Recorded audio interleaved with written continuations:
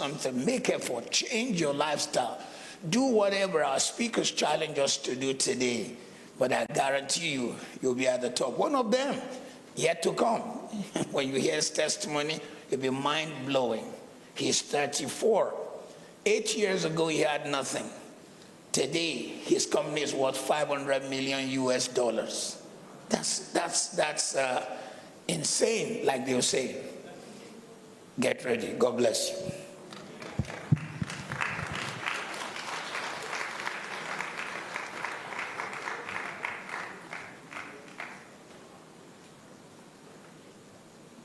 Thank you so much. So before we announce our first speaker, I did mention we've got someone from the Wealth Masterclass here today. He bought his own ticket all the way from South Africa to be here at this event. He is an incredible student on the Wealth Masterclass. He is making waves in South Africa. So please join me in celebrating Mr. Sylvian Konlaji.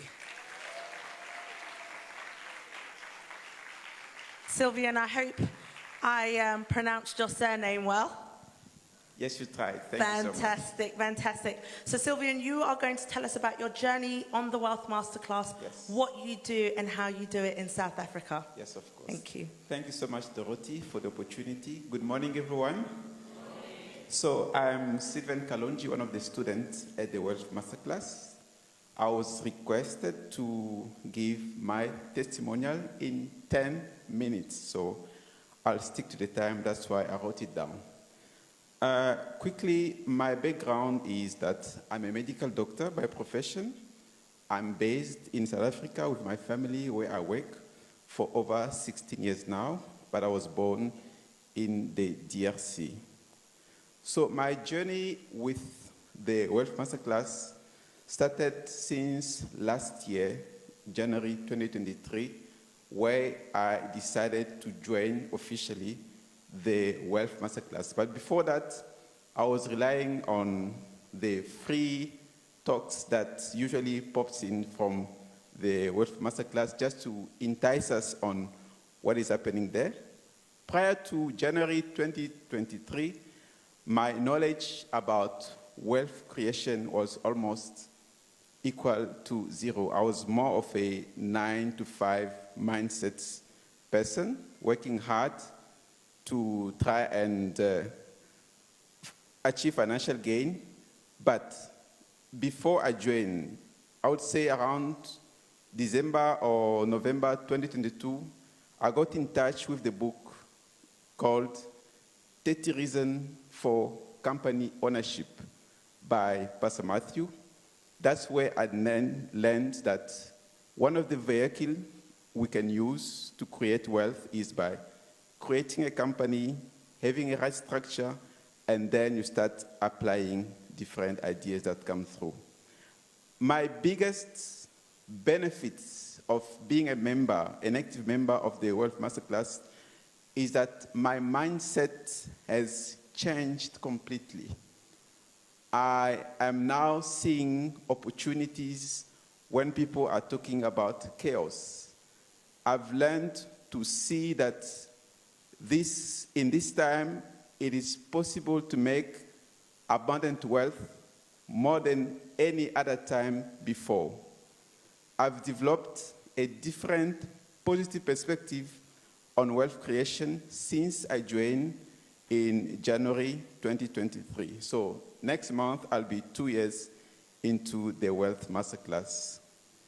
So the Wealth Masterclass also has helped me to develop a strong desire and appetite to create wealth. And we know in life, what you desire strongly is what will happen to you. From the time I've joined up until now, with the wonderful teachings that we receive from Pastor Matthew himself, I managed to set up a property company in South Africa. This is beside my 9-to-5 job as a doctor. I managed to create a property company and bought, me and my other friend, 4 buy-to-let property. As a starter, it's something exciting. And from there, we had a teaching about means of wealth creation, like what can one do to make this thing reality. So among other things that were shared, I took the idea of creating an e-learning platform as well as a medical software platform. So from last year, to be more precise, beside the property things, with the teachings, I've created an e-learning platform that helps doctors, nurses, and any other professional in the field of endoscopy. Okay, for those who do not know, endoscopy is what you guys call the keyhole surgery, like when you want to operate using the robotic. It's something that is new in the first world country, and there are not a lot of formal training, even from a university perspective.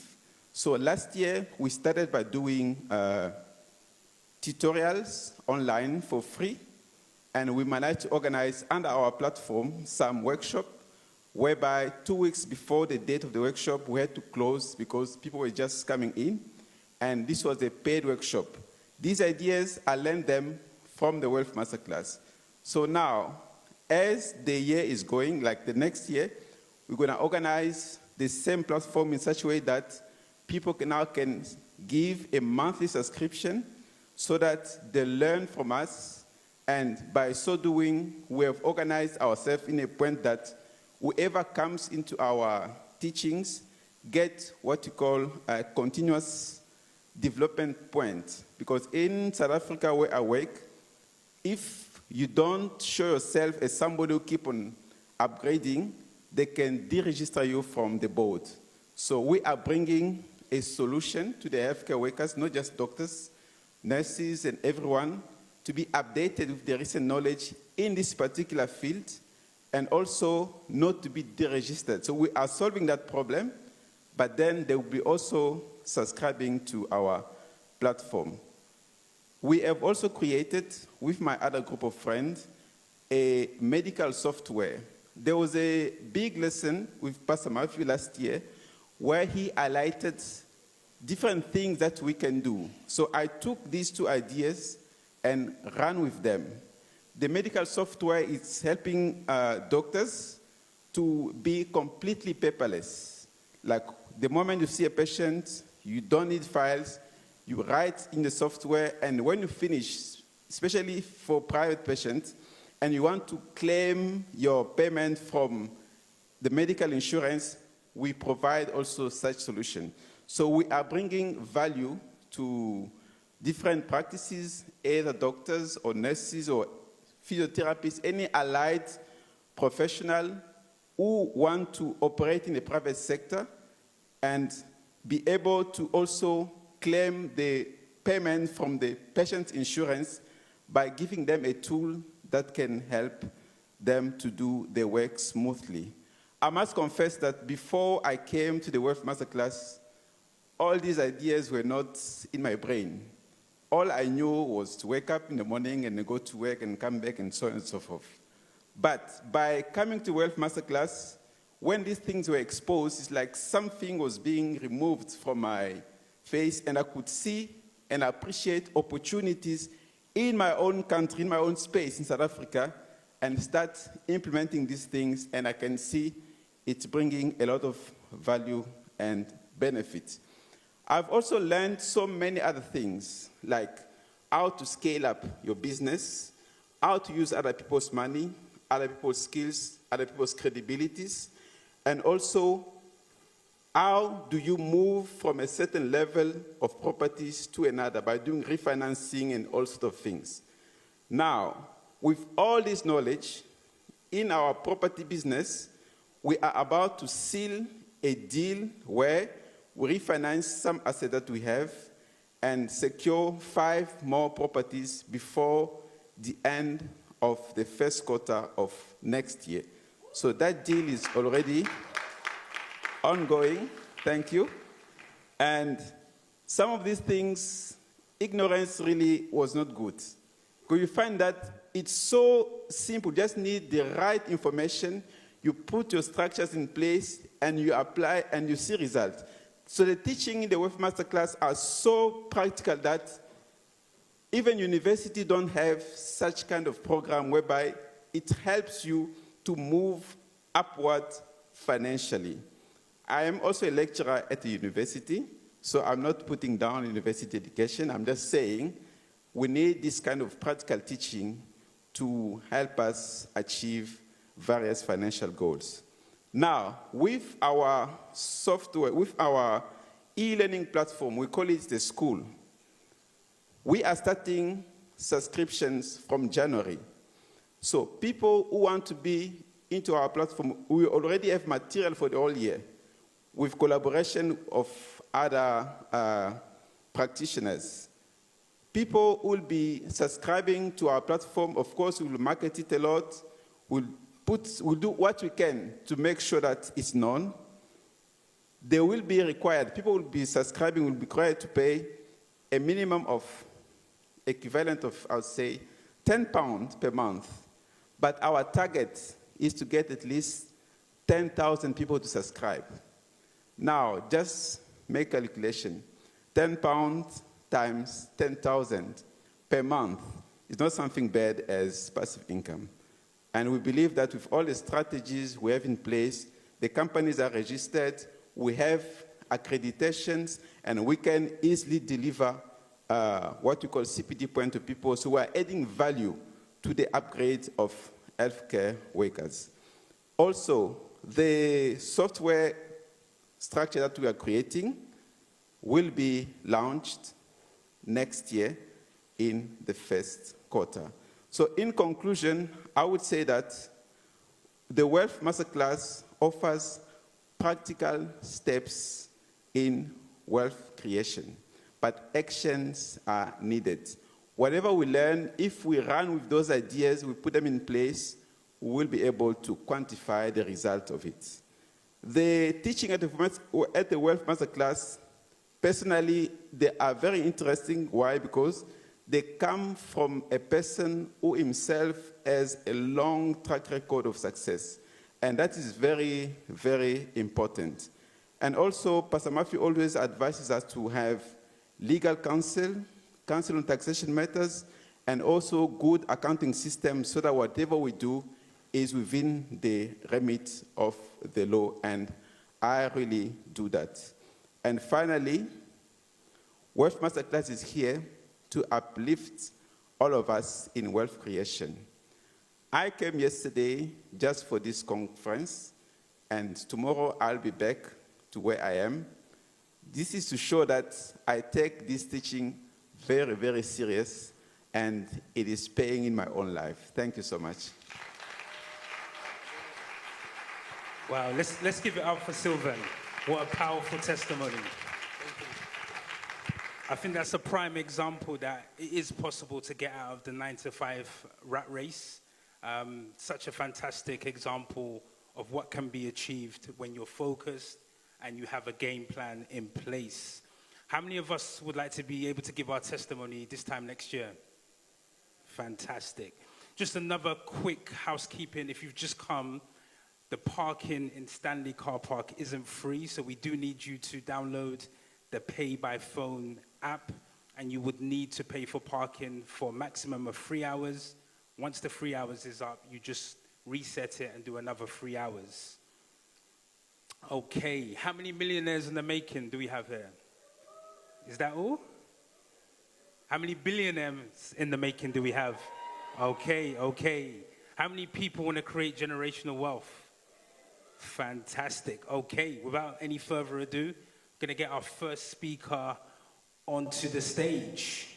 So our first speaker is a qualified management accountant and finance professional with experience across professional services, Big Four accounting firms, and UK government finance since 2011. She has led multi-billion-pound projects with organizations like BT, GSK, and DEFRA. In 2018, she founded Benny Ratio Finances to support business owners with tax and accounting needs. She's a public speaker and a host of the Behind the Business podcast. She recently went viral with a UK tax exposure episode, reaching over 1.7 million views across all panels. So everyone, please join me in welcoming Benedicta Egbele. Thank you for having me. Good morning, everybody. Good morning. Thank you. Thank you. How are we feeling? I hope not too wet. All right, good morning. Thank you for the introduction. I'd like to say thank you to Pastor Matthew for allowing me the privilege to speak to everybody here this morning, to all the organizers, the committees, thank you so much. And of course to yourselves, thank you for having me as well. So as already said, I'm a qualified accountant. I don't know if my slides got to who they were supposed to get to. Oh, in 5 minutes, that's okay. We'll do a little bit of question beforehand. So, as already said, I'm a qualified accountant. I've worked in 2 of the top 4 accounting firms, and I have not worked outside in any other area apart from finance. I live, breathe, eat finance and the UK tax system. And that's just, to be fair, out of number 1, a God-given gift. That means that I love numbers and I like to work with numbers, but also just general interest, passion to do with numbers, and then into tax and into finance and so on and so forth. And as mentioned, I did a video earlier this year that went crazy. It went crazy, and I was talking about the UK tax system. Many of us might be immigrants, or even if you were born here, you live in the UK system. The UK system is actually one of the most complicated tax systems in the world. It has a lot of tiers, a lot of things to remember, and all of that. And so I did an exposure video talking about that earlier this year. If you haven't watched it, I really do encourage you. It's on YouTube. You can find it. It's called the Savvy Wallet podcast, and you can find out that episode where I talk about all of the different things that you need to be aware of relating to tax. If you are here in the UK, it's going to be very important for you. And I thank you for actually talking about the fact that you need to have the right counselors and advisors. When you're earning your billions and your millions, you don't want to get in trouble. You don't want it to waste. You want to keep it. So making sure that you have the right advisors in the form of accountants, lawyers, etc. So let's start with a show of hands. How many of us have been employed at any point in our lives? We've had a job, a 9-to-5 employee. You might not be an employee right now, but maybe you've had a job before, right? No? I'm expecting everybody's hand to be up, right? Most people, you finish school and you get a job. Excellent. So let's keep our hands up. Everybody who has had a job. Everybody who has been employed at some point in time. Now, keep your hands up if you have started or are involved in some kind of business. Family business, personal business. I think this side is winning. But there's quite a lot. Awesome. So we have a lot of people in business. Now, hands up if you have both a 9-to-5 and a business. Okay, excellent. So we have people doing both. As our previous speaker said, having a 9-to-5 is not a problem. In fact, it's actually one of the things that propels your business, funds your business. What about if is there anybody here who is earning money through a business, but you're maybe doing it cash in hand? You're not registered. You are operating from your kitchen, or from your living room, from your dining room. Anybody here? Okay, cool, awesome. Don't worry, I'm not going to call HMRC on here. Okay, are the slides ready now? Are the slides ready? Okay.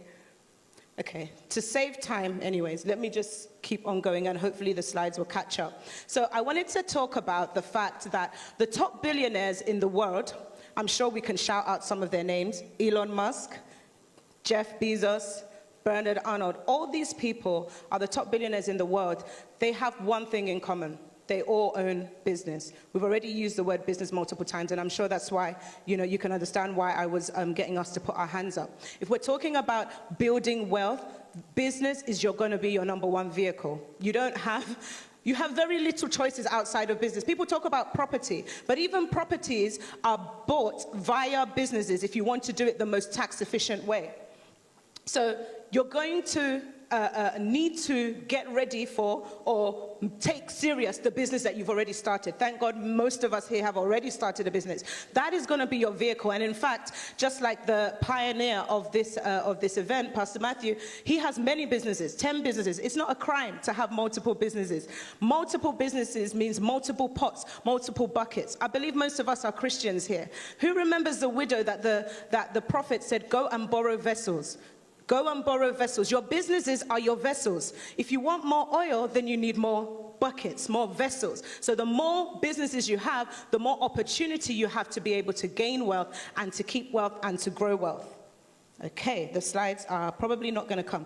I was just going to go through the top billionaires in the world, top billionaires in the UK, top billionaires in Africa. Top billionaires in Africa, for anyone who's interested, Aliko Dangote, of course, I'm sure we all know that name. Johan Rupert, maybe you all know, from South Africa, and Nikki Oppenheimer. These are all people who are billionaires. Somebody might say, why is she talking about billionaires? I just want $1 million. $1 million is okay. But we've heard the phrase that says, if you reach for the moon, at least you will land in the stars, right? So if we reach for billions, at least we know the millions are secure. Amen.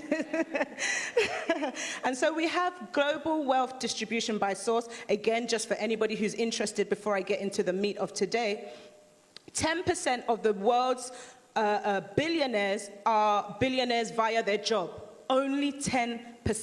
And you're looking at CEOs like the CEO of Apple, the CEO of Microsoft, the CEO of JP Morgan. What do they have in common? They're still businesses anyway. Somebody founded those businesses for the employee, for the person to become a CEO, to then even earn £1 billion salary. And so after that, we also have the next group, 20% of the world's wealthiest have earned their money via investment and trading. I know a lot of people will hear about, trading the stock market, buying shares and all of that. Very excellent, but it may interest you to know that only 20% of people are actually billionaires through that route. Does it mean I'm against it? No, I think you should, because you need to diversify, and we'll talk about that a little bit later. But that might not necessarily be your primary vehicle to becoming a billionaire or a millionaire. And then you have people who inherited their wealth. There's also this misconception that, a lot of people, they just, their parents were rich, and so they've just inherited. It's only 30%. Of the 100% of people that are billionaires, only 30% inherited it. So actually, the larger proportion are of people who are making the wealth themselves. I'm saying this because I want to encourage anybody who thinks that it's like a mountain that they can't climb, that actually most people in their lifetime make the wealth themselves. So it's very, very, very possible.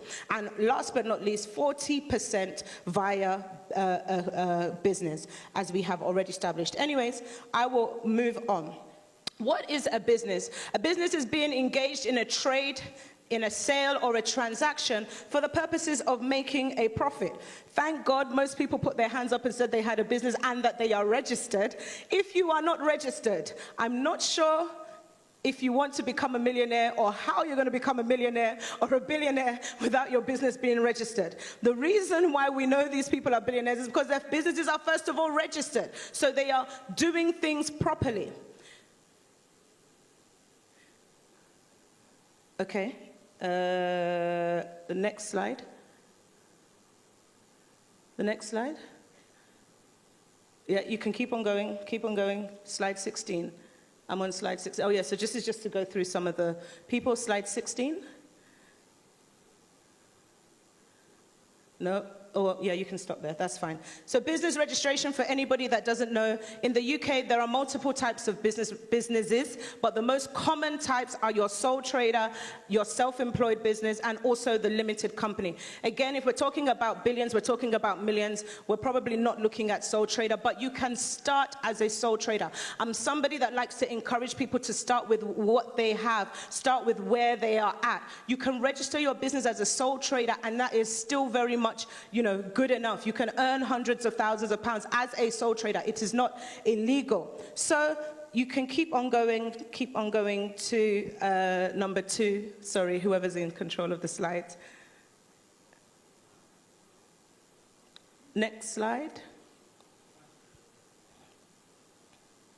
Can they hear me? You can keep on going to slide 22. I wish I could click it myself. Slide 22, anybody? Okay, I will just talk to it. Hopefully it will catch up again. So, of course, number one, foundational. I think we're all on the same page about that. Register your business in simple English. Number two, business finance. Managing your business finance. I'm actually just trying to lay a foundation. All the tech gurus and the multimillionaires will come up after me, but I'm just trying to lay the basic foundation with regards to business. So Business Finance 101. There are so many things that you should and shouldn't do about business. So many rules, so many regulations, but I just wanted to highlight the top three. Number one, very basic. I'm an accountant. I deal with multiple businesses all day, every day, and I see continuous bad habits that will not make for effective millionaireship or billionaireship, if that's a word to say. Mixing your business and your personal finance. The moment you register your business, and why you should register your business, is so that you can actually open up a business account. If you're not registered and all the money is coming in cash in hand, are you going to keep £1 billion in your house? I'm not sure if the house will be big enough to contain it. You need a bank, right? And so the registration of the business allows you to open up a bank account. I have many customers who use their personal account to manage their business, and before too long, their account is closed. Why? Because the way that the business transactions go in and out are irregular when you compare it with a 9-to-5 person. A 9-to-5 person gets paid once or twice in a month, and then they have their household bills. If you're operating a business and you have multiple sales, you know, where somebody else has maybe 50 transactions a month, your business has like 100, 200, 300. The bank in the UK, it's flagging, something is wrong in this place, something is wrong in this place. I've had people whose businesses have, whose accounts have been closed because they were trying to use their business account to manage their personal account to manage their business. So that's number one. Number two, do not neglect your tax obligations. As you mentioned earlier, my brother, I've had also people who they don't realize that the day you register your limited company, 12 months from that moment, HMRC, Companies House, will send you letters. They are going to expect your company accounts. They're going to expect your tax return. They're going to expect your confirmation statement. Again, the number of customers, business owners who are making money. These are not businesses that are maybe just starting. A lot of businesses that were actually making money. And they come to me, oh, Benedicta, please help. My business is about to close. Why is your business about to close? Oh, because they sent me a form, but I didn't fill it in. Just because of a form. And people don't realize that the kind of economy and the kind of country that we're in, the fact that you did not fill in a form is enough for them to close your business. So take your tax obligations, your contractual obligations, whatever they are. If you don't know what they are, speak to a professional, speak to an accountant, find out what they are and take them seriously. One of my customers came to me when her bank was already closed. When her bank was already closed. And so her money was trapped. I know somebody who had over £100,000 from his business. He didn't realize that because of the delay of doing his accounts, his business was about to be closed. Thankfully, we were able to intercept, but his business was about to be closed. That's somebody who has a family, who has children, who is, you know, using that business to prop up their life. How on earth are you going to survive if your 100,000 has disappeared into thin air? I'm not saying you can't reclaim it, but it's going to take a process. In the meantime, what are you going to do? So please do not neglect your tax obligations. And number three, invest back into your business. It goes without saying. I think a lot of us have a mindset of, oh, I've labored on this business, and the moment you start to see profit, you want to take it, you want to eat it, you want to. If you take the first fruit of every tree, every time a tree, you've planted a seed in the ground, it's just about growing, and now one apple has come. You keep on taking it, you will never see the fruits of the big tree that has, the potential of a massive harvest. So don't be somebody that does not invest back into the business. Yes, you are investing and going into business because of what you want to get out of it, but that should be in the long run. When the business has stood up and is strong long enough to be able to support and keep on supporting you, your family, and whoever else it is. So when it comes to business as well, after your registration, after doing the basics of financial management, number 2, let's talk about receiving income. Because I know a lot of people, everything I'm saying, by the way, is based on literal real-life examples. For everything I say, I can tell you a customer, I can tell you their name, I can tell you their business.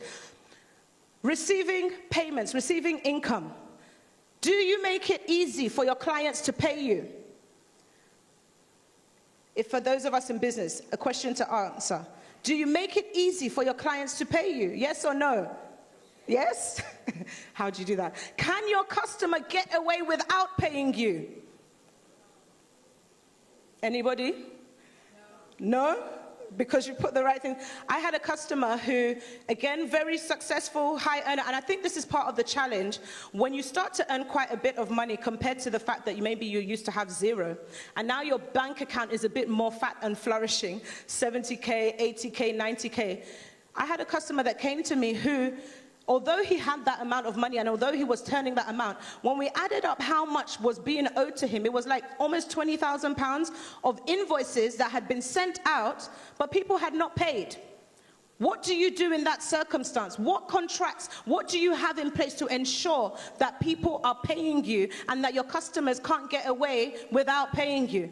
It's very important. And not just that, what do you do when they haven't paid you? Because of course you can put systems in place and some people unfortunately can still breach them. What do you do? And this is where your contracts, your legal, your legal advisors, what you have in place, what you do when people have not paid you. One of the things I want to talk about is payment solutions. I'm sure we're all familiar. We've all done this. We've all used this. Simple payment systems. Of course, it's going to make it easy. None of this sending your bank account via screenshot on WhatsApp or text message and saying pay me for the service. No, there should be an invoice for every single transaction. Like I say, I'm saying this all from my experience as an accountant. There should be an invoice. There should be a paper trail. In the UK, there's something called anti-money laundering. As an accountant, it's my responsibility to ensure that every business I'm dealing with is not doing anything illegal. And one of the ways to ensure that they're not doing anything illegal is by the paperwork. I had to reject a customer. She was into property. I believe she was doing rent to rent. And she was, not only was she doing rent to rent for herself, but people were giving her money. And then she was giving it to another company who were then doing, getting the properties and then bringing the money back. So I said to her, okay, where's the contract for this money? Because by this time I'm seeing 10,000, 20,000, 50,000, 100,000. When I added it up for that year, about 500,000 had gone into this woman's account and out. But I can't see any asset. I can't see any paperwork. I can't see anything. Technically, I'm supposed to report that. So this is something that you need to think about. If you can't explain it, if there's no paperwork to show how and why the money came in, and also why you were spending the money, it can be flagged. And this is how you see people getting in trouble. I think we often think about this when it comes to charities, but we don't realize that the same actually applies to business as well. So something to think about. Make sure that the next, you can go to the next slide. You want to be providing your clients with a variety of ways to pay. Is it only one method? Do you allow them to pay you in installments? Do you have such services? Also, when you're sending them a bill, is it easy for them to pay straight away? Most often, as a customer myself, I've gone to buy something, and by the time it looks complicated and I realize I can go somewhere else and just click pay straight away. If you look on social media, Instagram, Facebook, and all of that, you don't even need to leave the app to spend money these days. How easy is it for the customer for you to take money out of your customer's pocket, not in a bad way, to still deliver them a service? If anything that makes it complicated is going to mean that you're actually leaving money on the table and that customers will go somewhere else. Also, we're talking about billionaires. All those people that I named, trust me, they have money in multiple currencies. Are you thinking beyond your local span, or are you only thinking about the UK? Do you have a bank account that allows you to receive euros, pounds, dollars, yen, whatever way it comes? So far as it's money, I'm here for it. Anybody like that? We should be thinking like that. If somebody reaches out to you from another country, will you be able to serve them? Yeah, so these payment systems are just examples. And like I say, I'm sure we've all interacted with them at some point or another. Ensure that your business has payment systems. Number 3, automation. If you want to talk about becoming a billionaire, it's not going to be because you are doing everything manually. Automation is essential.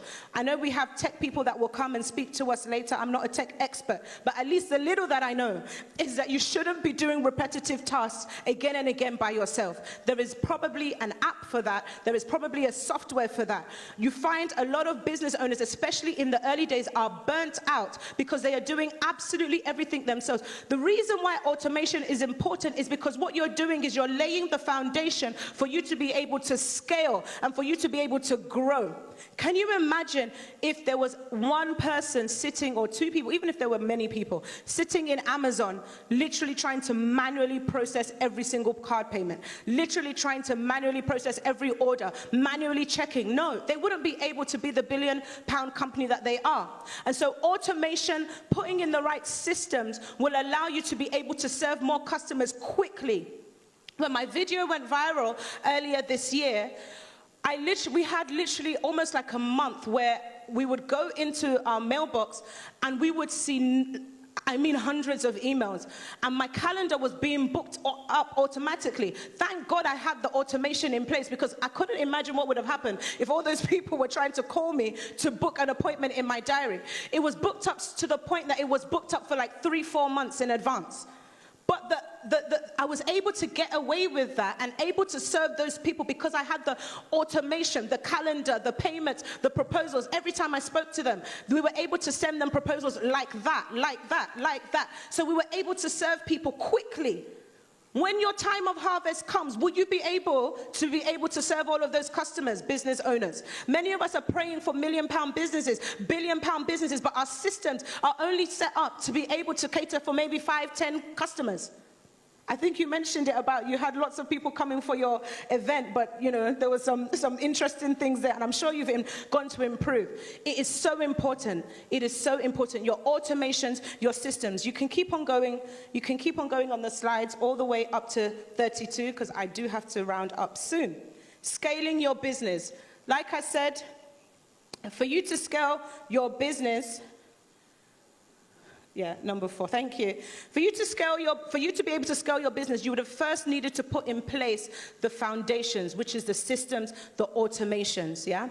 And now we're talking about scaling. You can scale in different ways. Number 1, you can scale through volume. I just talked about it. Being able to serve more people. Being able to serve more people will obviously bring more money into your bank account. So how can you scale? The question you should be asking yourself is, how can I sell more products and services? How can I serve more customers?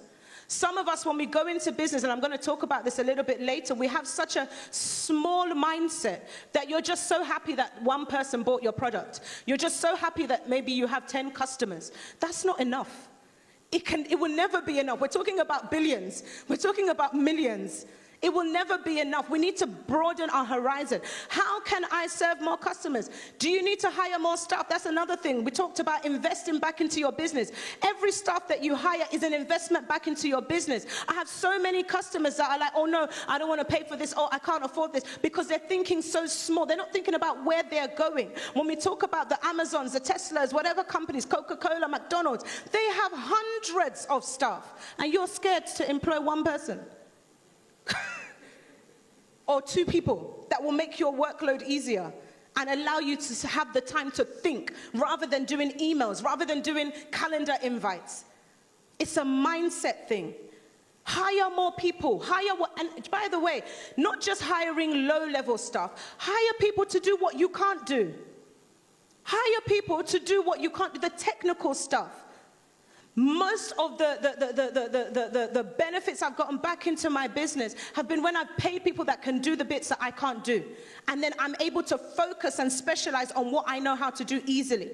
Do you need to outsource? Do you need to outsource? What in your business can you outsource? Everything doesn't have to be done at home. I know there's rice at home, they told us, but you can actually buy Chinese and it will be quick. So everything doesn't have to be done at home. You can outsource it, especially if that will allow you to serve more people. And so you are the face of the business, but your back end is acting as if you've got 50 staff, even though it might just be you and 1 or 2 people. Outsourcing. Do you need to get machinery for those who are in product-based businesses? Do you need to buy expensive machinery? I see a lot of influencers and business owners on social media who talk about, oh, you know, I started in my mum's kitchen, my mum was helping me, or my brother, my sister was helping me, we were mixing the things together. That's okay for a level.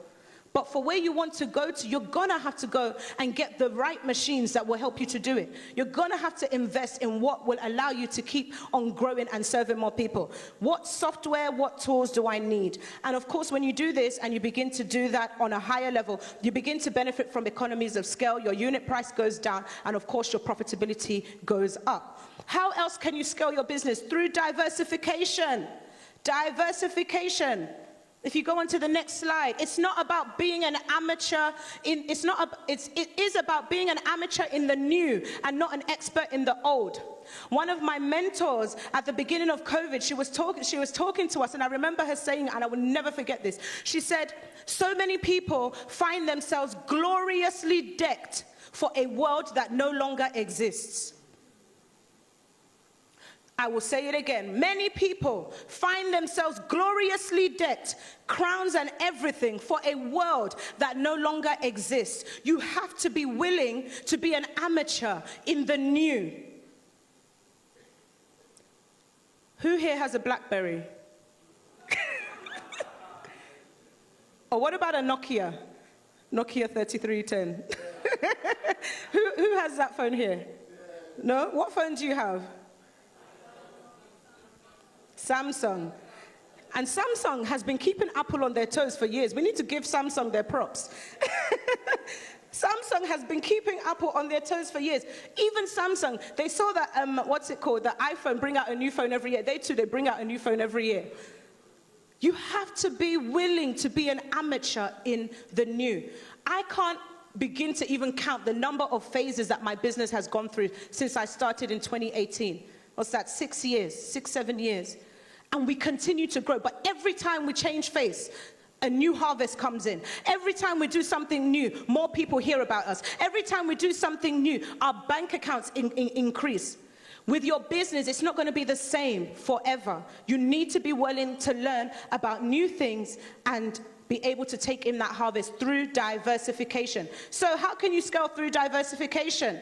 You can have complementary diversification on the next slide, or you can have unrelated diversification. I put the image of Tesco there because we're all here in the UK. Tesco does this very well. Tesco has a bank. Tesco has a mobile phone SIM card. What is groceries and SIM card? How do they match? How are they connected? They're not. When you reach a certain level of profitability, you need to start looking for new ways to continue to invest in your business, keep your money, but also bringing a new stream of income. We talk about, as individuals, having multiple streams of income. Your business should have multiple streams of income. It shouldn't just be one thing. You guys know I'm an accountant. I primarily get paid by doing people's accounts and tax returns. But I'm standing here before you, and I have been paid multiple times to just give a speech. That's another stream of income. I have online courses. I do other types of admin. You have to be willing to think about how you can diversify your business. It's not, oh, I'm just selling this one thing. What complementary good?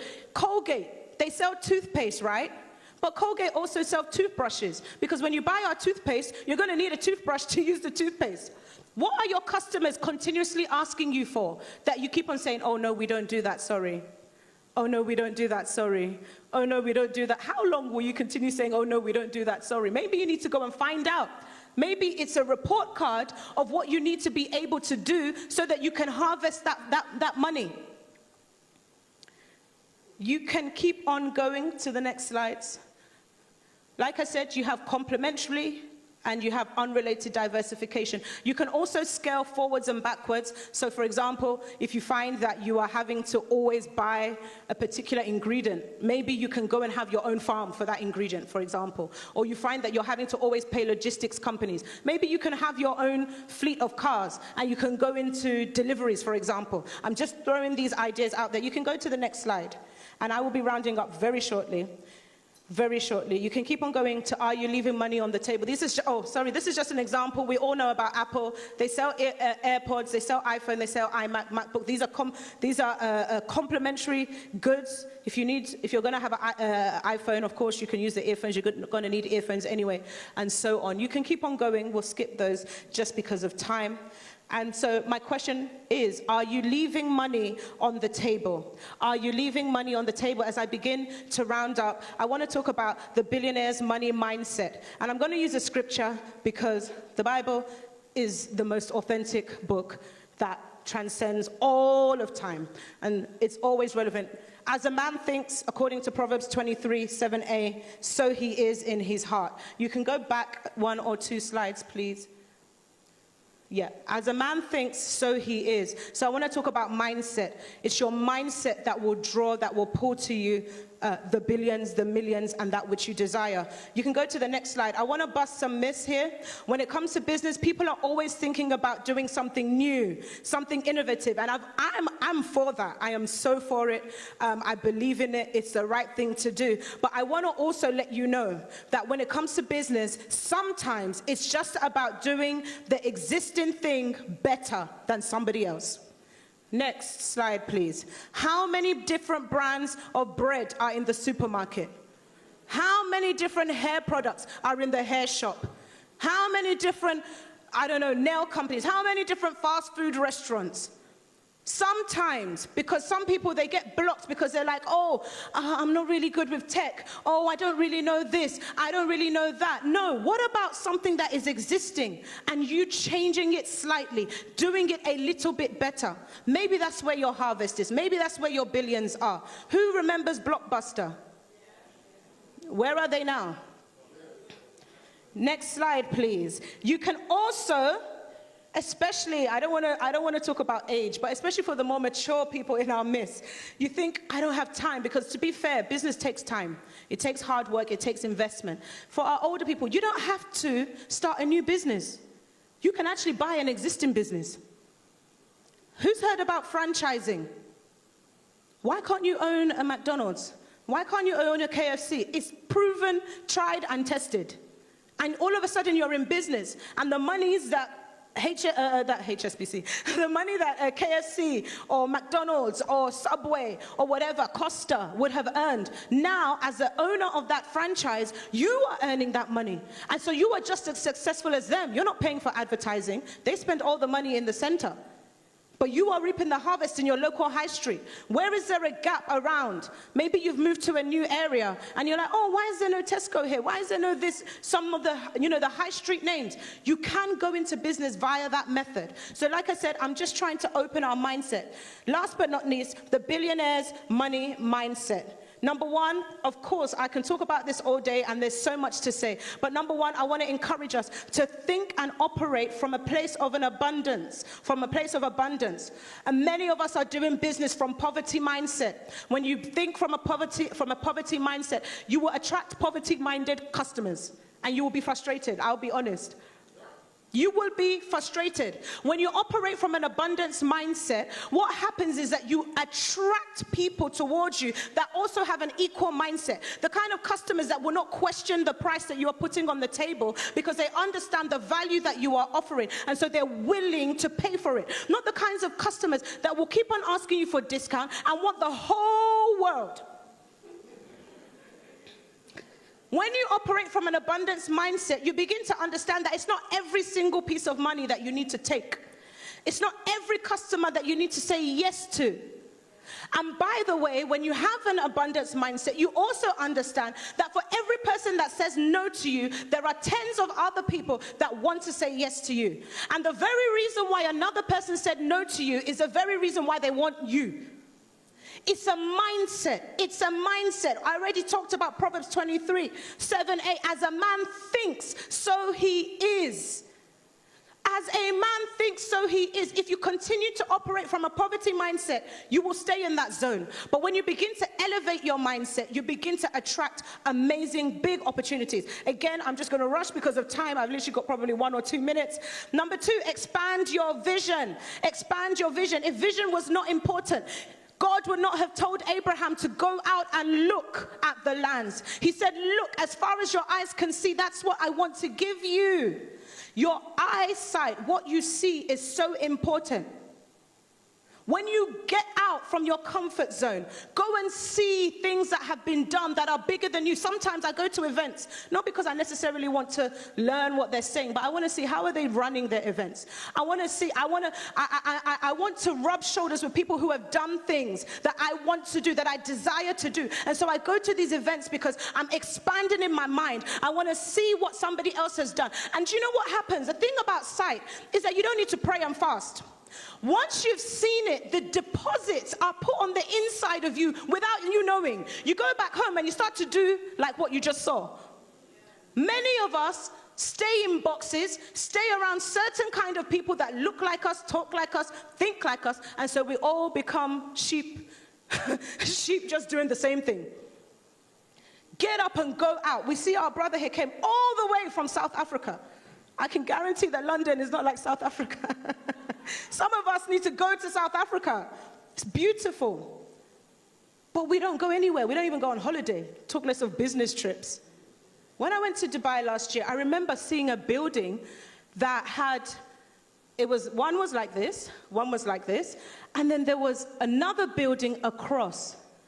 And it looked like a train kind of line. I was like, wow, how do people think about this? My mind was open to a new reality. So now, even though I'm in the UK, if somebody says they want to build that kind of building, I'm not going to say it's not impossible. Why? Because I've seen it. When you go out, you are indirectly sowing into yourself. Go to events, network. You guys are here, so you're doing an awesome job. But by your side, break off your current limitations. And last but not least, I want to talk about evolving by embracing change. We already talked about this. I already emphasized it. But I want to remind you that fortune favors the brave. I had a snippet on social media earlier this week, and I was saying that it takes courage to be a business owner. And so your faith has to be up. You're going into the world and you're saying, hello, here I am, I have this, come and buy it. It takes a lot of courage. Build up your faith, be brave, embrace change, change from what you used to be. Change from the caterpillar to be the butterfly. When you become the butterfly, that's when you're able to attract what butterflies attract. And last but not least, I know we're all Christians, but I will emphasize that you must have the God factor in your business. We talked about Elon Musk. We talked about Jeff Bezos. Bible tells us in Psalms 20 that others trust in chariots, some trust in horses, but we trust in the name of the Lord. So make sure that you have the God factor in your business. I've seen God do for me much more than my accounting degree could ever have done, much more than my own connections could have ever done. So I want to encourage you, make sure that you have that God factor. He's the only one that's able to do exceedingly, abundantly, far above anything we could ever ask, think, or imagine. Thank you so much. Let's put our hands together for Benedicta. Let's put our hands up for Benedicta. Let's put our hands together and celebrate her. What knowledge, what impact. I don't know about you, but my mindset is shifting. I will not be buying no Gucci. I will be investing. Okay? My mindset is shifting. And what Benedicta has said to us today has really set the scope for why we have put this event on. So thank you for making the sacrifice and coming. Regardless of the weather, you are serious to be the next billionaire. And by God's grace, you will be the next billionaires in this room, okay? So, as Benedicta said, people are destroyed by the lack of knowledge. So we want to equip you this afternoon. Well, we're slowly arriving into the afternoon. So I have the pleasure of introducing our second guest. Now, I don't know if you guys have recognized, but we're international here at the Wealth Masterclass. Don't play with us, we're not local. Our next guest has flown all the way from Spain to be with us this afternoon. I have the pleasure of introducing Mr. Hakeem Oguneran. Mr. Hakeem is a prominent figure in Nigeria's real estate and corporate sectors. He is the founder and chief executive officer of Eximia Realty Company Limited, a firm dedicated to innovation and customer-focused real estate solutions. Mr. Hakeem has gained recognition for its flagship projects, which emphasize affordable and quality housing, and its vision for redefining property development across Africa. Please, please stand up and help me welcome Mr. Hakeem Oguneran this morning. Sir, thank you so much.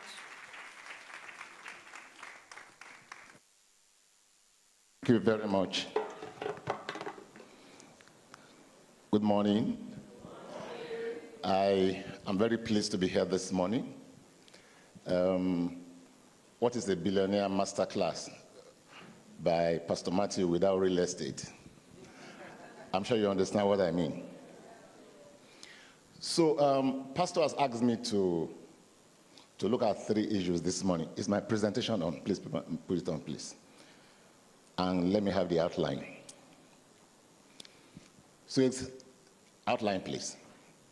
So he asked me to look at global perspectives on real estate, which is very important now because after COVID, real estate was struggling. In the past 2 years, investors are beginning to dilate real estate, to look at real estate relative to other assets. So it's important, if you're going to play in this segment, you must understand the trends, you must know the issues, you must understand where to play. And to understand that is very simple. Just look at what is happening globally, look at what the opportunities are, and so on and so forth. So I look at the future of real estate globally. I'll look at a few reports because data is very important. Let's look at data. What is data saying? You can see where UK is even sitting in the ecosystem. You can see where other parts of the world are sitting. That is one major thing that Pastor asked me to do. Secondly, he asked me to look at real estate investment trusts. Now, let me tell you the significance of that. One of the problems of real estate as an investment is that it is very illiquid. It's an illiquid asset. A lot of the times, it takes time for you to turn real estate into money. So part of what has been done to make real estate as liquid as possible is to create an asset class called REITs, Real Estate Investment Trust. So if you want to invest in near liquid assets for real estate, you look at REITs. Or if you have assets and you want to unlock value in those assets, you look at REITs. So I'm going to take us through it, as he has asked me to, just for us to understand how the asset class works.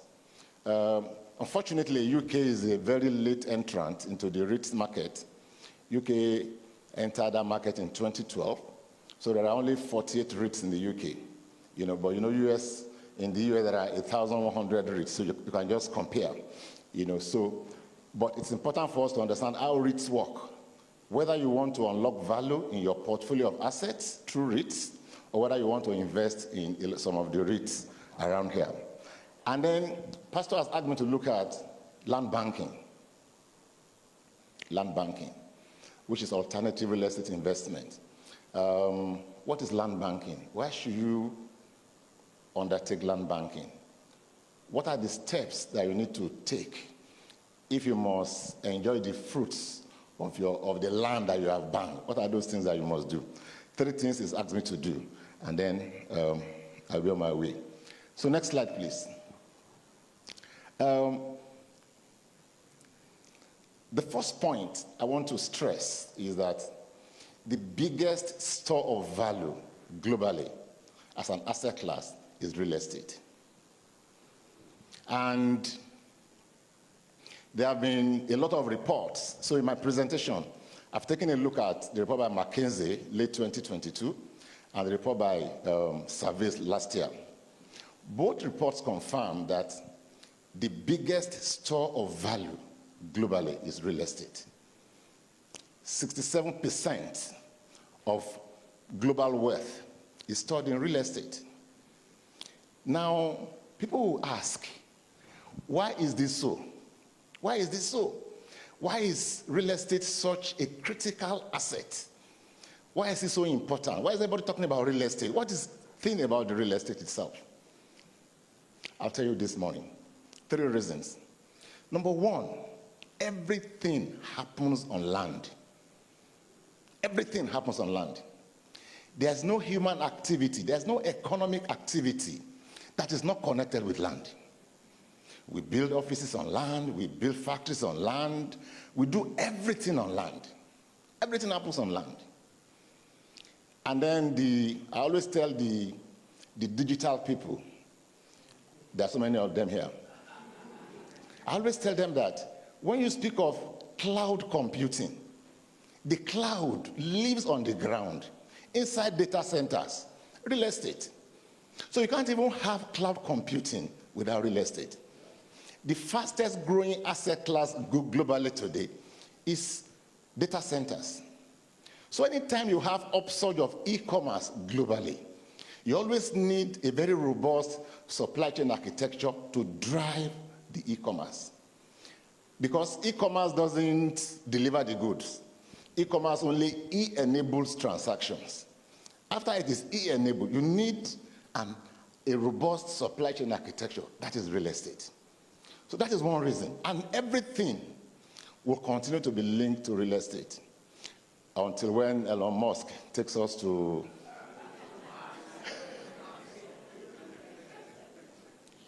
That's a major reason. The second major reason is that today, the greatest enabler of global mobility is real estate. So all these golden visas, check the golden visa program of any country.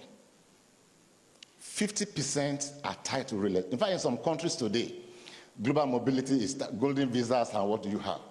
It's tied only to real estate. And unfortunately for the world, the moment the Asians got on this golden visa issue, you saw what has happened to real estate. 3 years ago in Canada, the government had to intervene because the price of houses went beyond the reach of everybody. Why? Because the Chinese came. So real estate is at the foundation of global mobility. Now, you have an asset class that is connected with every economic activity. You have an asset class that drives global mobility. Why won't it be so important? And thirdly, somebody I know very well always says that real estate is the only real investment. So for those 3 reasons, I believe that is why real estate is such a... Let's look at this next slide. Next slide. So McKinsey says that... No, please just go back a bit. McKinsey says that 2/3 of global net worth is stored in real estate, only about 20% in other assets. It remains the biggest store of wealth. Total value, 379 trillion. And by the way, I know there are Bitcoiners here. And because of what has happened in the past 3-4 days, they want to start raising their shoulders. So let me tell you that even though Bitcoin has crossed it's now $103,000, the total value of global Bitcoin is still less than 1% of the value of real estate. So I decided to just look for it, so it's not even in contention at all. Real estate, to develop real estate today is more than the value of global equity and global bonds together. It's more than 4 times the value of global GDP. That should tell you the relative importance of real estate and the reason why you need to pay attention to real estate. I know in real estate we say you don't wait to buy real estate. You buy real estate and wait. And that is some of the things that I want to... If you can show me the next slide, please. which is still saying the same thing. Now, I want to just look at the factors driving, next slide please, the factors driving real estate globally today. What are the change drivers? Urbanization, of course. World Bank affirms that by 2050, 7 out of 10 people will be living in the urban centers. They will need houses, they will need all real estate assortments. But it's also important for us in real estate to understand that there's new competition for real estate.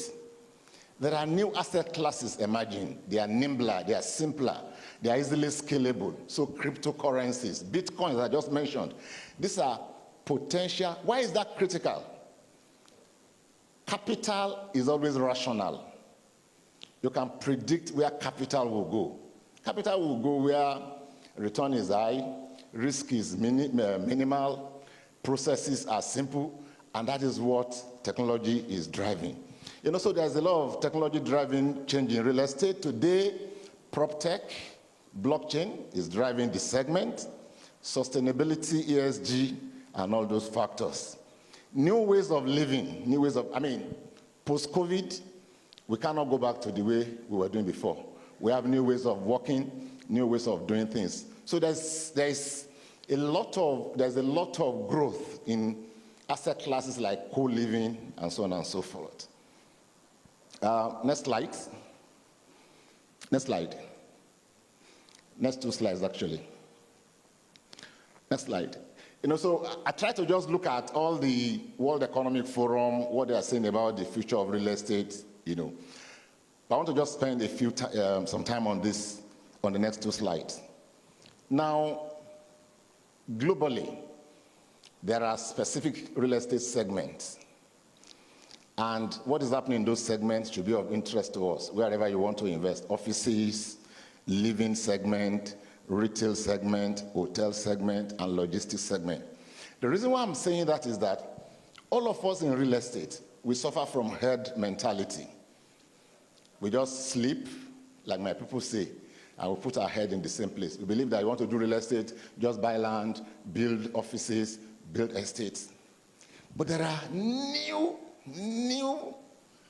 asset classes. In Nigeria, for example, I tell them that in the next 5 to 10 years, one of the biggest asset class that will sell is care homes. Do you know why? We have all sent our children abroad. We've sent our children abroad, and it's getting to a time now that I was just negotiating with my last daughter, 23 years old, to come home for Christmas this morning. Real negotiation, just to come for Christmas. So there will be opportunity for care homes. We've seen a lot of reverse medical tourism now in Lagos and Abuja. So in December now, a lot of people from diaspora, they come for dentist appointment, optical, I understand the waiting period in some places is too long, so they need shortlet appointments, so we all need to begin to think along that line. Next slide, please. I showed the next slide to show, in case you want to see how the various countries are doing, the Global Health Real Estate Monitor. The next slide shows top 10 countries by real estate value. The next slide. The next slide is very important. Now, this slide shows the regional distribution of real estate by population and by value. I want you to look at Africa is purple. Okay, it's not showing very well. So you can see Africa, you can see our population, and you can see the percentage of real estate that we control. That tells you something. So my next slide, I've tried to tell us the potentials for real estate in Africa. The estimated market size in 2024 is 16.6 trillion. Residential segment alone is 13 trillion US dollars. And I have the breakdown. Why is this important for us? I've shown the key drivers. I think significant opportunities. There's a slide that shows the housing deficit in Africa. Please go on. Let's go on. This slide shows the drivers. Next slide. The deficit, the deficit in Africa. Next slide. And 2 days, Africa, AIF is going on now in Morocco. And 2 days ago, Akim Adesina was speaking on the volume on the potentials for housing in Africa. He says, astonishing 1.4 trillion opportunity by 2050. Now, why am I saying all this? I'm saying all this because we need to be able to link our potential investment with the opportunity footprint. I always speak about opportunity footprint. What are the opportunity footprints in real estate? Where should we be looking at? What are the issues that should be driving our mind? Next slide. Next slide looks at Nigeria for obvious reasons. Next slide. Now, can you just show me? Now, if you look at this slide, the report by Virtual Capitalist says of the 20 fastest growing cities in the world, 4 are from Nigeria. Now, this is by Virtual Capitalist, so it's not issued by Daily Times or Nigerian Tribune. Why is that important? That's important because it shows us the potentials available. Because real estate is a function of numbers. It's a function of numbers and a function of the economy. So, just before I go to REITs, I have a slide, next slide, which I call the opportunity footprints for real estate. Where should we be looking? Where should we be looking? Number one, we should be looking at things like student hostel accommodation. These are where there are significant opportunities. My company has just signed a deal with one of the first generation universities to provide 10,000 beds of hostel, 10,000 beds, and that is still a drop in the ocean. I've already mentioned care homes, co-living, co-work, because we have a young population. 67% of Nigerians are aged between 16 and 25. Now, their real estate requirement is different from my own. When I started my business, I said I would target Gen Zs, first-time home buyers, millennials. Build small micro apartments, because these guys, they're not looking for mansions. They're not looking for what we used to, but they don't want to live in Bejuleki, or they want to stay right in the city.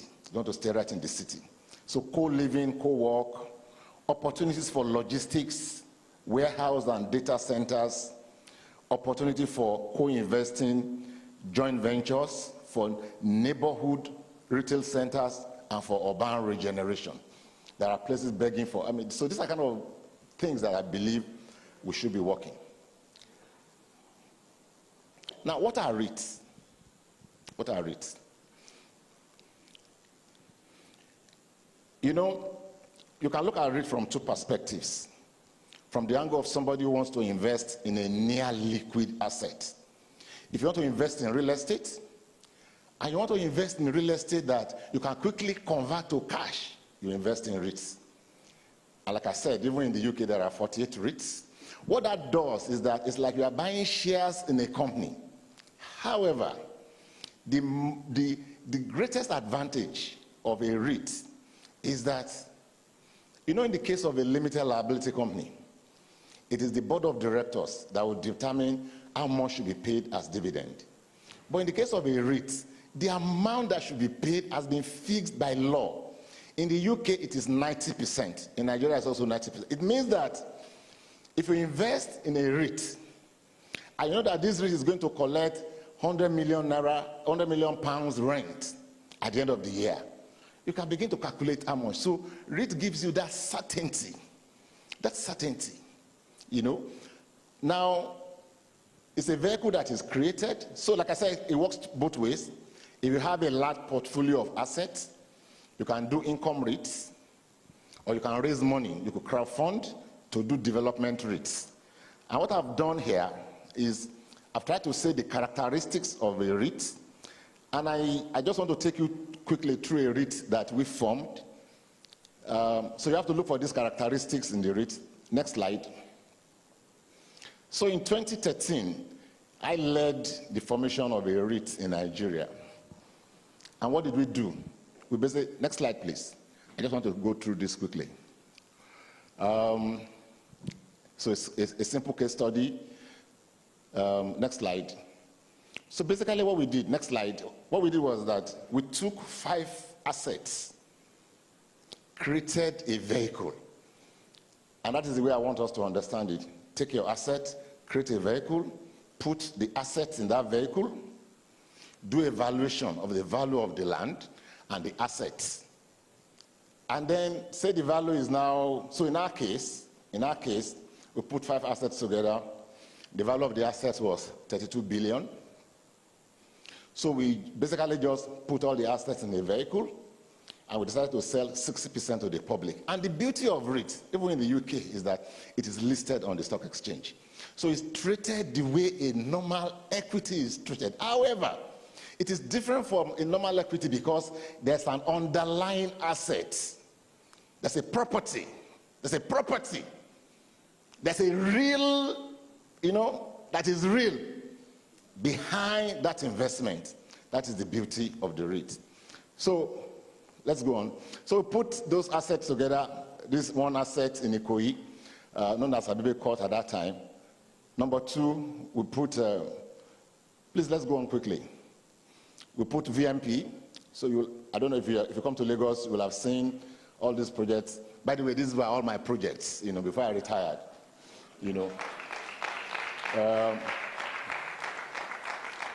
So we put all the assets together in a vehicle, and we did a valuation. It was 30 billion. And out of that, we created 3 billion units. So basically just divide the 30 billion by 3 billion, and we sold at 10 naira. Now what did that do for us? So we sold 60%. It gave us the opportunity to unlock value. One of the things that people do very well in real estate, we know how to create assets. We know how to manage assets. We don't know how to multiply assets. You have to create assets, manage the assets. Multiplying the assets is a time when you get to a level that you can unlock value. And with a REIT, you don't have to sell everything. If you have attachment to the asset, as the promoter, sell 60%, sell 70%. It means that when distributions are made, you still collect your own 30%. It is very simple and straightforward. But we need to begin to look beyond the rudiments of real estate. I believe that's the message that Pastor wants me to pass to this audience today. Let's begin to look beyond the rudiments of real estate. Let's start to do real estate that is return driven. I always say there are 3 ROEs in real estate. There's ROE, return on equity, which is what all of us should be doing. But there's ROE, return on emotion. There's ROE, return on ego. Nobody should be interested in return on ego. You should be a brutal investor. If I put 10 naira in this, what is my threshold? What is the threshold of return that I'm expecting? If I'm not getting that threshold, I'm playing. And of course, we don't want to play. So we put all the assets together, created the REIT, we sold to the public, and so today is still the biggest REIT today. As a matter of fact, anytime I have some spare money and I go and invest in this REIT. I still did it in the past few, because that the assets are there, the rents will be collected. It doesn't matter what happens in Nigeria, the rents will be collected. You can even help them to calculate the rent. And I've taken a look at the REITs in the UK. They are all specialized, so you can make up your mind. So there are REITs for retail offices, there are REITs for data centers, and so on and so forth. So you can follow, you can monitor, and you can do what you need to do. I want to quickly look at land banking before I just close. So there's a very interesting strategy for creating wealth in real estate. It is known as land banking. And land banking basically means that you aggregate land today for investment tomorrow. Agri land today. It's a long-term investment strategy. You know, for those of us who are from Lagos, ask yourself, where is the next Allen Avenue? Where is the next Okwebi going to be? Where is the next Akomonjo Road? I know you people don't know Akomonjo Road. Or you have forgotten. Just imagine Akomonjo Road 15, 20 years ago and Akomonjo Road today. Ask yourself those questions. Where will it be? And when you identify those areas, just go there and take a position. And just be smiling. And just be waiting. A plot of land that was sold in Medina, I used to live in Medina Estate in Bagada. Plot of land, I bought my plot of land when I moved into that estate, 2 million naira. Land today is going for 200 million naira in the same estate. Now, the difference between the UK and Nigeria, let me say, is that because the risk is higher, there's greater volatility, the returns are also higher. So if fortune smiles on you, we've been told this morning that fortune smiles on the brave. If fortune smiles on you, you just understand that you take position, you wait. That is land banking. However, next slide. One of the things I want to put down for, I know we always speak of location, location, location. People don't understand that when you are looking at location, there are location factors. There are location factors. And there are 3 factors: centrality, neighborhood, and development. When you are taking a position, whether or not you want to buy because of location, you have how central is this location? Development is critical. What are the complementary developments? What are the future developments? You know, they told us that if you want to buy shares, and you hear that Warren Buffett has bought shares in a company, you don't need to do any analysis again. Just go and buy. Just go and buy. It's the same thing with real estate. You look at existing real estate, look at those who are taking position. You saw that somebody has created an estate called Macarius on Ekwe Road. You don't need stories. You are hearing there is Champion's Place. Look for the next land. Buy and wait. Do not wait to buy real estate. You buy real estate and wait. So have benefits of land banking. I want to round up. I just want to talk about, I want to go to the last slide. Benefits of land banking, you'll see the benefits since you have the slides. Next slide. The steps that you need to take. What are the imperatives?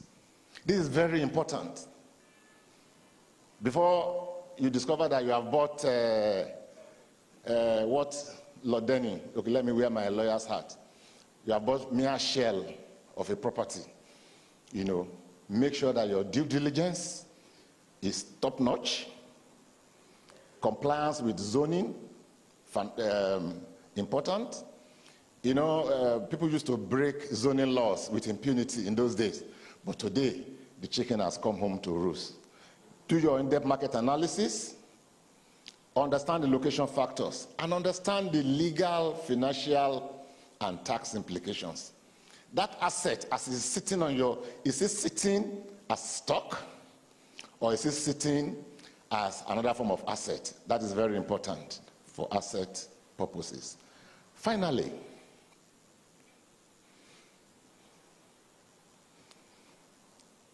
I always say that, I always speak about the 3 big R's for real estate investment. Any decision that you will make, ladies and gentlemen, is driven by these 3 R's: risk, return, and regulation.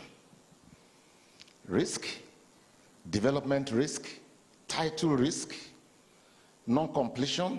Even if you want to buy, I mean, and I hear a lot of people in diaspora, they will say that I've given money to this, I've given money to that, I've not seen. Dimension your risk properly. Look at your return. How competitive is the return vis-a-vis inflation and cost of. I was in a program in Barcelona, and they put us in a meeting with the mayor and everybody. They were discussing a project. So I asked them, what is the yield from this project? What is the yield? And then, when you start asking you, and they say, well, the yield, 3%, 5%, 10%, I was like, what's the inflation? Because I have to discount for inflation before I know what is the real money in my hand. We need to start thinking like that. And regulation. And when you do that, you are becoming a brutal real estate investor. I like to tell us, real estate is real, is the greatest store of value now, and I think it will remain so for the foreseeable future. What do you need to do? Just get on the ladder. It doesn't matter whether it's in the UK, whether it's in Nigeria, whether it's in Canada. You have to have property behind your name. Just get on that ladder. Get on that ladder and start climbing. And I begin to understand the strategies. Thank you very much. That's my story. Wow, let's give it up for Mr. Hakeem. Wow. What a fantastic session. How many of us have taken away from these sessions today so far? Fantastic. How many of us want to become brutal investors? Yes, and long-term investors. When Mr. Kim was talking about being a long-term investor, it reminded me of a story. I'm sure some of you have probably heard of a guy in America that had 10,000 Bitcoins in 2010. It was valued at around $41, and he used it to buy pizza. And they said if he would have kept it till today, he would have been worth $1 billion. So tell your neighbor, don't be that guy.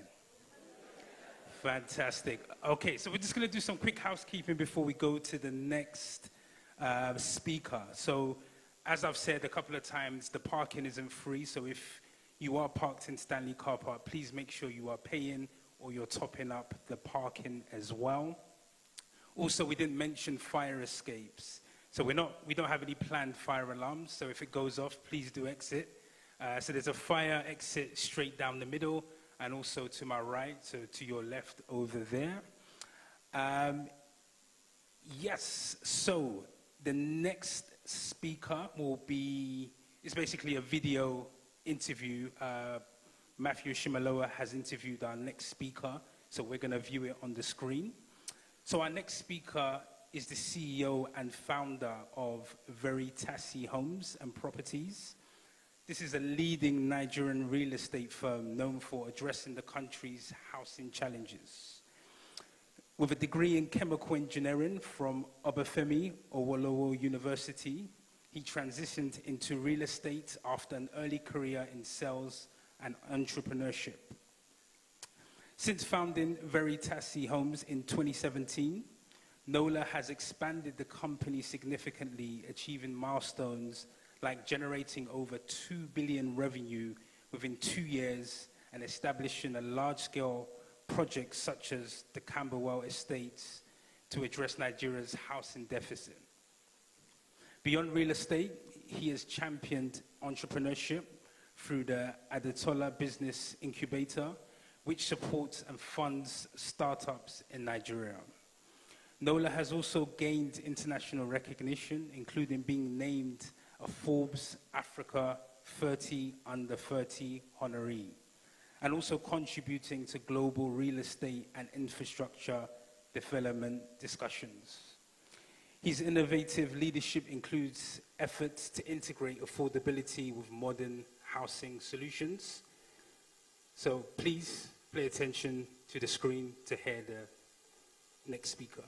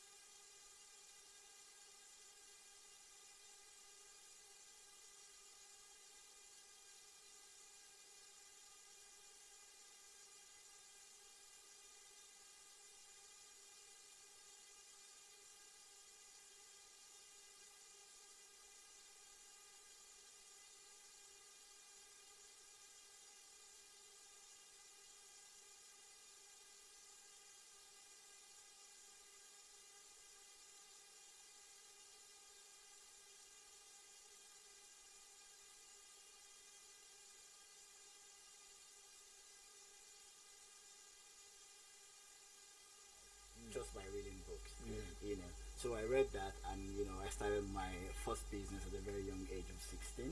Wow. Yeah, and then What were you selling? okay, so I, I started first of all. Then I just finished, secondary school. I would solve Y question and then jam past question or practice. Wow. And then we will sell that. Wow. Solution for people to pass their exam, and then I moved from there. I started selling food in a place called Futa. That's where the investors made their career. Okay. And then also used the Were you shipping it there or carrying it there yourself? How? so I had someone that was cooking the food. I was just marketing and packaging.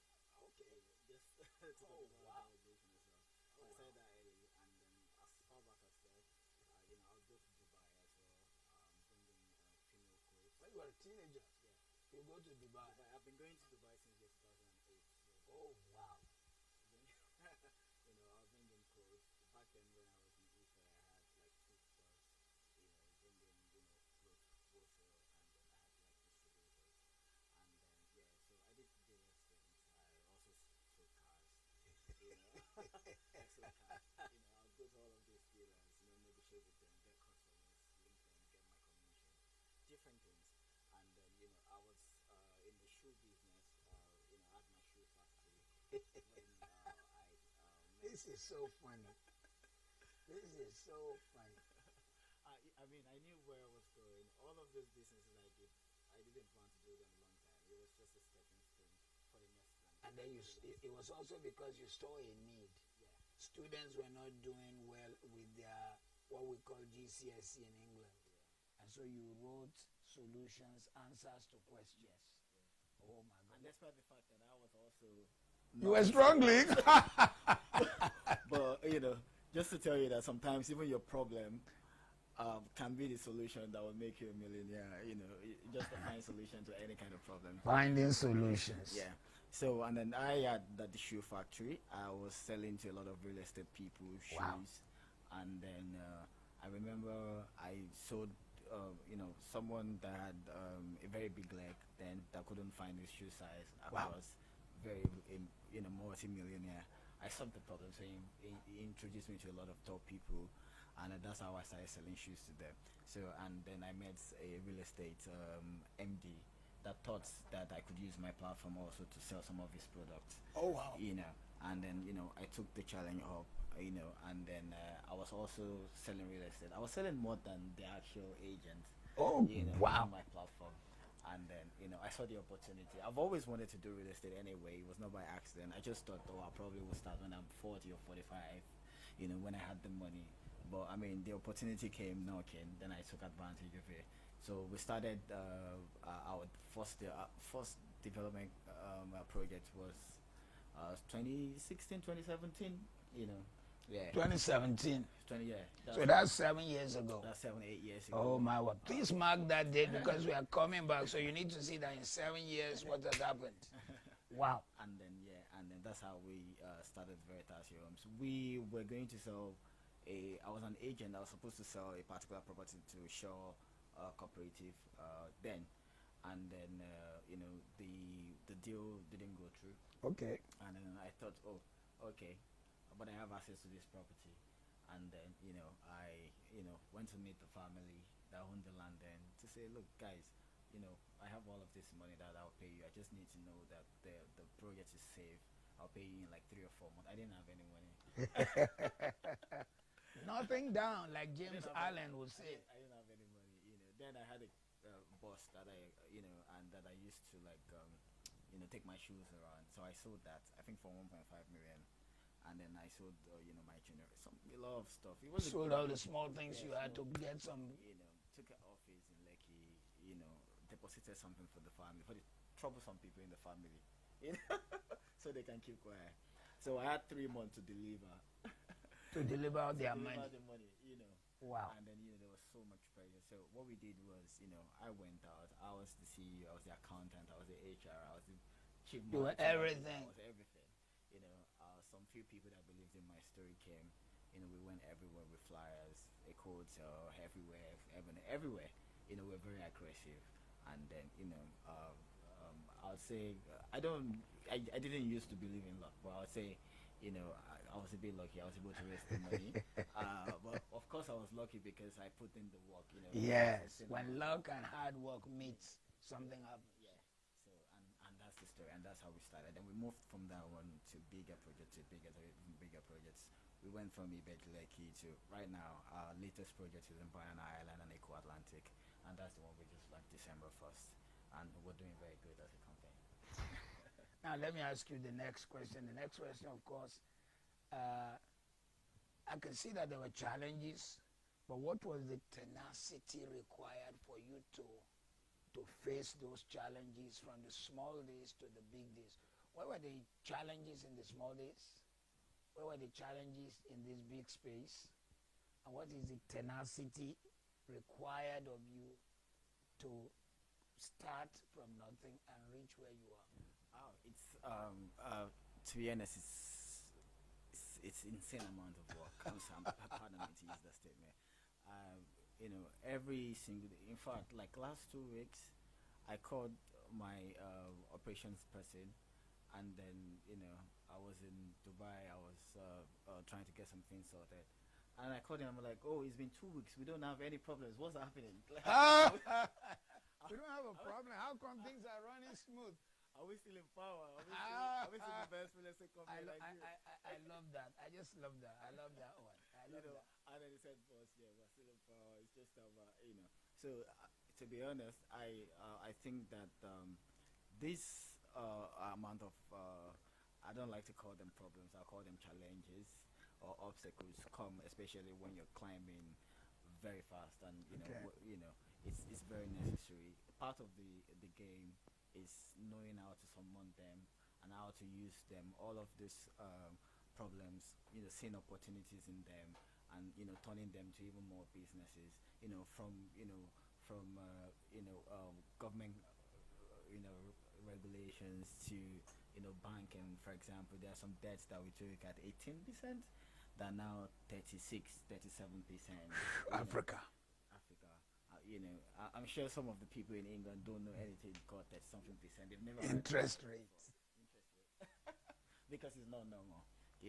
Imagine paying 36% on on wherever you're making. That's financial issue.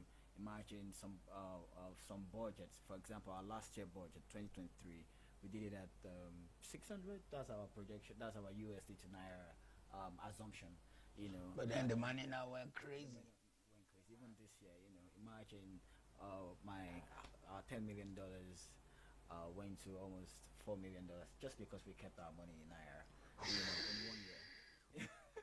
You lost 60%. 60% of it, and then that's one of the challenges. So the financial problem from this financial space, from media, from government regulations, trying not to too many obstacles and hiccups and stuff.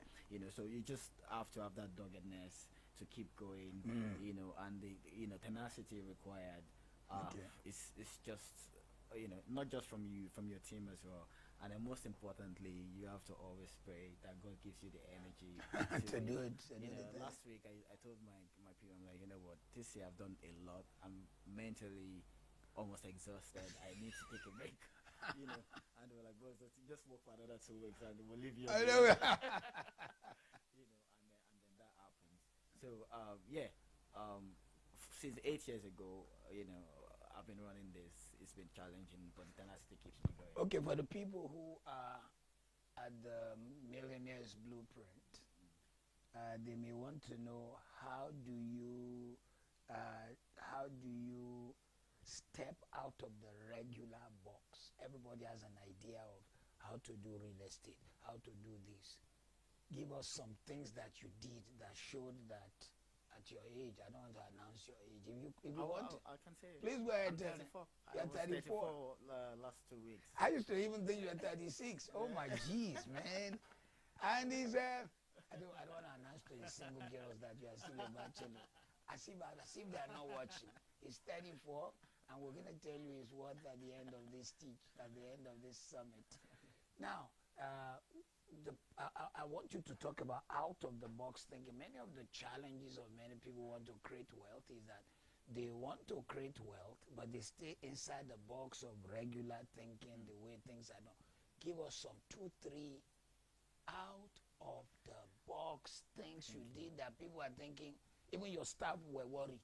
Give me some. Amazing. So I'll tell you some of the things, and I've really never mentioned this before, but I'll say some of the things that we did or I did that was special is I found out that if you're really going to be successful in Nigeria, you have to have some financial backup and maybe media, you know. And then I found out that most billionaires have had maybe investment in banks or some financial organization and invest in the media as well, because if you have money to run something and then you can distribute it to as much people as possible, then you would be successful. So we found some banks that just gotten their license that needed investment. Oh, wow. You know, and then we invested in them. In the banks? Yeah, in the bank. Hey, you didn't call me to that one. Nola. Hey. Quickly. And then, you know, I just wanted to, so today I'm proud to say we're one of the, biggest shareholder in one of the very big bank in Nigeria, you know.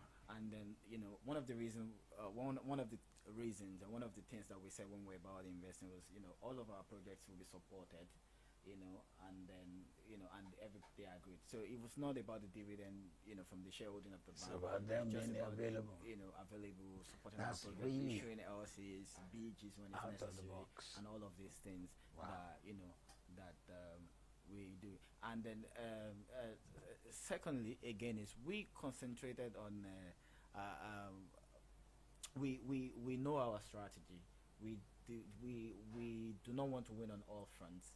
The ones that we've concentrated on, we concentrate on it, and we had some trade-offs, you know, which is our strategy. So our strategy is, you know, let's win in the finance. We're one of the first few real estate companies that's gone to the capital market, you know, raise money, use this money to do real estate project, to return, redeem, and the investors really believe in us, and we can jump on any project, no matter how big it is right about now, because we have the support of, you know, the investment bankers and the corporate bankers and all. So finance is our big strategy. Wow. Yeah, and then that's one of the things that we've done right, you know.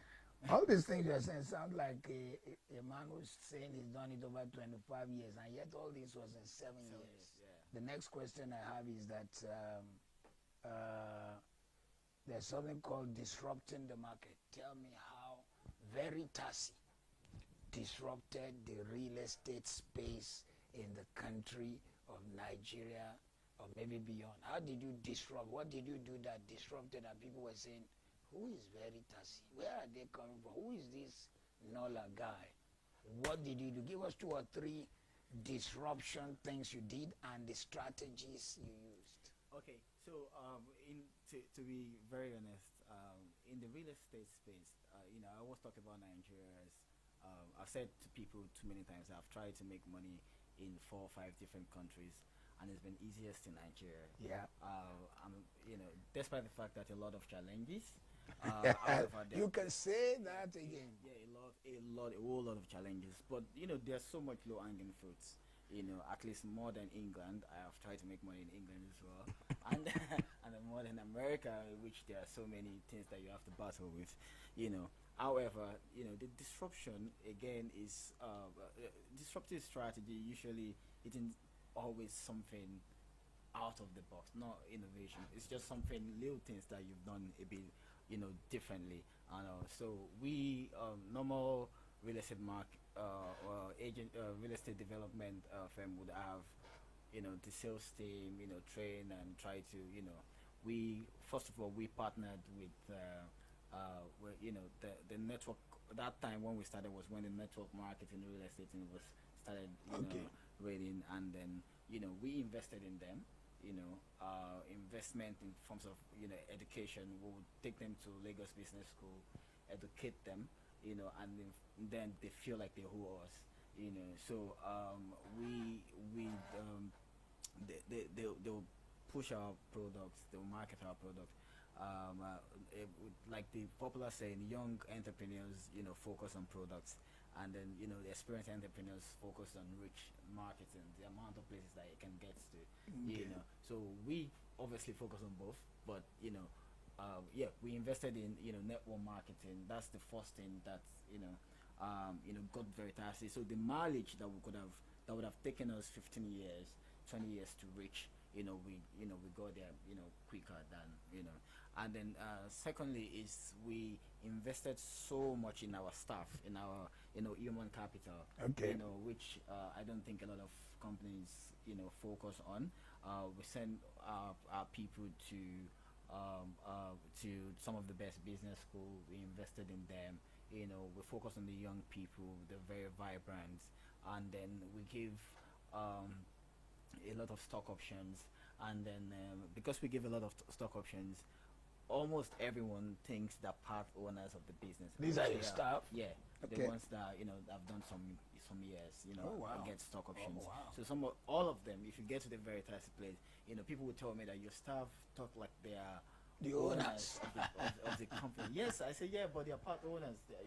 Because everyone has stock options. All because right. at the end of the year, they're part of the dividend. They share part of the dividend.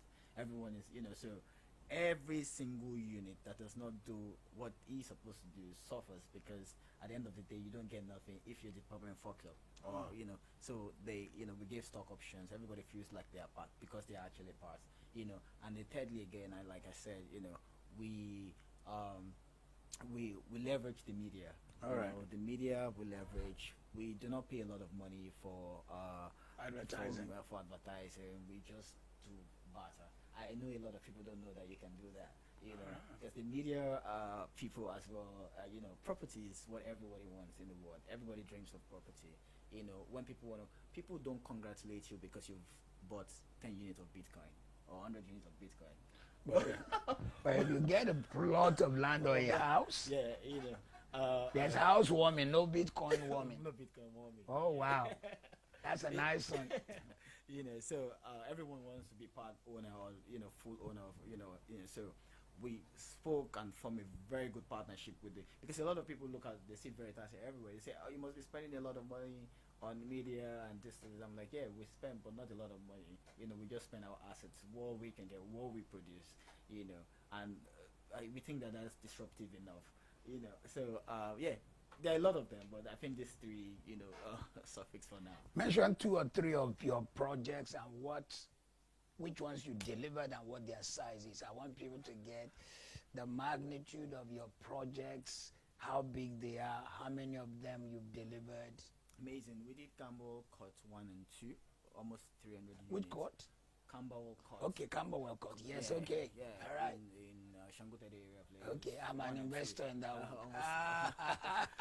Almost 300 units. No, like still kicking me for investing early because Yeah, that's delivered. Then we did Advantage 1 and 2 in Ikate, almost 100 units. That's delivered. 100 units Yeah. in One- Ikate. Yeah, 1 and 2. Yeah. When you say 100 units, are you talking 2-bedroom apartments? Yeah, so 100 units, we have 2-bedroom, 3-bedroom. Are they terrace or apart? In courts 1 and 2, we have terraces and fully detached and semi-detached. 100 units. That's 300 units. 300 The one in units. Ikate is 100 units. That makes 400 units. 400 How about the Camberwell is how many?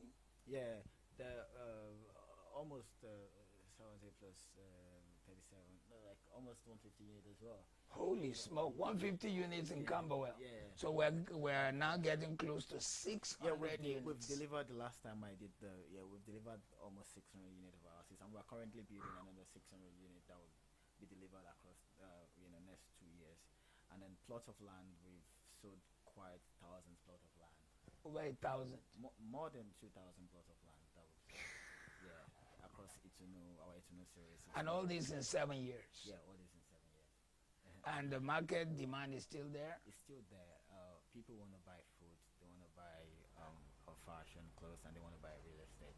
Those 3 things. They wanna buy- No wonder you sold food, you sold clothes, now you're selling the one with the highest value. Mm. So what's the, you're doing something in some other highbrow places. Tell us about Banana Island. For those who are in United Kingdom, Banana Island is probably one of the most expensive real estate spots on earth. Actually, the land value is almost the same value as Oxford Street or Manhattan. And now you're doing development in Banana Island. Tell us something about that. Yeah, the biggest project or we're doing so far, we've done so far is Banana Island. We launched December 1st. But we've started the construction just before we launched officially. Um, 37 units of maisonette, 4-bedroom maisonette. With How much will a maisonette cost in Banana Island? So we have depending on the sizes, we have from $600,000 to $1.2 million. Did you hear that? $600,000, not in England, but in Africa. For how many bedrooms? We have 3, we have 4. Sure. How much will the 4-bedroom cost? 4-bedroom is $1.1 million, the highest. And you are doing 37. 37 units. Yeah. So amazing projects. We brought like the best, one of the best contractors in the world from Lebanon to do the project with us, and then obviously we designed it in France, and then we launched it. This is the first luxury. As of today, like I told you, we launched December 1. We've sold 4 units of it. Okay, because it's new. Yeah, we've sold 4 units of So it. you sold off plan. You haven't Yeah, even. we off plan. So right about now we're in the foundation level, Okay. and then because people believe in the brand, what Okay. we have built, our track record, Okay. and that's the reason why they're keen. So wonderful projects. I mean, people can reach out to our office to buy from that. Wow. So what is the total sum? What is the total value of Veritasi? What is the total value of Veritasi? The last time we did our valuation from, I don't want to mention their name, one of the top 4, Okay. they valued us at 568 million USD. Oh wow. Yeah, 7 obviously. years. Yes. $500 million. Yeah, 568 million USD. Holy jeez. And then, and that's, we, Veritasi, to say a few things about Veritasi, we're being reported by Financial Times as the one of 50 fastest growing companies in Africa. We got that in 2022 and 2023. And then we've been mentioned in Forbes, CNN's interviewed us, BBC, with all of this has happened, to us in just 7 years. Yes. And then we're just about to be listed on the Nigeria Stock Exchange. We're now PLC. SEC has registered our shares, and then we also have double ratings, investment grade rating from GCR and Data Pro. So these are like one of the few of the a lot of things that happened to us in 7 years. Why would you want to go public? Is it in order to get dilution from people who will invest in your company? Why do you want to go public? Isn't there a downside to you, the owner, finding some of the value, some of your properties, some of your investments being diluted? There are downsides, there are also upside. We think that we're building a very great company. We are not just going to be in Nigeria, we're going to be pan-African. We are also not just doing residential real estate, we're going to do commercial real estate. Next year we have some projects in the commercial space that's coming on board. And we think that with all of this goodness and all of these wonderful things that we're creating, there should be people not just also buying properties from us, but being part of the owners of the company, getting in the value that we're going to create. And also we're floating just less than 20% of our shares. And then again, because when we seek investment, sometimes we need the pension funds, people will come and they will have to send them audited and all of this. Well, why not? You can check it online. They're there, the records are there. So maybe this interview will probably not be there because people will just go online and check everything that is there from the public now. So we think it's a great strategy for us to quickly reach where we're going, quickly leveraging on the money that we will see from dilution, and then not just only relying on debt, to scale and to grow, and that's the direction with which the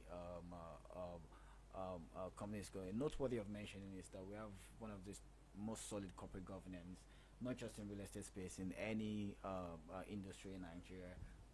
Chairman of our board is Olumide Onokoya, the former MD of Mobile West Africa, and then solid people like the former MD of FedEx, and very solid people on our board. So Oh, wow. we're going in the right direction with him. 3 more questions and we'll let you go. We had to pull you out of a meeting to be able to do this, since you'll not be able to be live on ground in the United Kingdom. Out of the 3 questions, the first one will be, there's a young man, he's here today in the Millionaire Blueprint Summit. He also wants to start from nothing. Give him like 5 inescapable steps. You know, when you are climbing a ladder, when we were young, sometimes you want to show that you are strong. You want to jump some of the steps.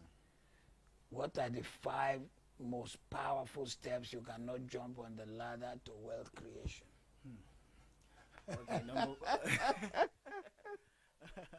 Okay, number one, I've been saying on social media of late, people talk about how they can just, wake up in the morning and make a lot of money from AI, Bitcoin, and all of this. As far as I'm not putting down anything, I would say that nothing can replace hard work. Good one. Nothing can replace hard work. Even till today, I work insanely hard. My team works so hard as well. We think that we're still in a growth phase, and that we need to put in a lot of work. And then I've never seen anyone that's really lucky that's not working hard. I mean, luck comes from when you're really working hard and stuff. So that's number one, hard work. Number 2 is to surround yourself with bright and smart people. Even yourself. One day I was reading your story. I think one of the reasons why I don't think anyone has maintained success for that long. Doing it alone. You must have done it with Other people, smart yeah. people that believe in your vision, where you're going, and all of that. So I think that is one of the things that we've done, right? Surrounding ourselves with very smart young people that believe in the vision, in the story, and then they take the business like it's their own. Number 3 is never let the company outgrow you. Wow. A lot of people, the company, outgrow them. They don't develop themselves. They don't read. They don't go to school. They don't seek knowledge. They just seek money and money. I came here today. Look at the amount of books. I used to think I have a lot of books. At least half of what I have, I still have more in England. Right. So you keep learning, you keep progressing, you keep seeking out for more knowledge, and you have mentors, that that've done what you want to do, and that would guide you. Number 4 is learn finance. I don't think there's. I've met people that are rich that are uneducated. I've met people that, when I say rich, means that they've stayed, not people that are rich for 1 year or 2 years. No, people that have Kept wealth. kept wealth. They understand their numbers. They someone has told me that he doesn't sleep at night without knowing where all the monies are going, how much is in the bank, where the money coming from, right? And this person is someone that's just my uncle was the owner of Onward Paper Mills, and I've been privileged to see with him a lot. Obagun. Okay. Yeah. So it didn't go to any secondary school. The only Wow. school that's gone is primary school. But I've never seen anyone financially Wow. more brilliant than him. Yeah, He knows okay. his numbers. He's very Okay. disciplined. Okay. And then and stuff. And number 5, the last one is you have to know God. You have to Okay. pray. Sure. Like I say, no matter how brilliant, Yeah. how successful, how brilliant, how strong you think you are, you have to have the support of the someone that that's ahead of all of us. Okay. Yeah. So I think I mentioned 5 or even more than that. I said 3 questions. I still have another 3. So we'll finish with those 3. Okay. How have you maintained integrity with all these things? Because there's always challenge in Africa. People pressurizing, people wanting you to compromise, people wanting to even use you to launder money, those kind of issues. Yeah. How have you maintained integrity? Yeah, so one strategy that I mean, to be very honest, it's not that easy. People come to you with a lot of deals, do this. I remember when we were 2 or 3, very early in the days, even when we were struggling to raise our first money, I had some people, come to me money to try to use, to launder a huge sum of money, you know. I was tempted. Anyone would be tempted with that amount of money. Nice confession. But to be honest, I looked at it. I saw, because I've always seen where we're going. I've always, I can till today, right now, I can view, I can see it. It's very clear. There's no ambiguity about it. All right. And I saw that, and I do not want any obstacle, anything to delay or to disrupt or to stop us from getting there. So I think it's just first of all, know the vision. Outline or map your strategy to get there. Okay. When you have that, I think any temptation, anywhere would, the vision, the how do I call it?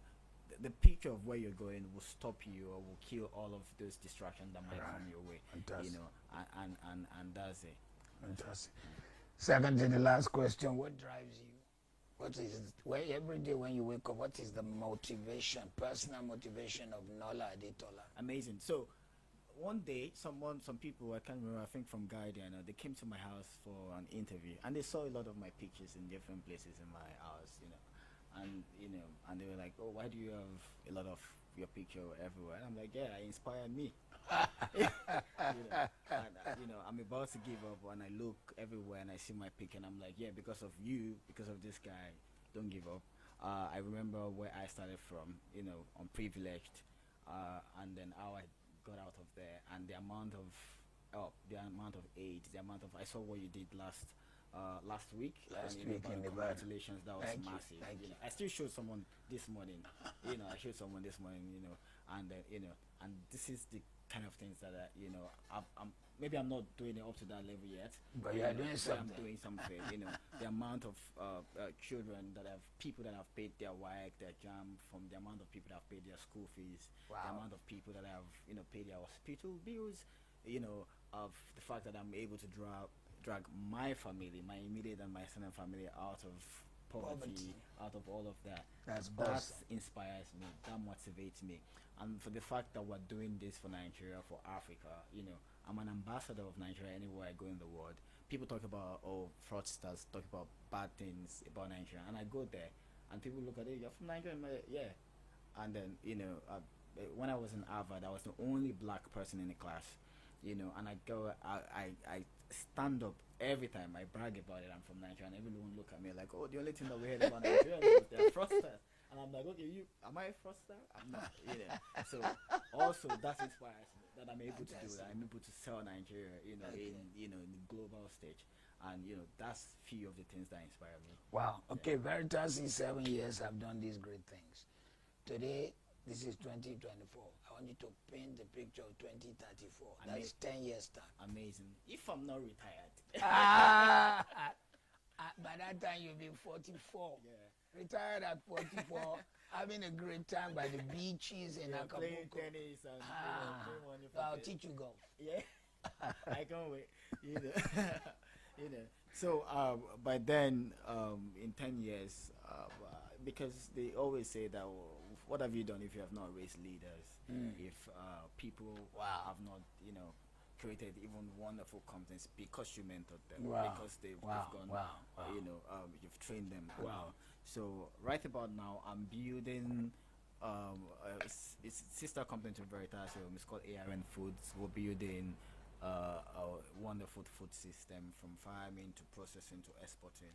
I'm building the largest rice mill in the Epe area of Lagos, and then also a very big food processing hub, around the mid belt in Nigeria. ARN Foods. We want to be able to solve problems across foods, across real estate, and maybe some more other things that would do.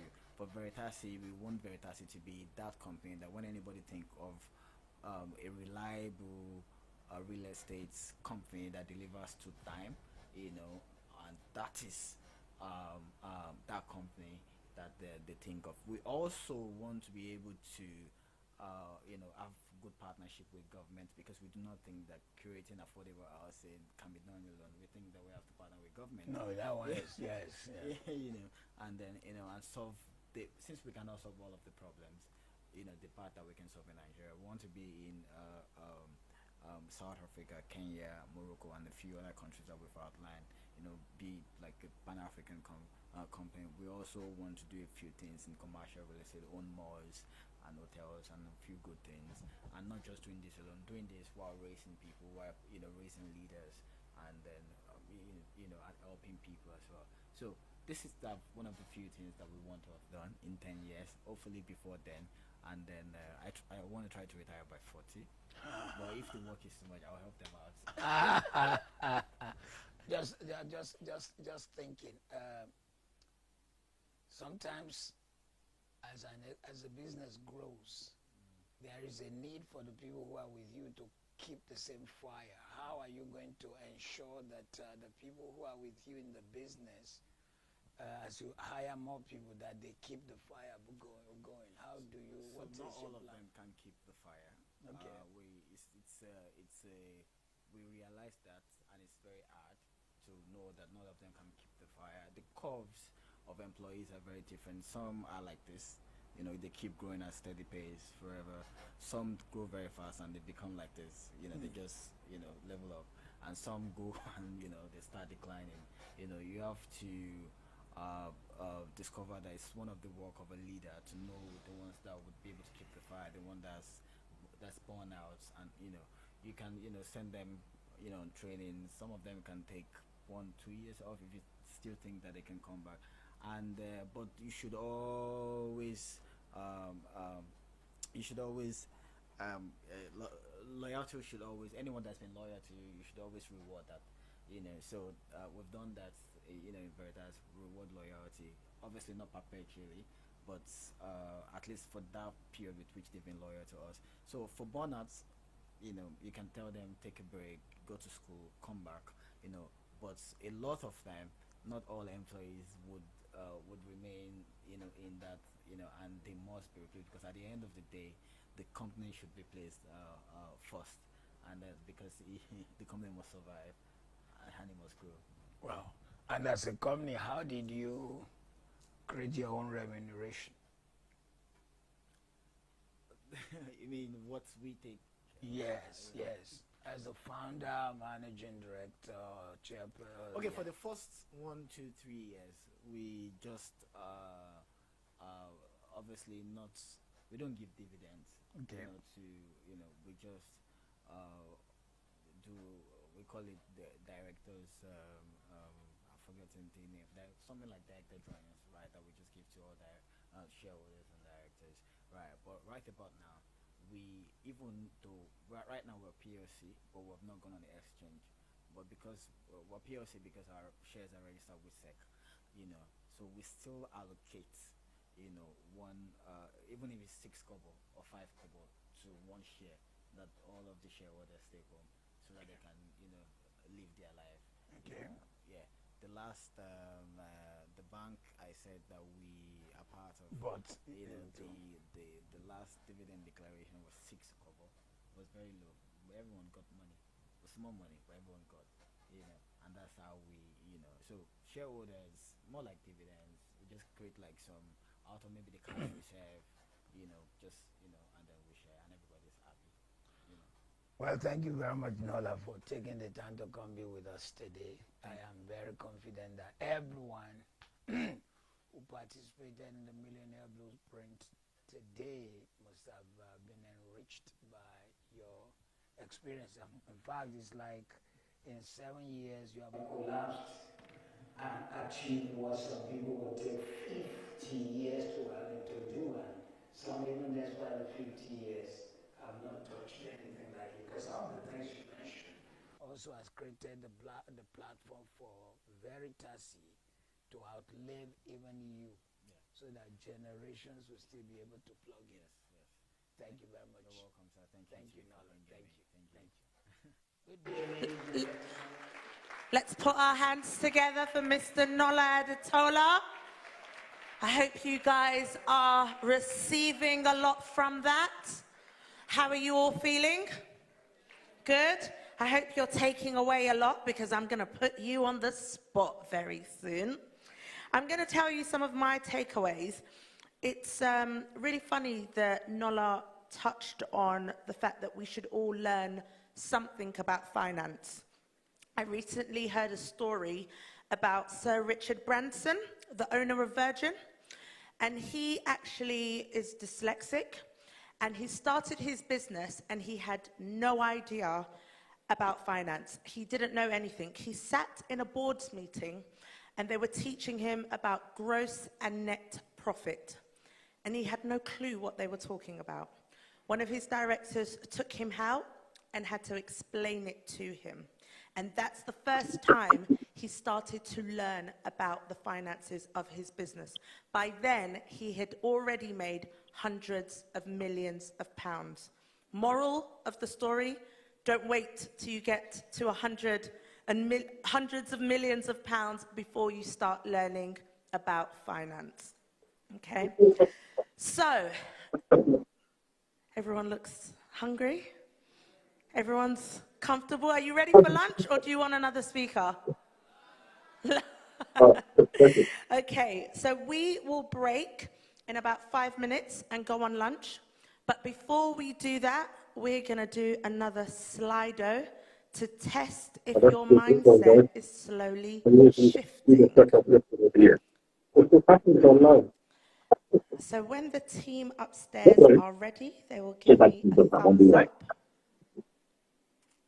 I will begin by reading out the question. So the question we're going to be looking at is, what do you think is the most important first step to building wealth? Well, I think it's incredible. Some of you have already started to vote. So is it investing in skills or education? Starting a business or a side hustle? Or creating a budget and reducing expenses? So if you scan the Slido barcode, whilst you do that, I am going to welcome everybody online joining us, all 500 plus of you. Thank you for joining us today. We welcome you and thank you. You can take part of the Slido as well. You should be able to see the barcode. Simply scan it or go to the link provided and you should be able to take part in the vote. Okay, the answers are coming in. We're all shifting. I can see it from the polls. So what do you think is the most important first step to building wealth? Investing in skills or education? Starting a business or side hustle? Creating a budget and reducing expenses? And I think this is a perfect question after just having Nola, who spoke about the importance of investing in knowledge. So I can see here the majority are choosing investing in skills and education, but we also have creating a budget and reducing expenses. Some of you just wanted to start a business and do a side hustle straight away. I can see you're changing your answers live. I can see it. I also wanted to say it's so great to see so many young people here today. Could you please celebrate yourselves? Fantastic. Now, I have my handsome co-host who is going to go, he hates me for that, who is going to come over to a few of you. We would love to hear how you heard about the event and what you're taking away so far. So please raise your hand, or I'm going to pick you. Okay, just while I'm coming to the first person, just a reminder, if you've parked in the car park and the app isn't working, we do need you to go out to the machine to top up. If you could do that as soon as possible. Thank you. So after this, we will break for lunch. You can go outside, and lunch is provided at the back. We've got various sandwiches, we've got donuts, and we've got some water. Everything is labeled as well. So Is there someone over here? So for those of you that have any allergies, please let us know. Okay. If we could please ask for you to stand. Okay, we've got Joseph from KICC Kent. Okay, welcome.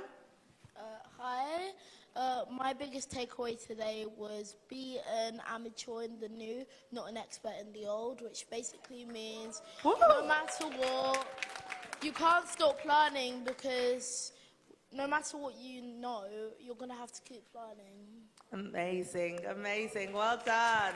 Fantastic, Well done. fantastic. Is there anybody else? Okay, we've got a gentleman over here. Thank you, sir.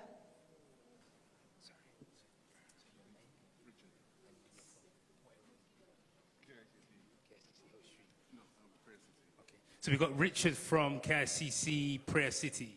Welcome, Richard. Thank you very much.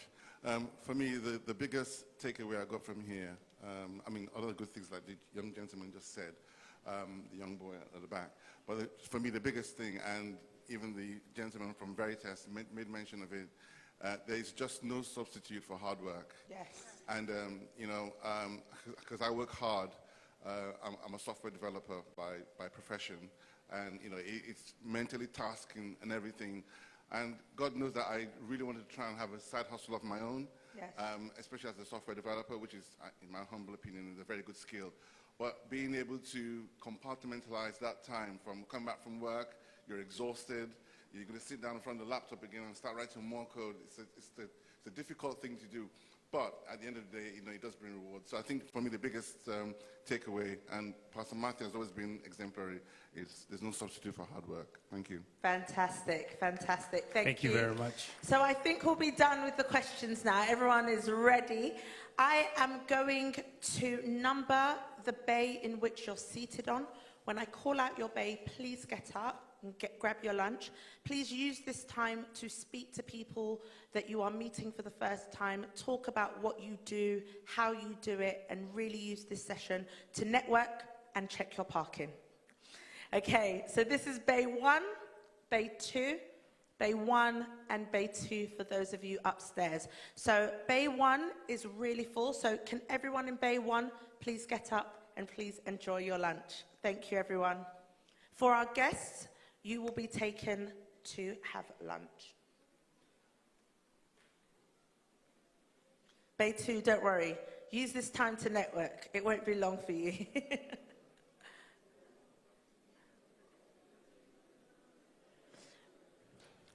Please do feel free, Bay 2.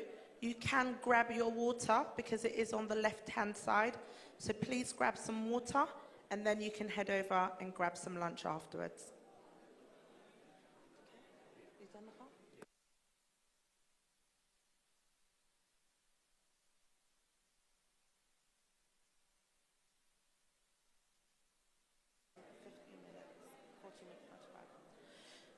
So we have 45 minutes for lunch, and then we will resume at 1:30. So see you back here at 1:30.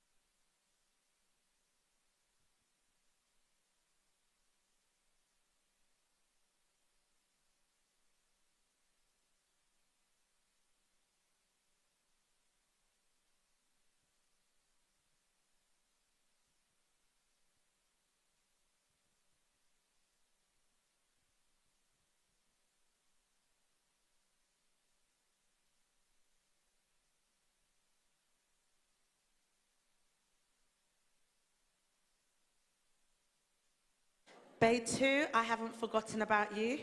Please get up and go and grab your lunch. Enjoy. Thank you for waiting so patiently.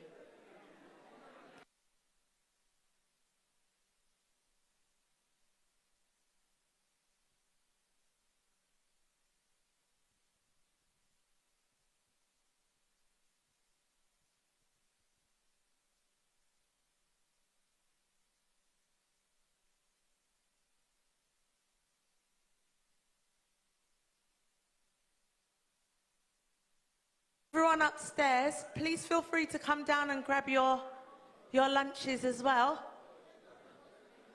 Come and enjoy.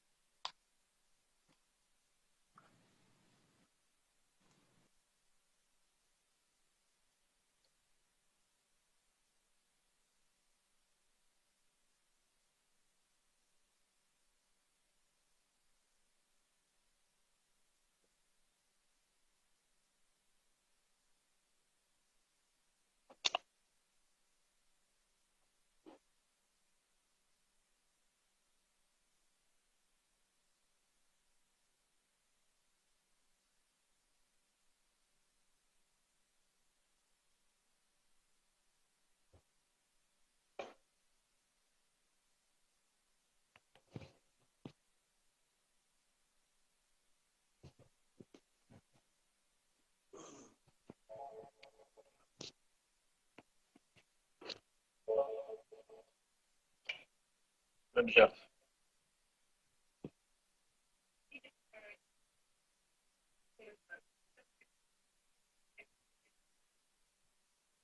Hello, Michelle. Can you hear me? 1 2 1 2 1 2. Hello, 1 2 1 2. Can you hear me?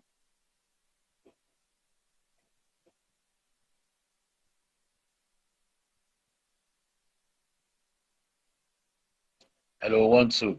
Hello, 1 2 1 2. Hello, 1 2. Hello, 1 2. Hello, hello, 1 2. Hello, 1 2. Hello, testing microphone. Testing microphone. Hello, 1 2. Testing microphone. Hello, 1 2. Testing microphone.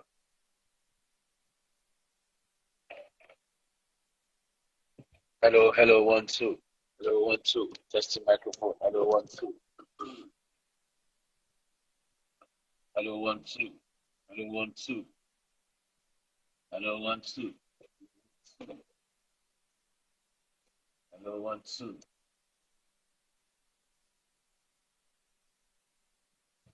Hello, 1 2. Hello, 1 2. Hello, 1 2.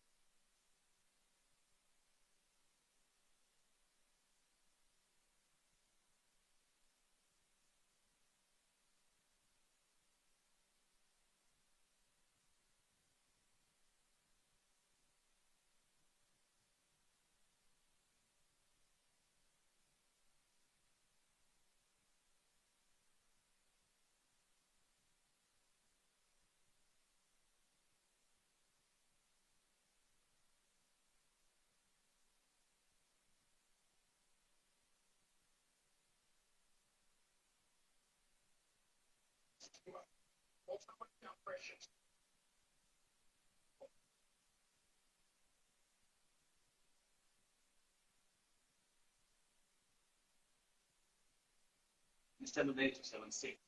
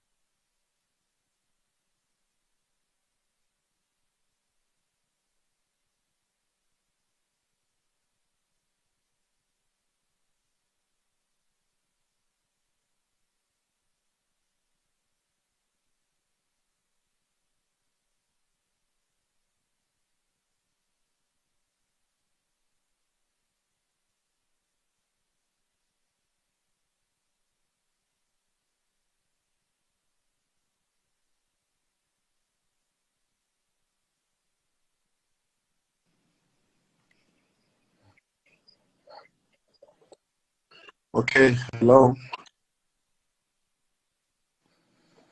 Is the sound okay?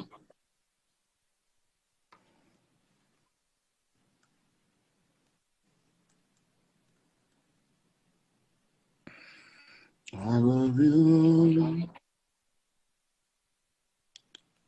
for your mercy.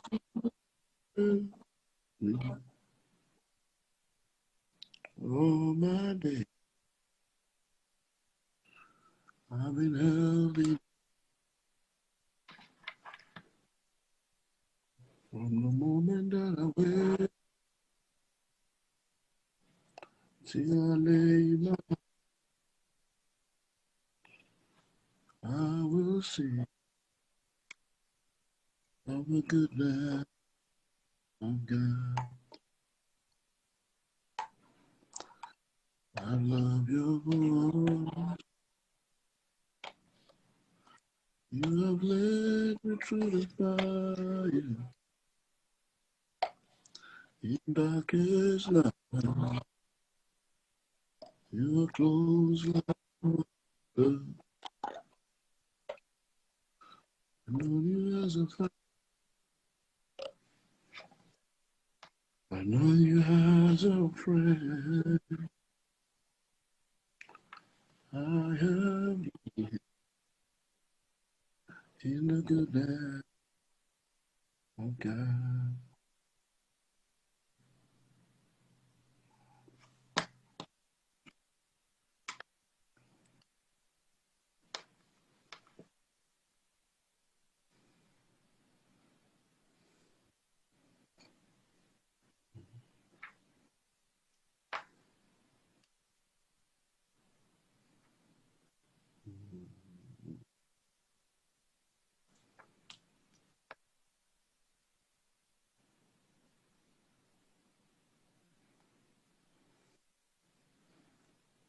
You did it once, heaven with us. Jesus, you brought heaven.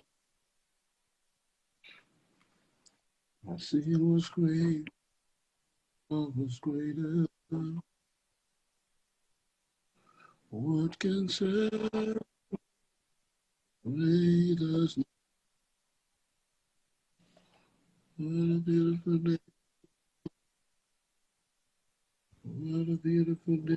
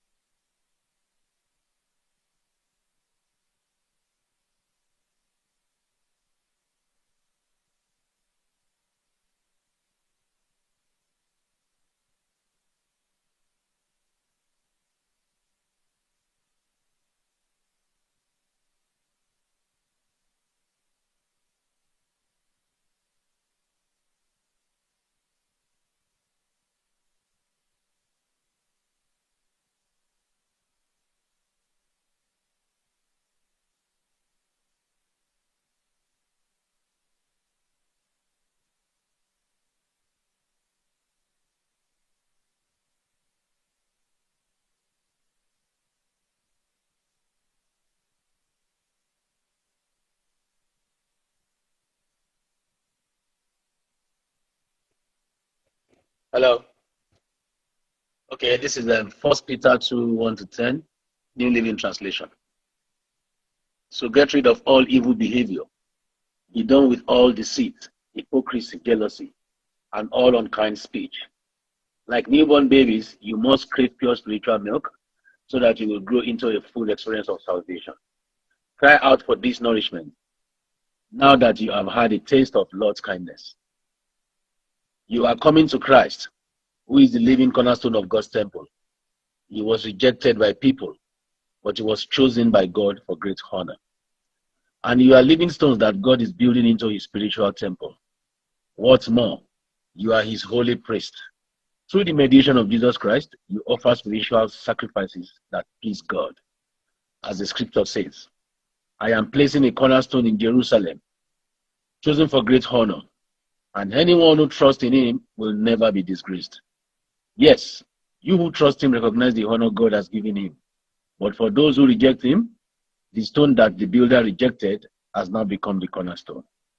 And he is the stone that makes people stumble, the rock that makes them fall.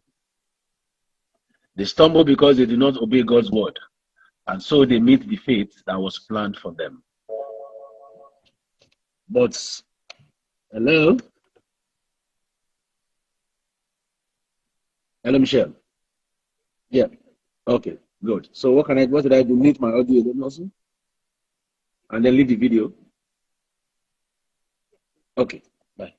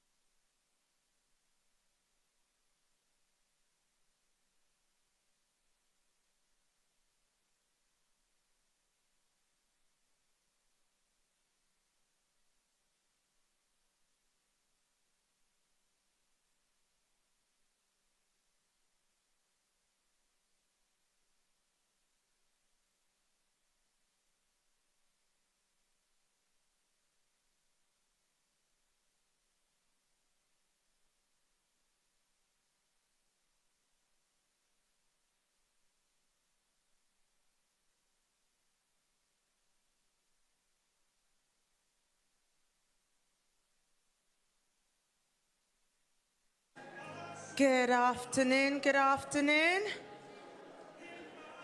I trust you are all enjoying your break and networking. I've seen so many of you network, so I'm going to give everyone about 2 minutes. No, not even 2 minutes, 1 minute. For you to please take your seats.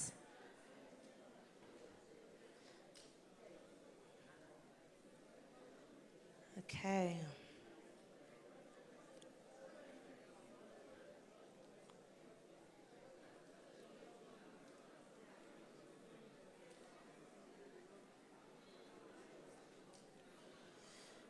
For those of you who have just joined us,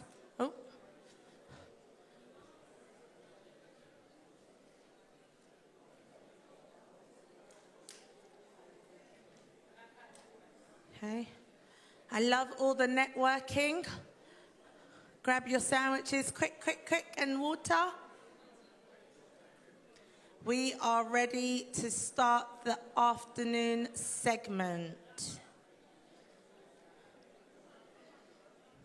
Okay, whilst everyone is taking their seat, I would like to remind you that Slido, please scan the link and start putting your questions in. All the questions you have for all the speakers, all the questions you have in general, please scan the barcode and start putting your questions into Slido. We are going to have the Wealth Summit this afternoon, and it's going to get heated. We are going to have a question and answer session.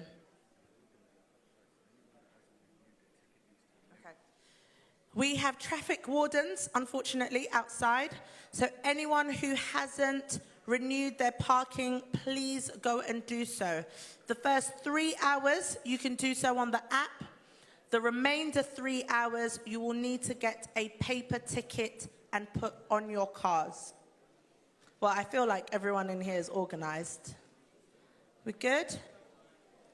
Okay, fantastic. So please scan the barcode and start putting your questions into Slido, ready for the Wealth Summit. So, as I said earlier, here at the Wealth Masterclass, we are international. And I am so pleased to announce our next guest. He is not a video. I repeat, he is not a video. He will be able to see you and hear you. We have a live recording, well, a live session straight from Qatar. Dr. Emmanuel is going to be joining us via live stream. So Mr. Olumide Emmanuel is going to be joining us via live stream. So I will give you a bit of background. Dr. Emmanuel is the author of best-selling books such as The School of Money and Maximizing Opportunities, which provide actionable insights into wealth creation and personal development.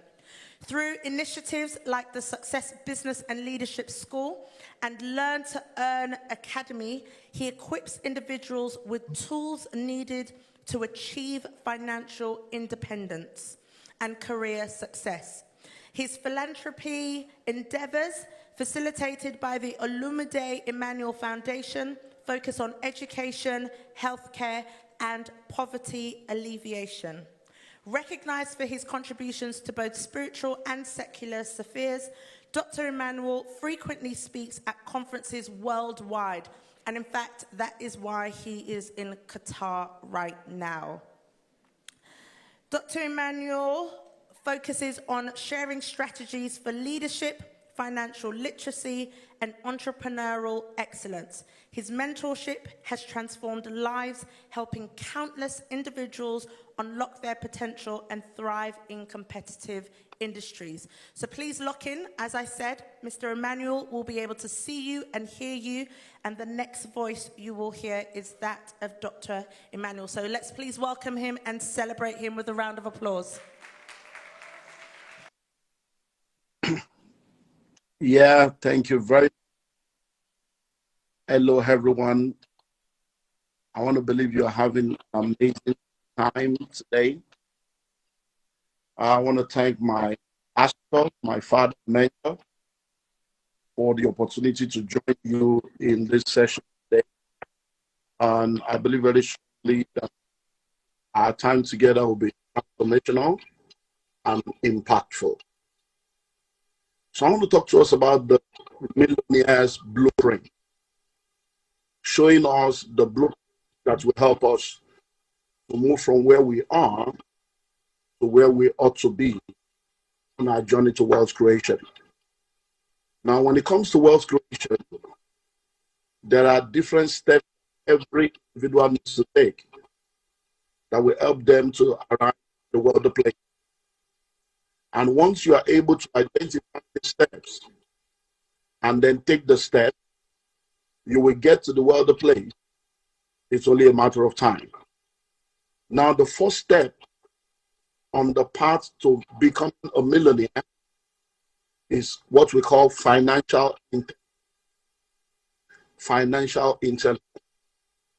In the world of wealth creation, if you know better, you will do better. What you know determines how far you go. So anyone that wants to become wealthy and create wealth must begin with financial intelligence. Now, one of the reasons why a lot of people are not where they are supposed to be financially is because they lack financial intelligence. They lack financial education. Now, when you look at the world of education, there are 5 different kinds of education that you need to have in order for you to maximize your possibilities and become the best version of yourself. Number 1, you need spiritual education.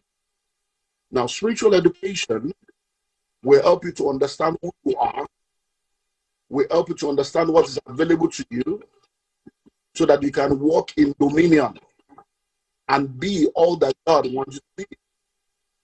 Number 2, you need personal education. Personal education helps you to understand yourself, your strength, your weaknesses, your possibilities.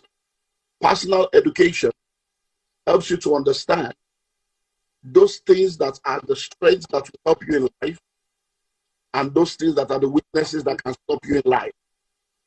Now, once you have spiritual education, you have ticked the first box. Once you have personal education, you have ticked the second box. Number 3, you need academic education. Now, you see, academic education does 4 things in your life. Number 1, it helps you to be able to read. Number 2, it helps you to be able to write. Number 3, it helps you to be able to calculate.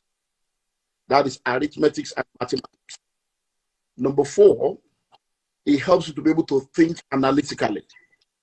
So once you have spiritual education, box 1 is ticked. Once you have personal education, box 2 is ticked. Once you have academic education, box 3 is ticked. Then you need professional education, or what we call marketplace education. Most of the time when you go look for a job, they will tell you, we need someone with 5 years experience. We need someone with 7 years requisite experience. Now that phrase or word experience is that professional education. It's the marketplace education. It means that we need someone that understands how the marketplace works. Now, once you have that, you tick the 4th box. But guess what? You have these 4 kinds of education and you don't have the 5th one, you will still be limited when it comes to wealth creation. So the 5th kind of education you need is financial education. And that's the one that is missing in the life of many people that hinder them from being able to create wealth. Academic education does not equal to financial freedom. If academic education produces financial freedom, all the professors will be billionaires. All the MBA holders were millionaires. All the graduates in the world were millionaires. But today, we have a lot of people that have master's degree in business administration, yet they cannot run any business success. Why? Because theory and practical are different things. You can have technical skills, but without business skill, you will not be able to succeed. So there are people in the world today that have spiritual education. They are spiritual giants, but they are financial dwarfs. Because poverty is not a respecter of persons. I have seen poor bishops and rich deacons. So it's not by title without entitlement. So you can have spiritual education, you can have personal education, you can have academic education, you can have professional education, and still not be a millionaire. But one kind of education you need is financial education for you to become financially literate. Financial education helps you to be able to understand money. So for you to become financially literate, you need to have hunger for knowledge. You need to have a desire to learn and to understand how money works and how the game of money is played. Many times, when you meet with people and they want to become rich or wealthy, they will always ask, what can I do to become a millionaire? What can I do to become rich? What can I do to become wealthy? But that's not the right question. The right question should be, who must I become?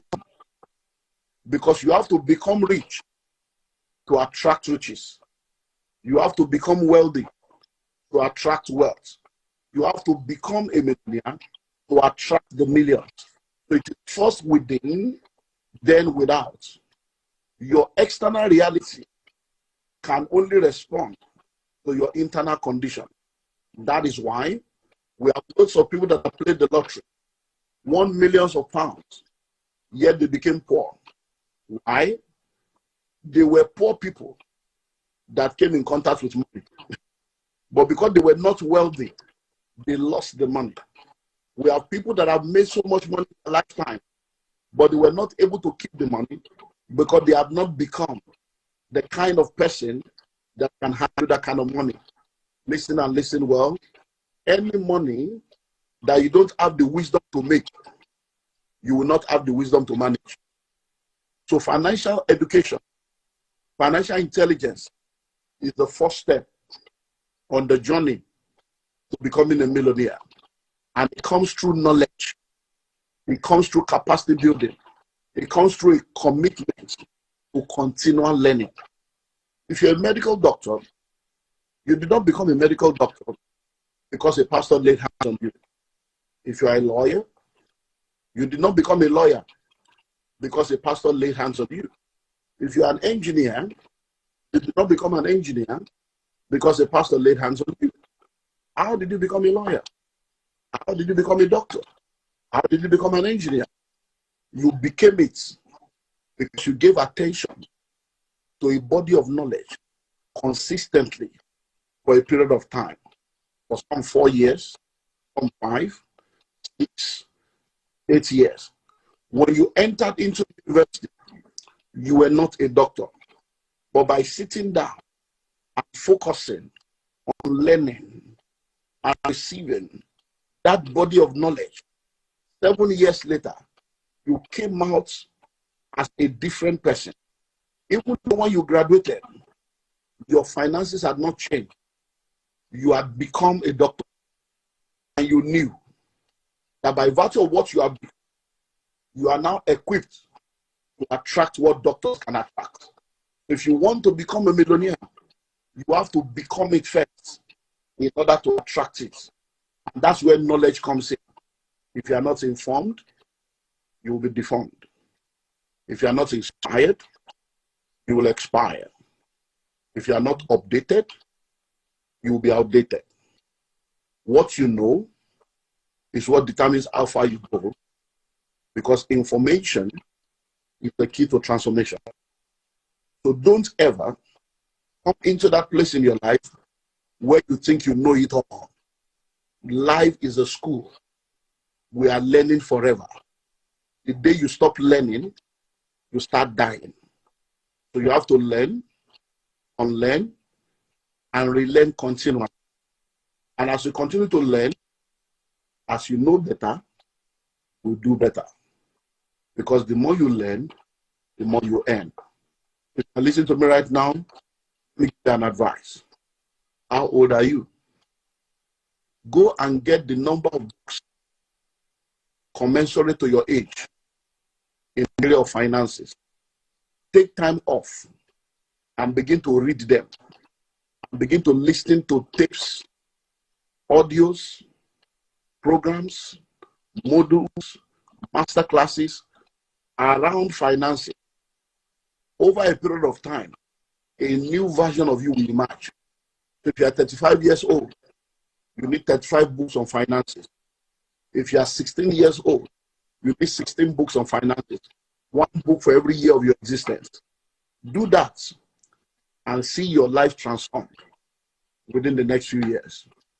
Number two, once you have financial intelligence and you have financial education, the next thing that needs to happen for you to become a millionaire is financial planning. Listen and listen well. Proper planning prevents poor performance. If you plan well, you will perform well.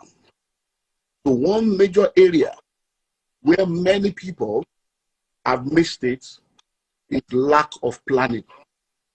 A lot of people just have this belief that whatever will be, will be. It is where God is in control.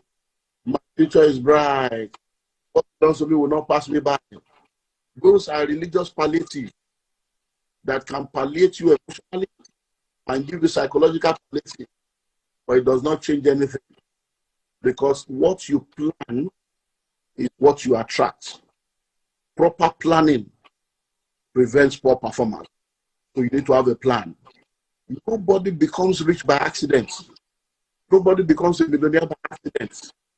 You have to be intentional, strategic, consistent about changing your story. You have to become sick and tired of being sick and tired. And you have to tell yourself that I must change the story and change the narrative in my life. Where your ancestors have failed you, you cannot afford to fail your descendants. So you sit down and you develop a plan. This plan involves three major things. Number one, you have to ascertain where you are. Where exactly am I right now? Number two, you have to determine your destination. Where do I want to go to? Number three, you have to choose your vehicle. How do I want to get there? Let's break it down. Step one, ascertain your present position. Where am I? What is my present financial position? In the world that we live in today, nobody is your mate. You are in a class all by yourself. There is no classmates. There is no age mates. There is no grace mates. Every individual has their own race and has their own track. All of you sitting in that hall right now, there may be some of you born in the same year and born in the same month. It doesn't mean that you have the same context. There are people in this auditorium right now. If I give you 10,000 pounds right now, it will be a miracle that will change your life. But there are people in this hall right now. If I give you 10,000 pounds, it will be a drop in the ocean because you are owing 1 million. So you find out nobody is the same with you. So you need to ascertain, where am I?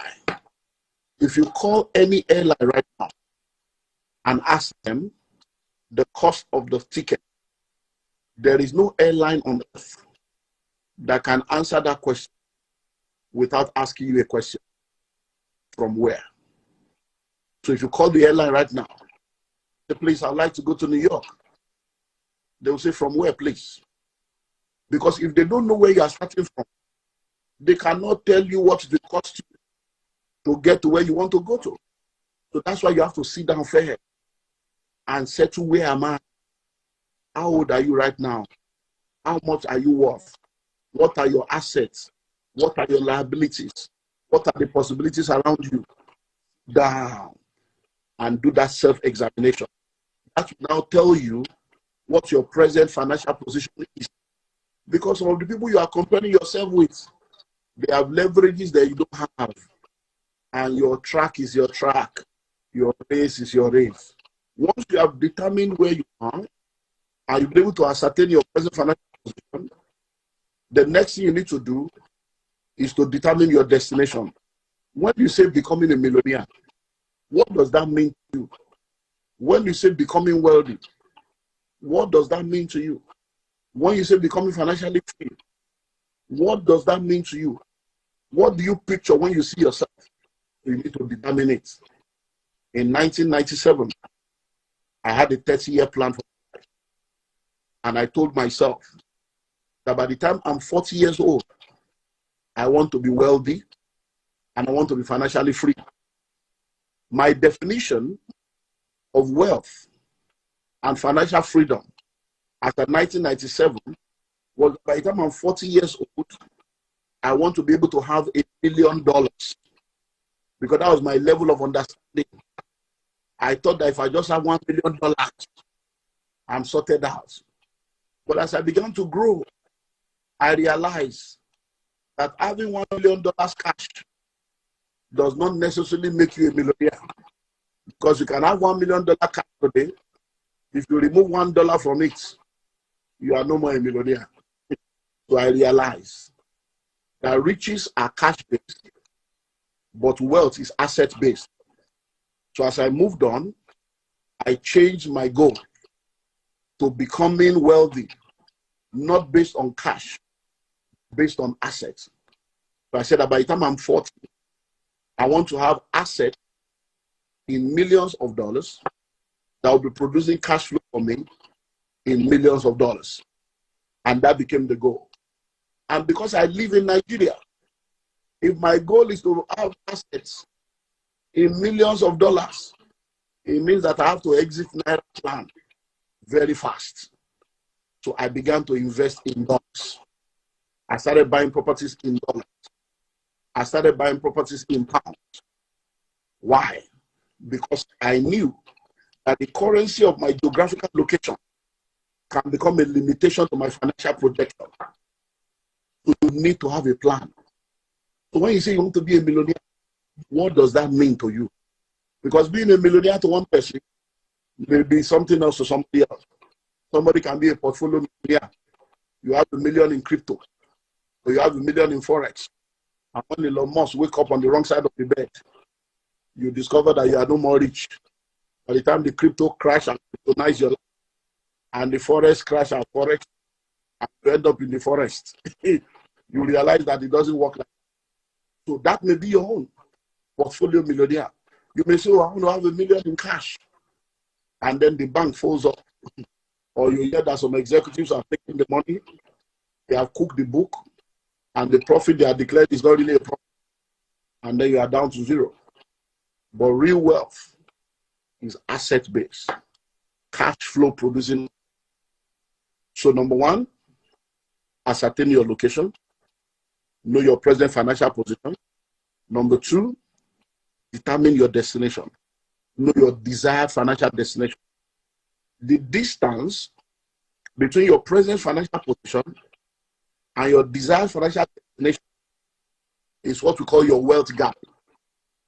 And the transportation from your present financial position to your desired financial destination is what we call your vehicle. So that brings us to point 3 in financial planning. Choose your vehicle. A vehicle is a means of transportation from point A to point B. In the world of wealth creation, the vehicle is a means of transportation from your present financial position to your desired financial destination. And there are different kinds of vehicles that people use in order to be able to create wealth. But you need to now identify which of the vehicle will help you to become rich, to become wealthy, and to be able to achieve that your financial goal. So when we talk about vehicles, one of the reasons why a lot of people are not financially free is because they are salary earners and they depend on salaries alone. Now, I'll give you an example. If you want to move from London to Manchester, you can go from London to Manchester by flying. You can go from London to Manchester by using the train. You can go from London to Manchester by driving. And you can go from London to Manchester by walking. But you find out that if you bring out your Google map right now and you type an address in Manchester, Google will tell you how long it will take you to get there by air, how long it will take you to get there if you take the train, how long it will take you to get there if you drive, how long it will take you to get there if you use the bicycle, and how long it will take you to get there if you decide to trek or walk. So you find out that the person that is walking will get there, but it will take a very long time. So when it comes to the vehicle of wealth creation, there are vehicles that will help you to move from point A to point B faster. And salary is not one of them. If you decide to depend on salary alone, you are like someone trekking to the realm of millions or trekking to the worldly place. You may get there. All things being equal, maybe by the time you are 70 and you retire, and we put everything you have gathered for 70 years together, you might finally end up there. But there are 4 major vehicles that are very, very important that will help you to move fast and get to that realm of millions. Number 1, entrepreneurship. Start your own business. Start your own business. Entrepreneurship. What is entrepreneurship? It's offering product and services that is valuable to your world, that now ends up becoming a solution to their problem, an answer to their question, and a meeting of the needs that they have. So once you become an entrepreneur, you are able to have a faster chance of becoming a millionaire. Because when you are a salary earner, you are taxed first for every money you make, and then whatever is left is what you are saddled with. But when you become an entrepreneur, you are able to go through a lot of leverages, because those who determine the policies are capitalists. And when they determine the policies, they put the policies in place so that they can help them in their journey. Number 2 is money markets. Now, I'm going to tie that together because of time. So when we say money markets, we have what we call the money market, we have what we call stock market. So I'll put everything together and call it money market. So money markets, stock markets, so you have shares, stocks, mutual funds, treasury bills, bonds, all REITs, all kinds of money instruments of investment that you can explore. When you explore all this, it also helps you to be able to build what we call portfolio wealth. And then when you make money from that, you can transfer that into other asset class. Number 3 is real estate. In the world that we live in today, real estate is the only real investment. And for those in the UK, one of the easiest way for you to build wealth is to go into real estate, because averagely, if you have the right kind of real estate in the UK, averagely every 10 years, most properties double in price. So if you buy the property for about 100 or 150,000 or 200,000 or 300,000 pounds, in 10 years' time, all things being equal, depending on the location and a lot of other factors, that property will double. So you can explore real estate as your third vehicle, which is the main vehicle that I recommend for people, because it's what has helped me to get to where I am. And finally, is intellectual property. Coming out with your own product, coming out with something that you can offer your world that can now become a major leverage to you. So in order for you to become a millionaire, number 1 is financial intelligence, financial education. Number 2 is financial planning. And finally, number 3 is financial discipline. Everything we have said right now is very, very easy to say. It's very sweet and smooth. But theory and practical are 2 different things. So financial discipline is where we separate between the men and the boys. Financial discipline is where we know whether you are ready to stick to the plan. So financial discipline is what will help you to be able to become that which you have desired to become. Because when you understand financial discipline, you will delay gratification. When you understand financial discipline, you will not allow yourself to be distracted by anything that will distract you from the goal that you have set for yourself. So you have to be disciplined to stick to your plan. You have to be disciplined to avoid distractions. You have to be disciplined to continue to apply the principles of wealth creation that will help you. Now, when we talk about the principles of wealth creation, let me run through some of them for you, and you document them. Because of time, I've just less than 5 minutes more. You document these principles, and then you continue to apply them because they are important. So in the principles and the laws of wealth creation, the first law of wealth creation is the law of financial intelligence, which is the same financial intelligence we're talking about. The second law of wealth creation is the law of delayed gratification. So you have to delay gratification. You cannot eat everything that you have right now. If you eat tomorrow's food today, you will be hungry tomorrow. If you wear tomorrow's clothes today, you'll be naked tomorrow. If you live tomorrow's life today, you have no life to live tomorrow. So you have to delay gratification, because every money you are making now, you need to be able to use it to build wealth. Number 3 is the law of savings. You have to save. This is where financial discipline comes in. If you spend every money that you make, you are not operating in wisdom. So you need to save money. Save money so that you can be able to have something to invest. The money that you save today will save you tomorrow. Money is tripartite. Money is a spirit. Money has a soul. Money lives in the body. Money has a past. Money has a present. Money has a future. So every time you make money, a portion of that money belongs to your past to take care of the bills that you have already incurred. A portion of that money belongs to your present to take care of your ongoing obligation. A portion of that money belongs to your future. It's called savings and investment. There is nothing called future. The future is a concept. The future is an ideology. Today is yesterday's future. Today is the tomorrow you spoke about yesterday. So if you don't save money, you are not creating that future, and you get into the future and discover that there is no future. So you need to save. It's called the law of savings. The third law is the fourth law is the law of asset acquisition. So that as you are saving money, you are now acquiring assets. You are acquiring assets. And those assets that you are acquiring will now begin to grow and produce cash flow for you. Then we have the law of investments. You now have money that you begin to invest, and those investments will also begin to produce cash flow for you.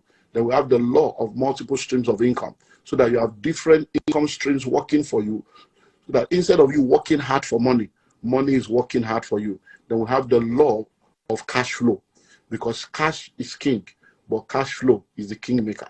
Cash flow is the lifeblood of any individual. And then we have the law of covenant compliance. Why?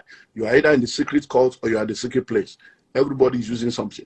Just be sure that the one that you are using is the right one. Because if you are not using something, somebody is using something against you. So the law of covenant compliance is that which helps to secure your wealth and helps you to be able to transfer the wealth from one generation to the other. Because except the Lord builds, the labor in vain that builds. So simply put, you can become a millionaire if you do what needs to be done. And all you need to do are the things that have been documented. And I pray in the name that is above every name, that the hand of God will rest upon you. The wisdom of God will lead you to know what to do with the information that you have received. The grace of God will help you to take the right step and do the right thing. And the favor of God will help you to produce results. I come against every hindrance and every obstacle to you becoming all that you need to become. I pray that the Lord will surround you with the right people and help you to be able to make the right decision. That you'll be in the right place at the right time. Do the right thing at the right time. And sometime in the nearest future, I will meet you somewhere at the airport, somewhere in the land, somewhere in the road, and you will tell me I'm a testimony of this encounter. God bless you all. Thank you very much for listening to me. And once again, I want to say thank you, Papa. Thank you to my pastor, my father, my mentor for this opportunity. God bless you all. Amen. Let's show some more appreciation for Mr. Olumide Emmanuel. Thank you so much, sir. How many of us understand that our external reality can only respond to our internal condition? Fantastic. And that it not only takes wisdom to make money, but also to retain it and to grow it. I have to ask this question. How many of us have the number of financial books that matches our age? How many of us? Okay, there's a few. How many of us have half our age? Okay, so we know what we need to do after the seminar. So who's ready for our next speaker? You guys don't sound like you're ready. Who's ready for our next speaker? Okay. So our next speaker is a renowned pastor and entrepreneur, my personal mentor. Is widely recognized for his focus on wealth creation and financial empowerment. Alongside his pastoral duties as the senior pastor of KICC, he has built a reputation as a wealth coach and mentor. His entrepreneurial ventures include leading seminars, webinars, and programs such as the Wealth Masterclass, aimed at teaching individuals principles of financial independence and generational wealth building. Through these programs, he aims to create over 10,000 millionaires and empowers countless others to achieve financial freedom. Our next speaker has authored numerous books on wealth creation, entrepreneurship, and personal success, drawing from his extensive experience in ministry and business. He offers coaching sessions both in group and private settings, where he provides insights on topics like real estate investment, asset protection, and leveraging emerging markets. His work integrates practical financial strategies with spiritual guidance to help maximize our potential. So please join me in welcoming Matthew Eshimelo to the stage.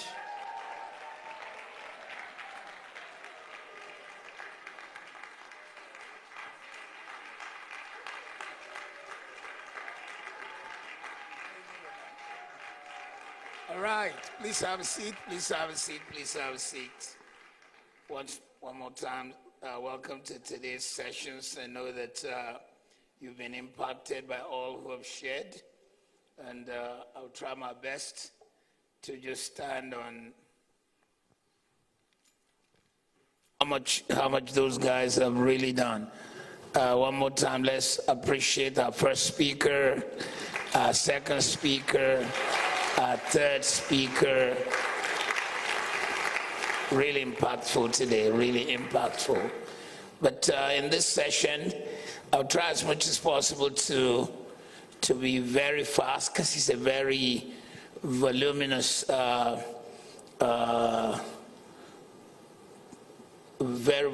subject I want to cover. It's 9 hours of revolutionary wealth creation, the 9 hours. I'm going to take you through this journey. I'm going to try as much as possible to be very, very fast, to take you through the 9 hours. Creating wealth without effort will require that you know the journey from where you are to where you want to be. Many think it's tough. Many say the money doesn't grow on trees. However, it depends on which tree you're climbing. The answer lies on you moving from a tedious process of wealth creation to knowing the right process. You see, wealth creation is like having two things. First one is a bottle, a container. Second one is a pipeline. While the bottle in your hand has a limit, the number of the amount of water it can hold, a pipeline can have millions and millions of liters of water go through it.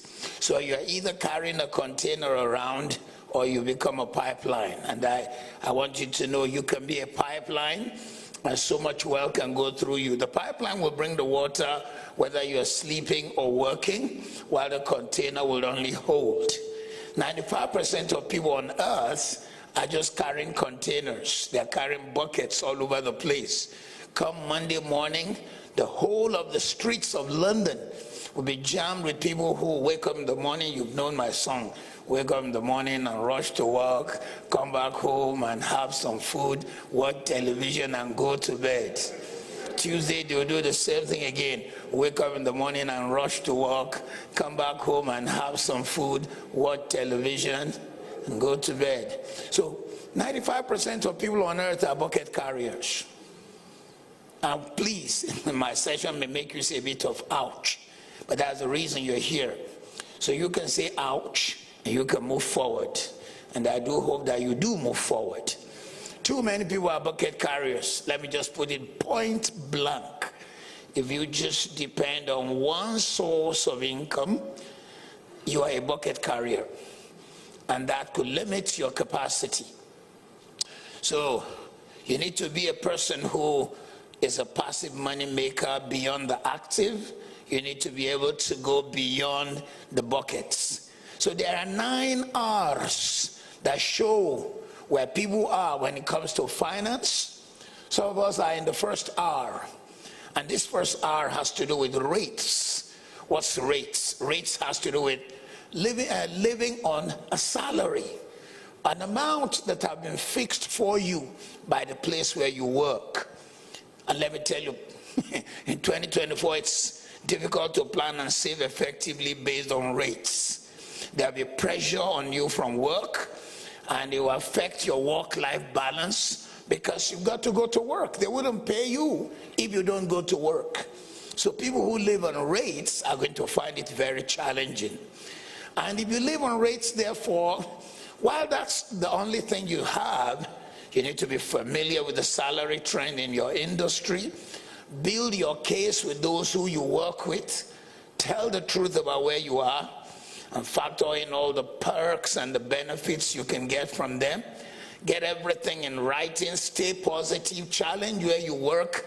Tell them you need a better rate. But they can never pay you beyond the bar they've already fixed. I want to take you through all the 9 R's so that you can really make some quality decisions. As a matter of fact, what I'll be teaching in these 9 R's is like bringing together with what our first speaker spoke about, what Hakeem Ogundoran spoke about, what Olumide Emmanuel spoke about, and what I'm sharing, and what the next person saw, and Nola also, what Nola shared. The second R is not just rates, the amount you are paid, but remuneration. That is a total package, what you earn, your total package. And if you do not work, you're in trouble, so there's no remuneration. In other words, remuneration is tied to you showing up at work. If you don't show up, you don't get paid. Whereas if you listen to Hakeem Ogundoran, if you listen to Nola or the last speaker, you'll find that you can create a system that's beyond waking up in the morning to go to work somewhere. Something can be put in motion that continues to work for you even when you are not at work. Am I making sense? I said, am I making sense? So you see, good salary is determined by location, experience level, education, and the industry in which you are. But if that's all you have, if all you have is remuneration, then make the best of it for the moment. Make your employers know why you deserve that remuneration. I had to sit with somebody during the week. He has sent me a long text to say why he may need to resign his employment with us, and I need his services. So I said, okay, come sit down, tell me why I should change your remuneration. And so he begins to make his argument. One, the cost of transportation, because we changed our offices. We used to have an office separate from where the estate we're building is. And so I now said, no, I want everyone on site so we don't pay rent elsewhere. And also when people who bought land or properties from us come, I don't want them to first go to our office somewhere and the site is somewhere else. It cuts down on our costing. It also makes people responsible. But it increased his own transport. It increased his own challenge. And so he had to make an argument as to why I should either increase his salary or he's moving on. And he's a person who is very experienced. And he's making his argument in the middle of when we're approaching a bank, sourcing for some money, and he's the one who knows how to put this argument together. I don't know how to. So the guy is smart, man, you know what I'm saying? He said, I'm resigning. And he's the chief financial officer. I don't know how to put those kind of arguments together. I can talk the talk, but I don't know how to do the figures. So you need to know how to argue your remuneration. You need to understand the constraints of where you work also. You need to consider the whole deal. If this is all you have, remember again, we started with R number 1, which is what? Rates. R number 2, which is remuneration. I have have a whole teaching for ladies. And I don't know if you've ever listened to me do that, or if you come on the Wealth Masterclass, you need to go look for it on our site. I did a whole intense teaching for women. With all due respect, women are the least when it comes to knowing how to argue for a bigger salary, a better salary. Women are the least when they always process salary with the right side of the brain. The right side of the brain is emotion, the left is logic. Women will say, well, at least I'll have time to take care of my children. At least I'll be able to close on time. Hey, that should not be your first consideration. Your first consideration is what I'm bringing to the table. Is somebody getting it? So remuneration should not just be based on, oh my God, look at the salary they told me. Yeah, it could be a fat salary and yet not be paying you well. May have not taken care of your transportation, may have not taken care of many other things like the guy I mentioned earlier. So rates, remuneration. But then number 3, if you want to create wealth, on your way to creating wealth and becoming a millionaire. How many would like to be a millionaire here? Let me see your hand. All right. How many are already millionaires here? Let me see your hand. Are you doing it by faith or you?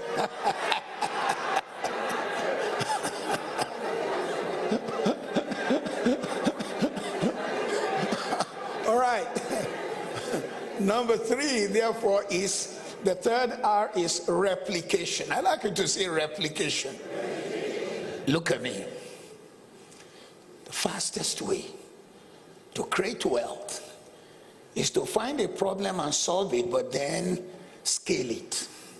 Replicate the same idea in many places. Let me give you an example. Here in the United Kingdom, having lived in the United Kingdom for 40 years, I can tell you I understand our community. One of the common jobs ladies create in our community is hairdressing. You cannot be a millionaire through hairdressing, but you can also be. If you have one shop here in Walthamstow and your take home every day is £150, £200, you cannot be a millionaire. But if your hairdressing shop were called Hibiscus, and you had Hibiscus Walthamstow, Hibiscus Stratford, Hibiscus where else? Huh? Where did you say? Brixton, Hibiscus Brixton, Peckham, my favorite. Peckham. You get a lot of customers in Peckham. Hibiscus Romford. How many do we have now? We're having about 8 or 10. Deptford. That's too close to, okay, no, Deptford is okay. Yeah, Hibiscus, Deptford, so Lewisham, people in Lewisham will come to you, people in Lee will come to you, people in Maidstone, okay, that's the new movement of the people, movement of the people. You know, people are moving to Essex and Kent. Huh? Basildon, so you have people in Essex. So now, Hibiscus now has about 15 shops. If the income of Hibiscus, bad income per day, is £150 times 15, what do we have? 2,250. Let us say you only work 6 days a week. 2,250 times 6 days a week is what? 13,500 a week. And we're talking 13,500 after the people have been paid. So what came to you as the owner of the shop is 13,500 a week times 52 weeks equals to what? £702,000 a year. You're on your way to become, because you scaled. But you see, if you do not scale, you remain on the same spot. So the creation and operation of a large number of similar outlets that deliver products or perform a service is what we call replication. That The reason many people do not create wealth, and I've not gone to real estate, we're still talking something else, is that they don't replicate. In fact, if you go to the common shop and stores run by people in our community, the owner is sitting there, they are in charge, they are watching so that somebody does not steal. You can't create wealth running things the same old way. I hope I'm making sense. So replication allows for better traffic. Replication allows multiplication beyond the norm. Replication allows better optimized service. If you notice earlier, I mentioned McDonald's. Big Mac is Big Mac anywhere you go. Whether it is London or New York, Big Mac is still Big Mac. But the only thing is they've replicated. So there are 25,000 McDonald's in the United States of America alone. 25,000. They don't sell anything different from the same beef between a piece of bread and some fries.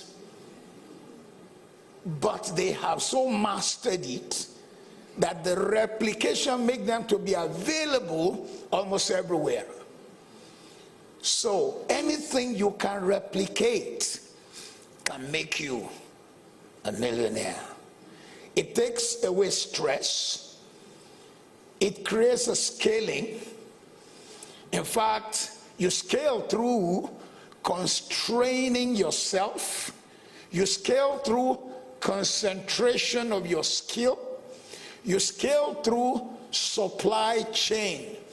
So it's interesting. I've had to talk to people who run a franchise. They have to buy their chips. They have to buy the meat in between, the bread from the same source. McDonald's controls everything. So the supply chain is the same. In other words, this makes them to be able to continue to create wealth. So you scale through demand and you scale through thinking big.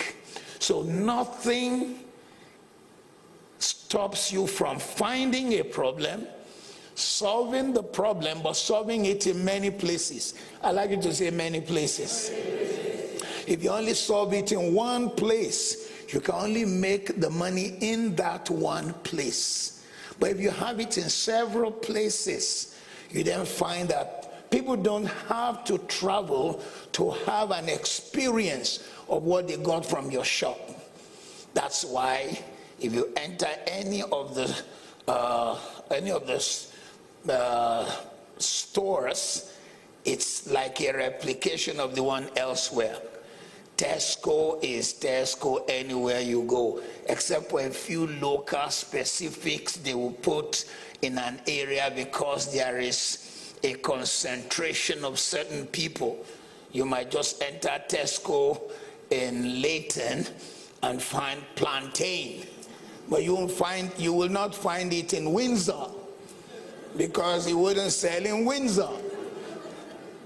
Am I making sense? Sorry, say replication. Replication is necessary for leveraging. I like you to say leverage. When you replicate, you have leverage on time. So it means the same thing is being sold, or the same produce, the same product, the same opportunity. Hibiscus hairdressers opened 9 a.m. in 15 places, so they have leverage on time. They've leveraged on good partnership. They've leveraged on vendors. They've leveraged on opportunities. And they've leveraged on mentors. I hope it's making sense. So if you cannot replicate, look at me again. If you cannot replicate a particular business, you need to look at it again because it might not create wealth. Almost every speaker I've talked about real estate. Even real estate, if you cannot replicate the same terrace building, if you get your, in fact, most architects nowadays, if they design for you, they'll say, how many buildings are you getting out of my design?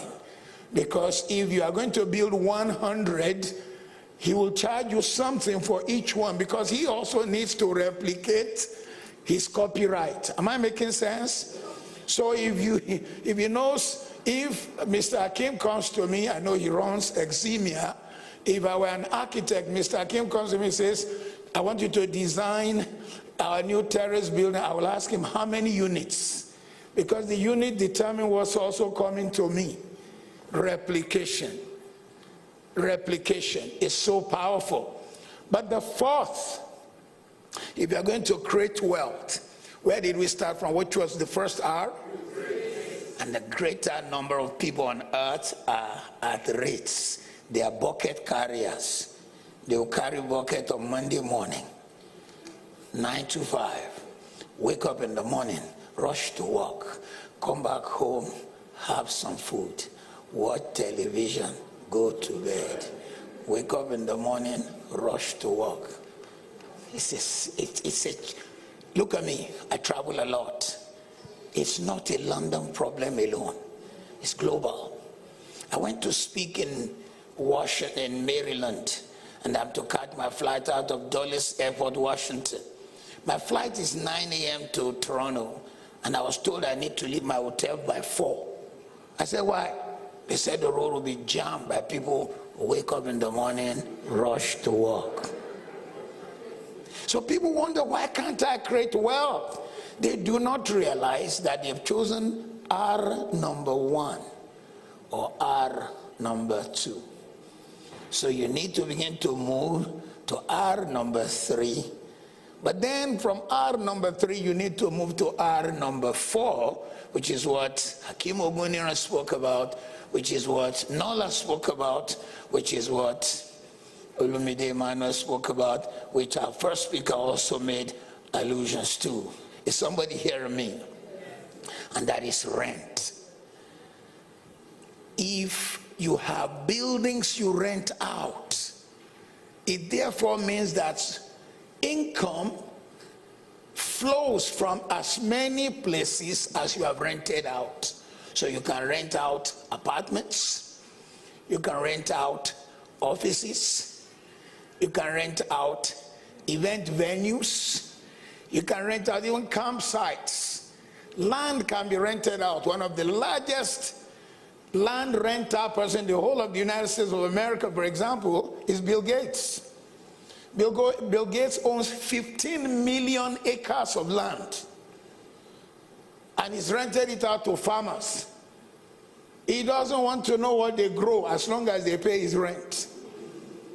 15 million acres of land belongs to him. The second large landowner in the United States of America is Ted Turner, the owner of CNN.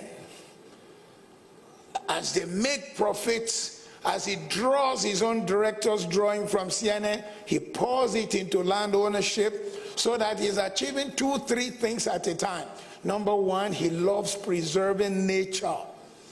But number 2, he rents out some of the land. So rent is money just flowing to you. And landlords don't bother their head. I thought Mr. Ogunera was going to talk about, for example, one of the biggest we're beginning to discover, for example, in Africa is warehouses. Many people don't realize the amount of rent. We just came back from Africa where we went to hold a big crusade. How many of you were there? It was awesome. But as you were having a good time, I was getting worried about the rent payment. Because CCRW rent was due in September. The man who owns the warehouse owns 60. Each one is about 20 million Nigerian currency. Now help me to calculate 20 million times 60. 1.2 billion. This guy, for doing nothing, the warehouse is just warehouse, nothing. In fact, our rent was 23 million. So he sent us a text, your rent was due in September. If I don't get my rent by the end of today, I found it by force. I found the rent. I think it was Wednesday or Thursday. I just saw the text forwarded to me by our COO. If I don't get my rent by the end of today, 23 million had to show up somewhere. The guy actually endured for us once we told him what we do. He said, okay, I'll give you. He increased his rent by 15% and gave us 5% discount. It still increased.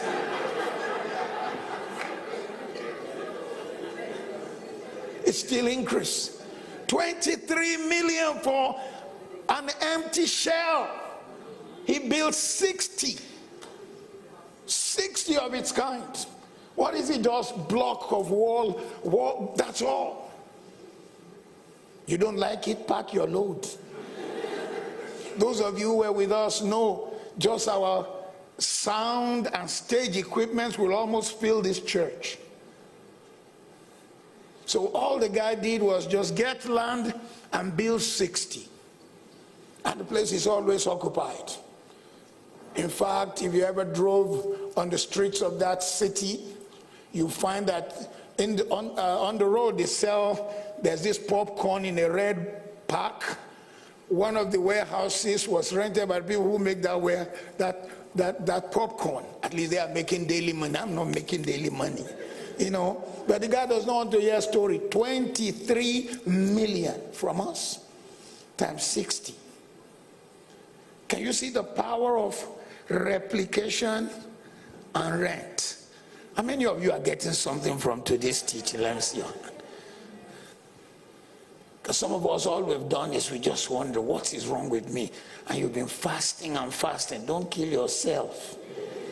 Along with your fasting, get all these people's teaching and let it change your life. Is somebody hearing me? Rental properties allow you to leverage the asset you have. Properties appreciate in value while bringing in rental money. So this guy whom I mentioned, with those 60 warehouses, the place is appreciating while he does very little, and yet it's bringing him money. It creates power for passive income. So it's passive income for this guy. Passive time is increasing the value of his warehouse. In fact, I've told myself it must not take Crusade CCRW more than 2 years to build our own warehouse. Because we have I have the land I can give the Crusade. I have a 1 acre site I could give them to build, you know. It gives you cash flow. That is, rent of property gives you cash flow. I like you to say cash flow. You are able to outsource to property managers also. I've never met the guy, and he's collecting my 23 million every year. He just said, oh, I have respect for that man. I see what he's doing. I'll give him 5% discount. Thank you very much for 5%. So, choose a good rental business idea and build a solid business plan. Build a solid business plan. One of the things Mr. Ogunera didn't tell you is that he built one of the most powerful logistics companies in that country. And they move things. Many don't even realize that's another thing. You just see large trucks moving. You didn't know that that's what some people are doing. They ensure they got money, bought some large trucks, they're into logistics. The company that helped us to move our equipment and the food we distributed and the medicine charged us for the event we had about 30 million Nigerian currency. Jeez, that's where the money goes, man, you know what I'm saying? Other rental business include wedding equipment supplies. Did you know that's a big business? Party supplies, furniture rental. I didn't know furniture rental was big until we built a home. It was a surprise house for my family. Furniture we ordered didn't arrive on time from Italy, and my family was about to come to the house. And someone said, yeah, there's a furniture rental company. What do you need? How many beds do you need? You mean people rent out beds? They had everything for rent. And they charge very well. What they do is, in fact, is that by the time they only do 4 or 5 rentals, they've gotten the money of the original buy. The remaining rental is profit. Vehicle rental services, you heard what I just said? You see, because I don't want to put so much money in logistic trucks for our crusade, because we only run once a year. If I buy trucks, then it sits down, and anything you pack, what happens to it? You know, it depreciates. Next time you just see the tire has gone, they say, but nobody's driving it. Where did it go down? Yeah, it will. Clothes rental. You know, not every wedding you go to that they bought those dresses you're looking at. Storage rental. The worldwide vehicle rental market is worth $92 billion. Just vehicle rental. I don't know if this is where to say it, but I like to shock you by letting you know that Uber is now worth $11 billion, but they don't own one vehicle.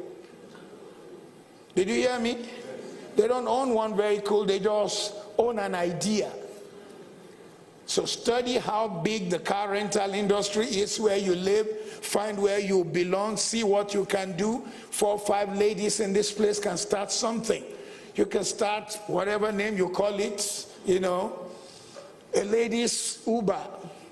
I've not seen many ladies Uber in London. 4 people can come together, put it together, have a strong legal documentation, create something.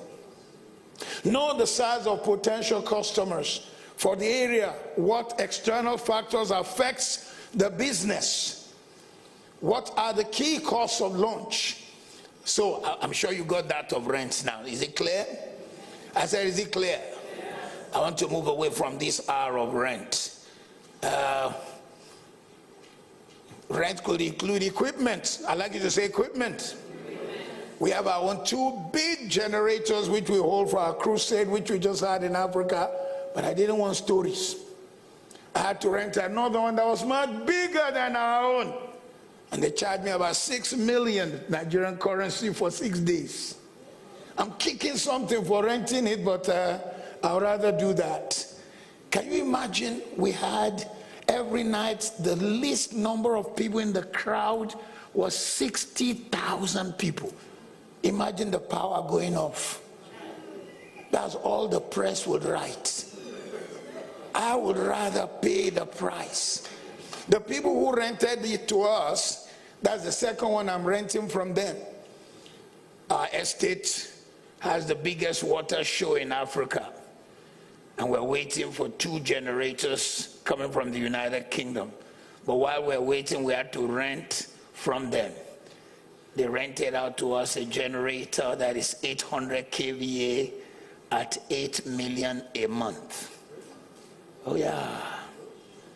Somebody is smiling while you are just walking around looking for a job. Wake up in the morning, rush to work, come back home, have some food, watch television.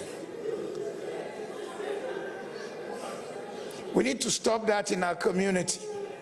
And you will be the first to stop it. Because something's going to happen in your life. Change is coming. Tell someone change is coming. Number 5 out of the 9 is royalty. Oh my God. Royalty. Every time you went on, what are all those platforms where you listen to music now? Spotify. I know you know all the names. Every time you click and they only charge you 10, 20p, or I don't know how much they charge. I don't know how much. How much does Spotify charge for listening? A couple of p's. It has become the biggest source of wealth creation for musicians today. In the past, They have to produce the record, take it to record stations, take it for distribution. But listen, the Internet of Things have changed the world and the way it operates. That's why the largest music in places like the United States of America today is music from Africa. Some guy just goes, he makes noise, I'm not available. And the next thing, it makes him $1 million in a month. What did he say? I'm not available.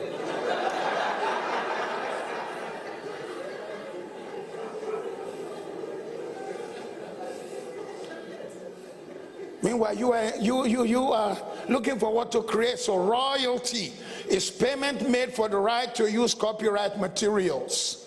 Radio, in the United Kingdom, in the Western Hemisphere, they don't play your music without paying you. In some places I shall not mention, they'll play it. And if you quarrel, they will say, we are helping you to play your music. We own a TV station in this church. You find that we don't play too many music because everyone whom we play, on principle, we pay them because we are a station of integrity. Because royalty is powerful. Royalties come from work as a musician, as an author, as an actor. Royalties. One product can change your life. He was looking at prison. He was going to go to prison when Lord Archer wrote his first book, Shall We Tell the President? It sold like crazy and changed the story. I don't agree with her books. She was looking at bankruptcy as a single parent when suddenly she wrote the book for Harry Potter, and the rest became history. And in the history of mankind, maybe you don't know, she's the most sold author ever, outside of books like the Bible. Most sold. She was going. The book was rejected by 57 publishers before his wife picked it up and got it printed. The Power of Positive Thinking by Norman Vincent Peale has been translated to close to 100 languages. Royalty. As a musician, you can play live, sell merchandise, offer fan subscription, collect public performance royalties, collect all mechanical royalties, license your music, social video monetization, make money from YouTube, teach music, special music sponsorship. There are many of us who are here. We don't even realize the power of royalty. Creation of it, intellectual property, intelligence, YouTube skits, any creation.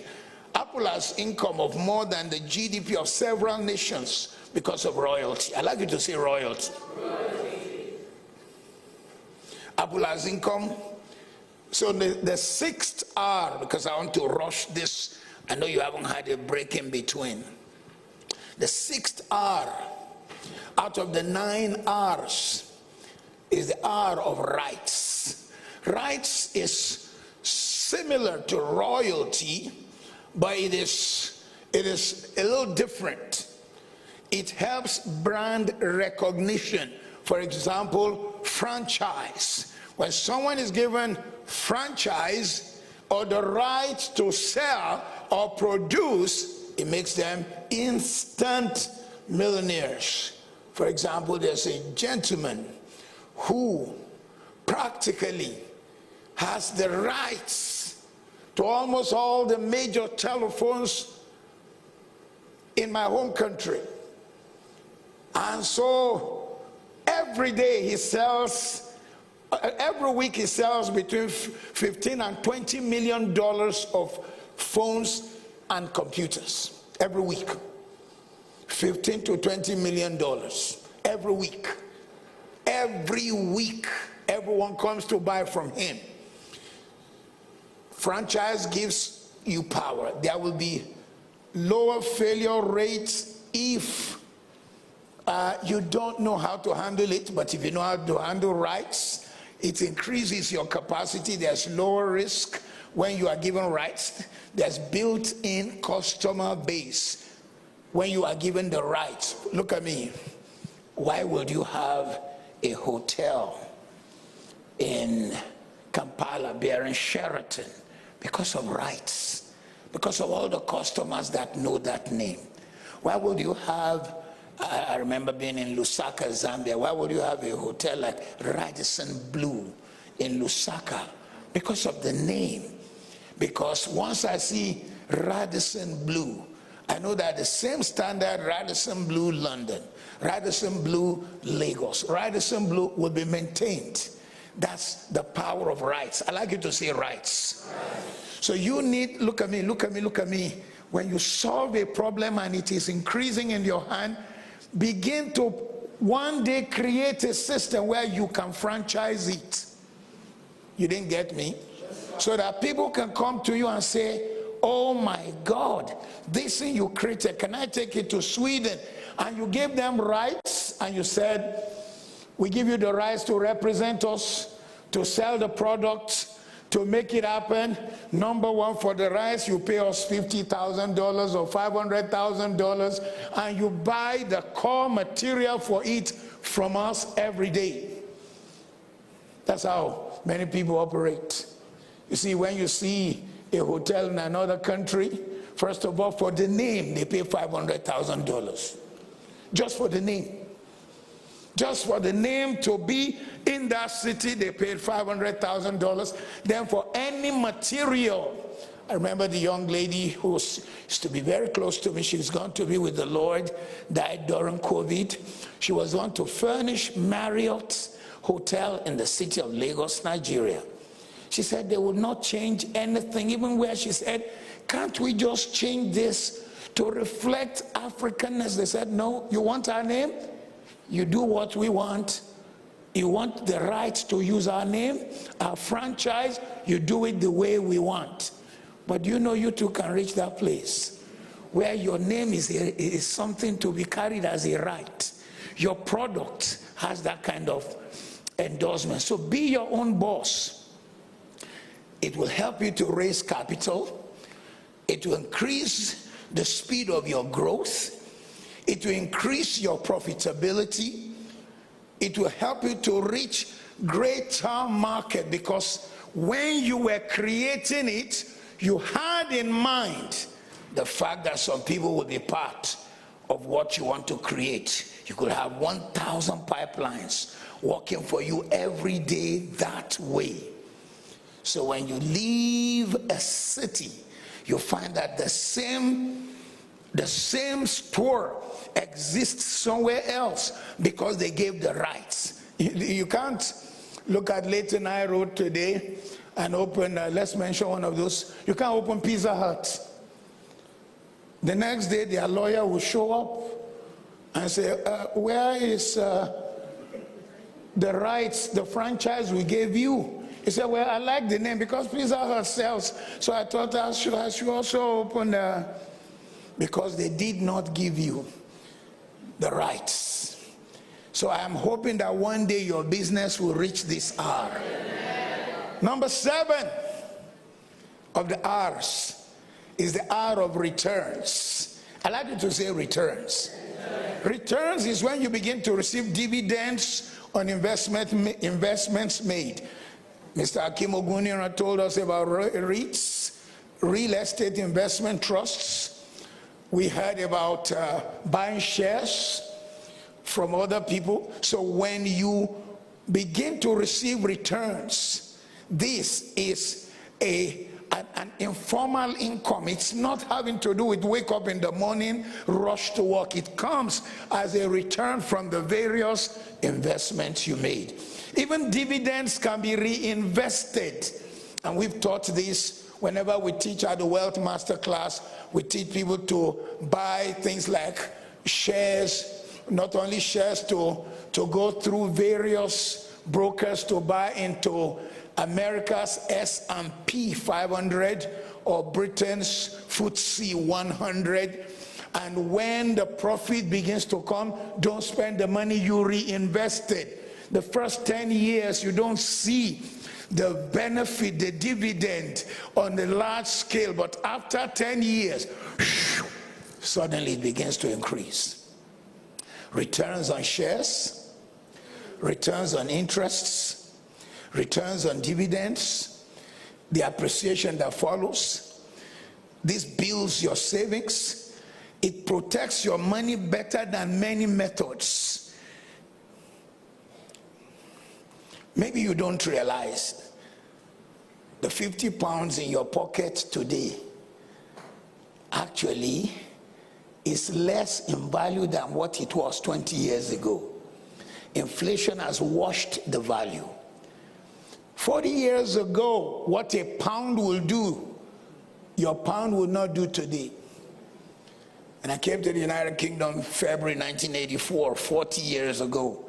A loaf of bread, no matter where you bought it, whether it's Sainsbury's or anywhere, was 18p.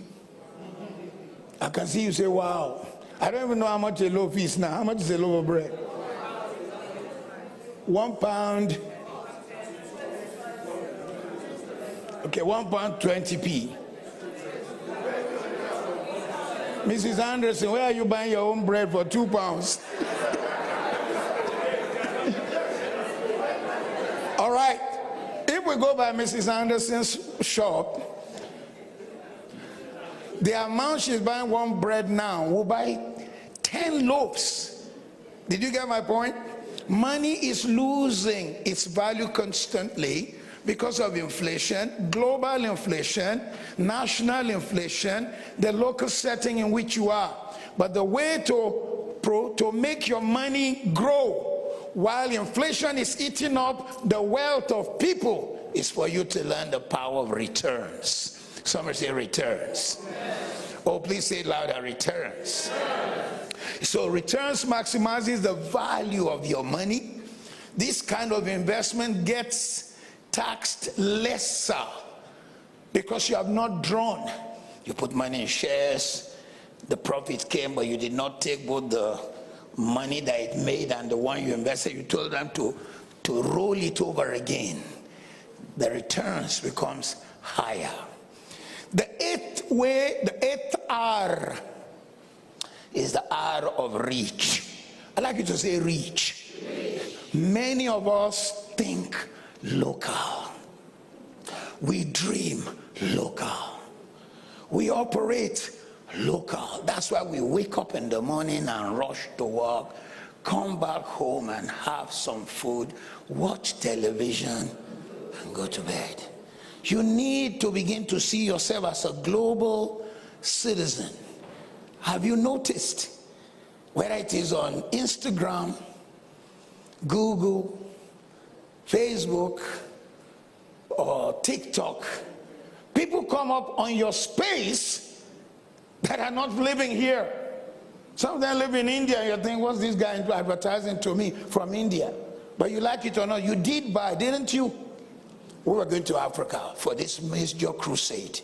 We're going to give out clothes. We're going to give out food. We're going to give out things.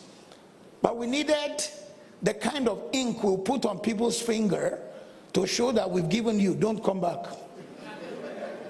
We could not find that kind of ink in England. The one we found before election ink here in the UK can easily be washed, and those guys were smart. Last year, as we were putting it on their finger, they were coming back. I have not received at all. So we had to look for where you could get the ink that wouldn't wash easily.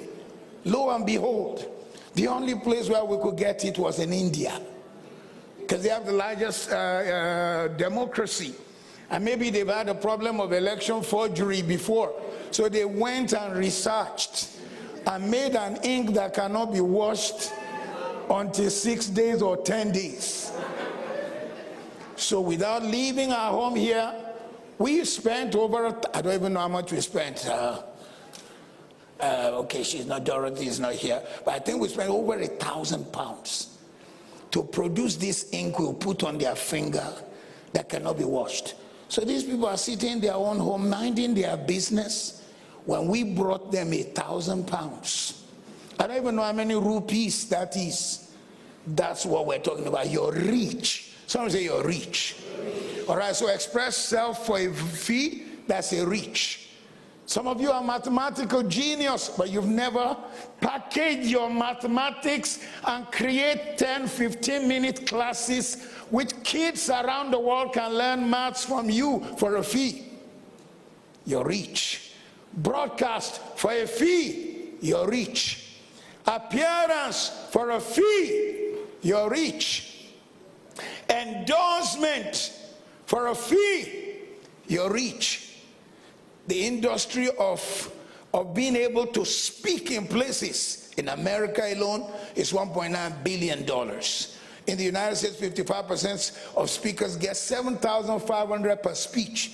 I hope our speakers today will do it for free. Thank you very much.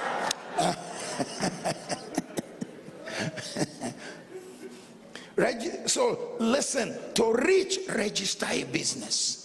Some of you, you are fantastic. You've done training on counseling people. You say, but what do I do? Which problem have you found? The fastest way to make wealth is to find a problem and solve it. Tell your neighbor to find a problem. Find a problem and solve it. You are surrounded by money. There are problems in the United Kingdom. Loads of problems. Family problem, marital problem, counseling problem, juvenile problem. Don't let someone from another community be the one to come and solve it. Then they charge you. Get trained. If you need to train in speech, get lifecoachtraining.uk.com to train you. Begin to make presentation. Define an area of expertise. This R, 1 hour of reach is bigger than 1 year of salary. Yeah. 1 hour of reach is bigger than 1 year of salary. You could make up your mind, you train yourself, you say, look, I've noticed we have these young male black kids in secondary school. Let's choose one local government. Don't tell them I chose them. Tower Hamlets. Or Newark. Young black kids, male, troublesome in school, but just needing coaching and mentoring. You package a whole training program. You sold it to the local government. Maybe you didn't know some people are already doing it and collecting money, and most of them not in our community.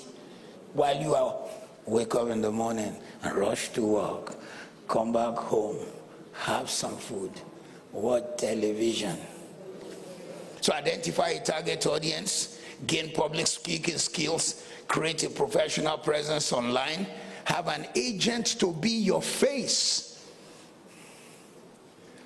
Reach should include several things: diversity and equity, sustainability practices, leadership for the 21st century, technology and cybersecurity, stress management and positivity, goal setting, prioritize success. Topics could include mindfulness, life change, conflict resolution, servant leadership, health and wellness, change management, innovation and creativity. These are all the things that can be. But the 9th R is the R of revolution. I'd like you to say revolution. And this one, I move out of real estate. I move out of everything else. I'm saying our world is going through a revolution. Come up with concepts, ideas that are revolutionary. Forcible overthrow of a social order in favor of a new system is what a revolution is.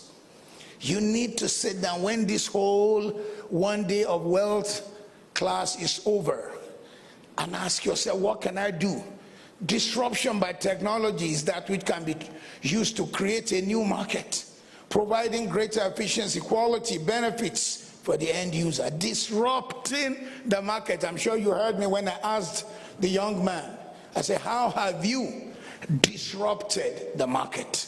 You see, I looked at the several things I could teach today, but I chose these 9 R's because I felt they summarize many things. Many of us stay in R number 1, which is a rate.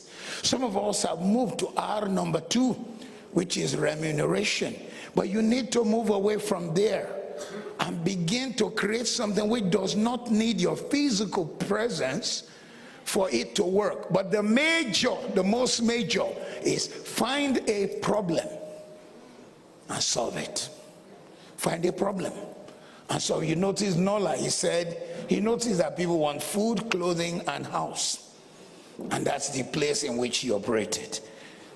Revolution can include wearable technology, separating blockchain from Bitcoin, the Internet of Things, computers with sight, interfacing from machine to machine, machine to human. Some of it sounds so out there, like it's not you. But many of these things are you. You can make it happen. Improve mobile technology, cloud storage of data. You know, if I were a biologist and I'm African, the first thing I would think of is biotechnology that can be inserted in people's body, has no consequence to their body, but can make them traced. The biggest problem right now in Africa is kidnap. I've just given you an idea. I wish I had the money to make it happen. When people are carried away, nobody knows where they are, and they may be next door. And they are looking for them 100 miles. These kidnappers are charging. In fact, one set of kidnappers recently in my country, they threw away the country's currency. They said, no, we want dollars and pounds. Because it's the latest business. But imagine if somebody has a chip in their body. You know, what's all this use of us reading all this biology and microbiology and biochemistry, and we cannot apply it to stop these illiterates. And there are such microchips. They are now being put in animals. In fact, it's the way they study animals in places like all those big parks in East Africa, Serengeti and all. They will know that lion, okay, travel from Namibia, it's now in so and so place, because there's a chip on it. Why should an animal be more important than humans? I'm just telling you how to make money, and you're sitting there. You better grab it quickly. Better cybersecurity measures, immunotherapy, programmed advertising, less invasive medicine, online education, 3D printing, online metaverse. There are several things. So the 9th R is the R of revolution. I like you to say revolution. And you need to sit down and ask yourself, what problem have I observed? How can I solve the problem? Then how can I scale the answer? Did you get that? Find a problem, solve the problem, scale the solution. You'll be a millionaire. That's the truth. You find a problem, you solved the problem, you scaled the solution, then you will create wealth. And while you are scaling the solution, disrupt the space and the economy. Look at me, one of the greatest challenges, and look at me. If you're going to start business, don't queue at the back. Please let me tell your neighbor, don't queue at the back. Because when you queue, you are just starting. The people in front, we've not even patronized them. Why should we come to you, number 10? Disrupt. Let them notice you. I made up my mind that when the real estate company we were going to introduce, I was going to do what they didn't think I could do. Everybody knows me, oh, Pastor Matthew. They've known me that way. I made up my mind, I'll put my face on it and I'll say, this is what we want to build. We disrupted the industry. I'm not going to tell you how much we sold, so I can get home safely. We disrupted the industry, and everyone's, who is Macarius? Those who have been around 15, 20 years. We sold what they did not sell in 25 years and 6 months. In 6 months. And they were, where are they coming from? Because I didn't come to queue. I came to change the line. Because I didn't come to wake up in the morning, rush to work, come back home, have some food, watch television. So listen, in wealth creation, you can stay at the R of rates, or you can move to the R of revolution. But any of the R's you choose, move away from the first two. At least from the R number 3, which is rent, your story begins to change. Your story begins to change. Once you scale anything, life also changes, story changes, everything changes. Thank you very much. Thank you, thank you, thank you. As our host,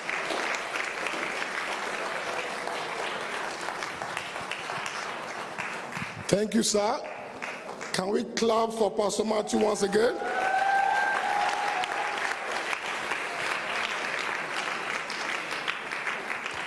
Have you all been blessed today? Are we getting value? I tell you, for someone who invests so much in education, this will have cost you nothing less than £1,000, £2,000 in the city of London. And we're getting it for free. I want to charge everyone to take advantage of this seminar. It can revolutionize your life. Take action. There's a reason why this was brought to you today. Because Pastor Matthew wants to change our community. Either we agree or we don't. He is the first person that transformed the story of people of color. Many of us today own properties in this land because of his teaching. Own your property, buy your council flat, and many people are millionaires today because of those teaching. So, don't be an onlooker, do something. It's flew people from all over the world to come and be part of this event today. Thank you, sir. Mr. Kim, thank you so much for sharing your wealth of knowledge. Benita, thank you so much. We appreciate you. And those who have joined us online as well. Pastor Lumide Emmanuel, Nola. See, word creation is a formula. Blueprint, formula, template. It can be anything to you. But at the end of the day, you have to find your own thing. We had Emmanuel talking about vehicle. How do you want to get there? You want to walk or you want to fly? So I want to tell you what we have for you today. And it's your choice. We just want to take you faster to where you need to be. If you are tired of where you are now, you need to take a decision. How many of us wants to become a millionaire? Genuinely. And I want to charge you that it's not going to happen in one day. Give yourself a 10-year mission, or 3 years, or 5 years, or if you know what you need to know, it might actually happen in 1 year. Depending on your vehicle, depending on your strategy. There's so much knowledge, strategy, and action. Knowledge, strategy, action. Action is like where everything takes place. We've been fed today now with information. What we do with it depends on us. But we want to give you an opportunity to hear more of this and hold you accountable on a monthly basis. So in the Word Masterclass, we have 2-3 products we want to introduce you to. And the first one is the monthly subscription. It's $197. You can scan the QR code if you want to join us. It's a community. And we will guarantee you that your life will never be the same. You had a testimony from our brother from South Africa. He flew down, thank you, sir, just because of the Word Masterclass. If you're not part of the Word Masterclass, you can join today. 197. If you cannot invest £2,364 a year in yourself, you are not ready to start. You are not ready. We still have more things coming. By the time we're speaking with, the panel, we're going to be interviewing some of our speakers. You will see how much they've invested in themselves to get to where they are today. But I want to tell you, brothers and sisters, if you cannot invest 197 into yourself, you are not ready. You are not on the motorway. Just put it that way. And it's not an ad sale. It's there. Take advantage. And if you just want to come and have a look of what we do here, there's another category for you. I think it's £90. Just come and have a look. If it's for you or if it's not for you. And within that period of time, you'll be able to have access to everything that the Word Masterclass have produced in the last 3-4 years. Just maximize that moment. But today, the big thing we want to push today is how many of you will want Pastor Matthew to mentor you personally? How many of you will want Pastor Matthew to mentor you personally? He can't mentor everybody. It's just one person. We've got space for 24 people today. And it's going to cost you. It's not going to break the bank, but it's going to cost you.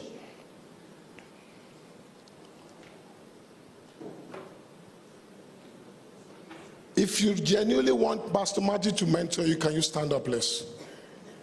Before I tell you what it's going to cost you. It's a lot of money, but it's worth it.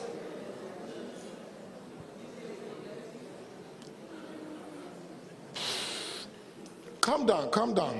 Come closer. Can you walk down here? Walk down, walk down. You must be walking, you are not a student. And this is not fate that you are going to fate it. And it's not Pastor Matthew alone that is going to mentor you.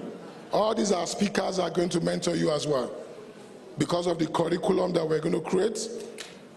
But the whole goal is to take you from being broke to becoming a millionaire. It depends how badly you want it, but it can happen. I'm a living testimony. When I came into the mentorship of Pastor Matthew many years ago, he's my spiritual father, is also my mentor. I only owned 2 properties then. Today, God has been good. I'm not a property millionaire because of those teachings. And that is what we want to do for you lots. Pastor is not here, okay? If you really want transformation, change is here. One of the key things that Pastor wants to see happen is he wants to raise 10,000 millionaires. And it's not just because he wants to just say it. He means it. He wants to see it happen. He's 72 years now.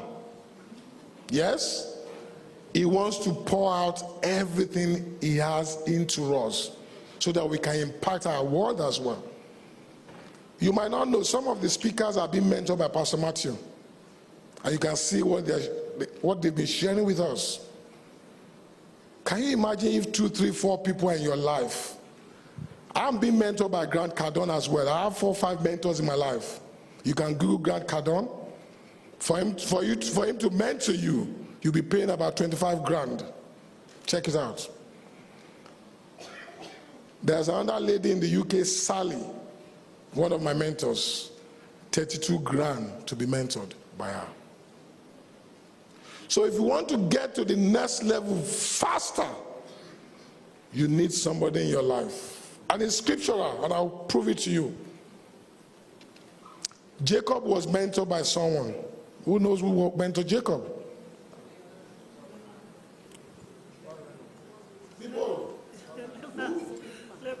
Laban. Paul and Timothy. The 12 disciples were mentored by Jesus Christ. And in the 12 disciples, we have the inner carcass. Inner carcass. So what you guys are going to be involved is the presidential inner circle. That's the inner carcass, which means you can relate with pastor, you can relate with the team, you will be privileged to have access to our power team.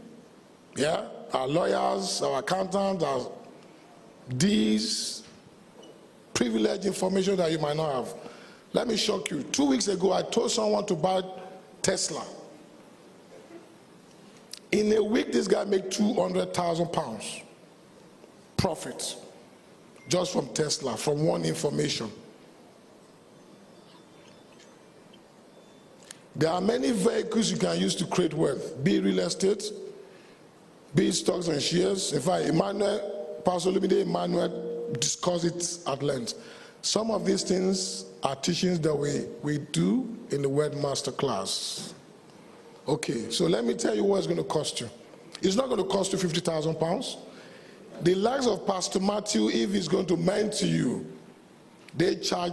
In fact, if you are going to have a dinner with Warren Buffett, it's $500,000 for 2 hours, for just 2 hours. You can check this out. And some of the top leaders out there, 50,000, just to spend 1 hour, 2 hours with them.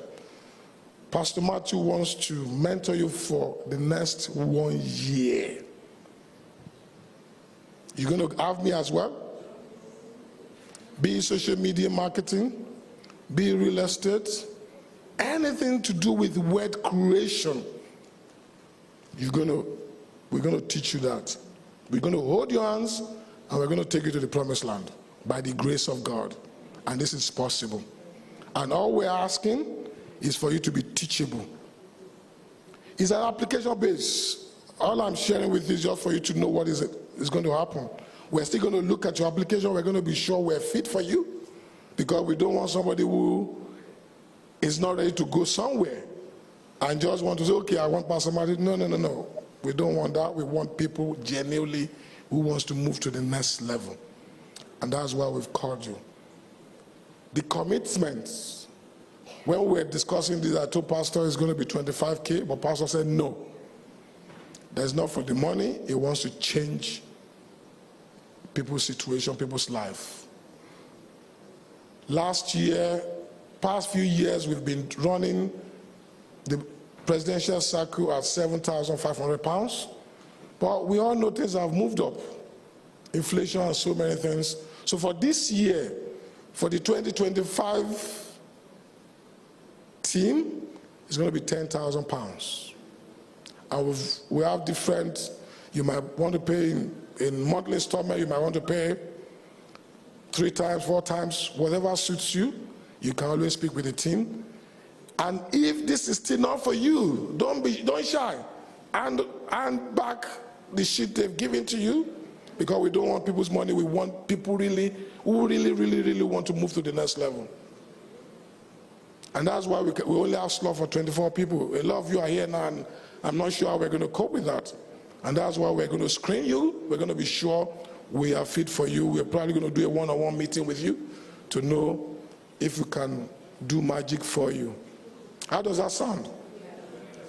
And for those of us that are online with us, you can also signify, just send a message and somebody will reach out to you so that we can do this, and let's change our lives in 2025. The year 2025 is going to be an amazing year for everybody.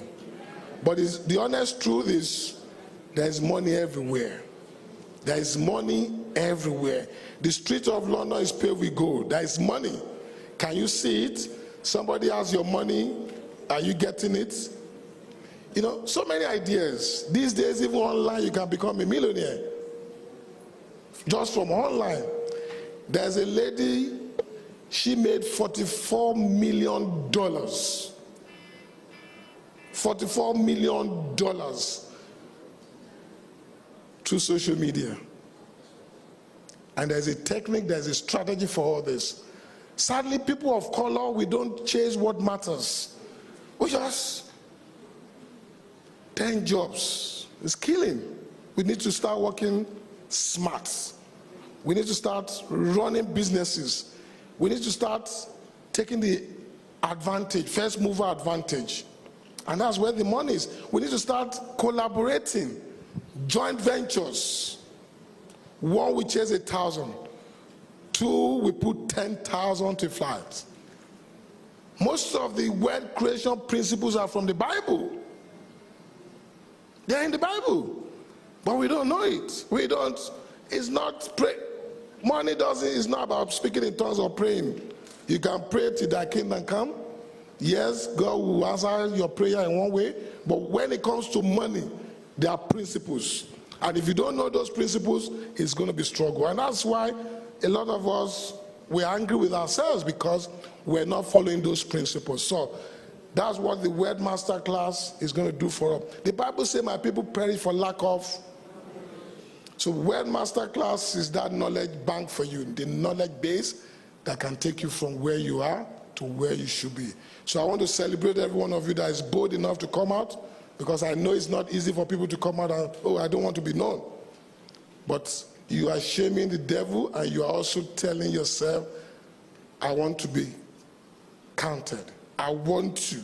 Because the sad truth is, when it comes to success, it's not easy.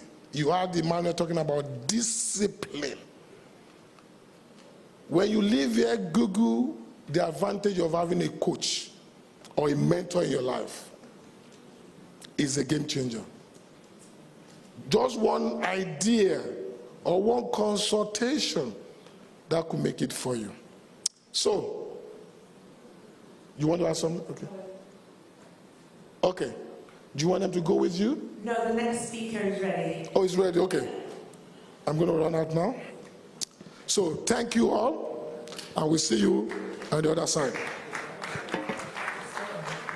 So for everybody that didn't get a form, thank you, Brother Mayowa. Brother Mayowa will be around, I will be around also. For everybody that didn't get a form, you can take my number at the end of this session, or you can email, so I will give you the email, money, M-O-N-E-Y, master, M-A-S-T-E-R, class, but with 2 Zs. So CLAZZ@gmail.com. When you send an email, we will then send you the application to join the Presidential Circle. So as Brother Mayowa said, there are various courses.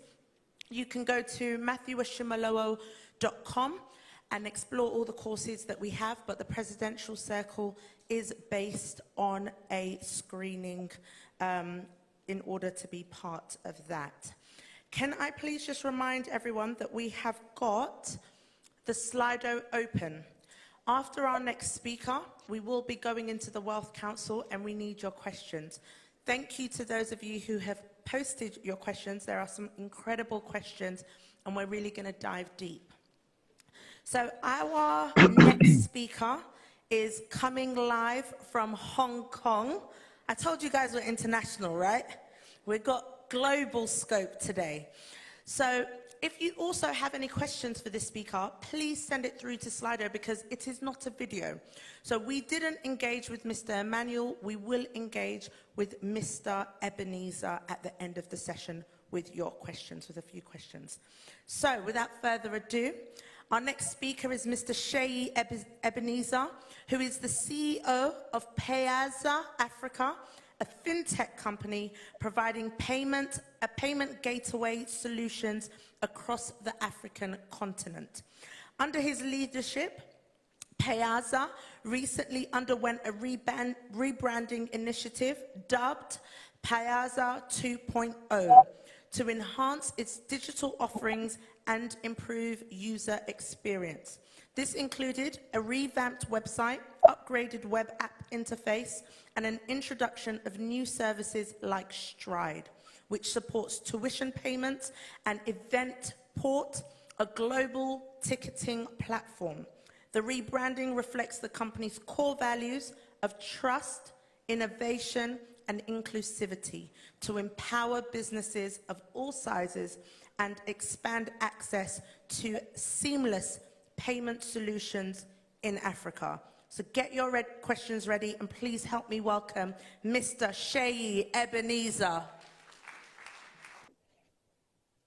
All right, good evening, everyone. I guess it's echoing over here. Welcome, Mr. Ebenezer. Okay, can you hear me, please? We can see you, but we can't hear you yet. Okay, probably let me sign out. The team are working on the sound. We can see you, but we can't hear you.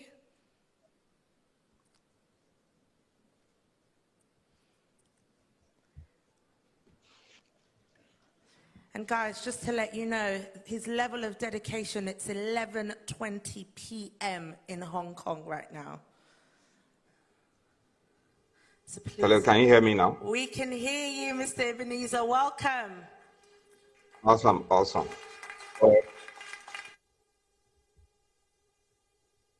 Good evening, everyone. Still echoing at my end, please.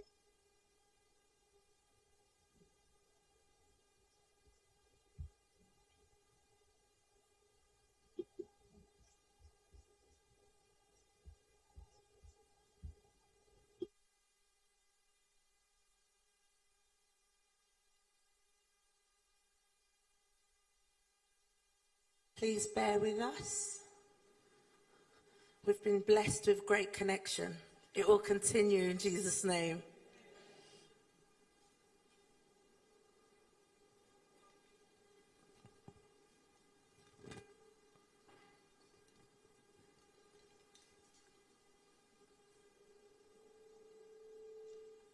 Okay, whilst we wait, can I ask everyone to log into their Slido and start popping in your questions?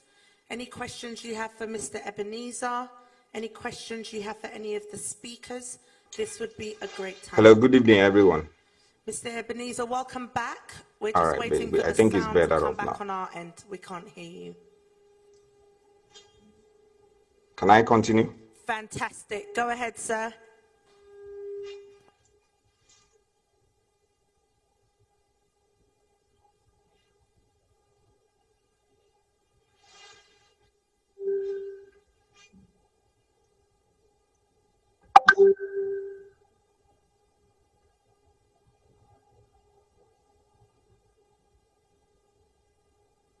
Okay, can I continue? Is it okay? Yes, sir. We can hear you perfectly. Okay, awesome.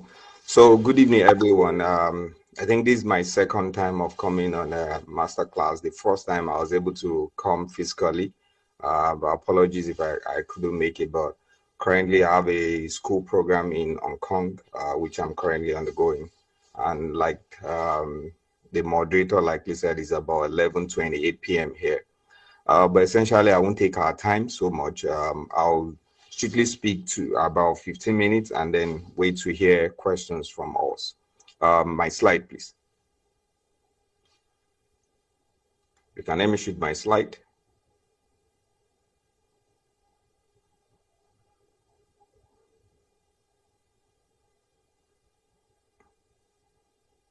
All right, in the absence of that, I think I'll just continue. Essentially, this evening, I would like to speak to a particular audience, those who are upcoming within less than 40 and below. And I'll share my own experience coming from audit to corporate finance and then into fintech. I started my career in KPMG, then moving to the banking industry. I did a lot of work around corporate finance, and then next, and then dive into technology.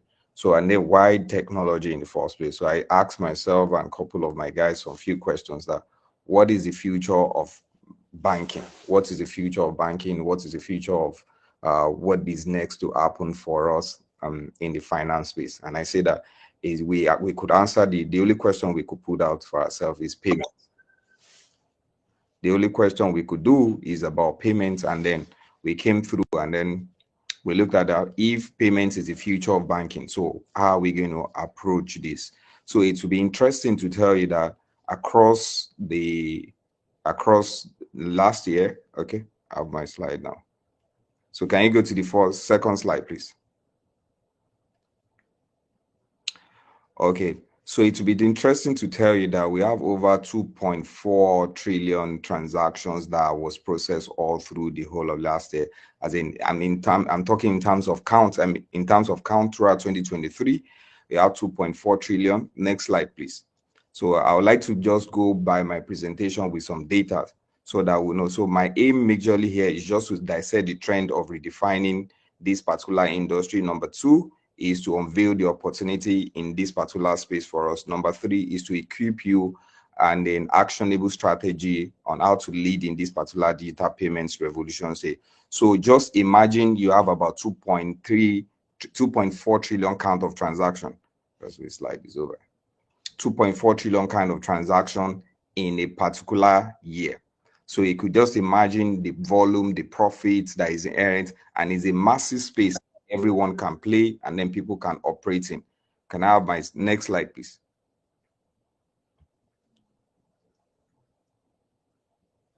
All right, so I'll spend much time on this. So we have about the total 2.4 count of transaction was processed.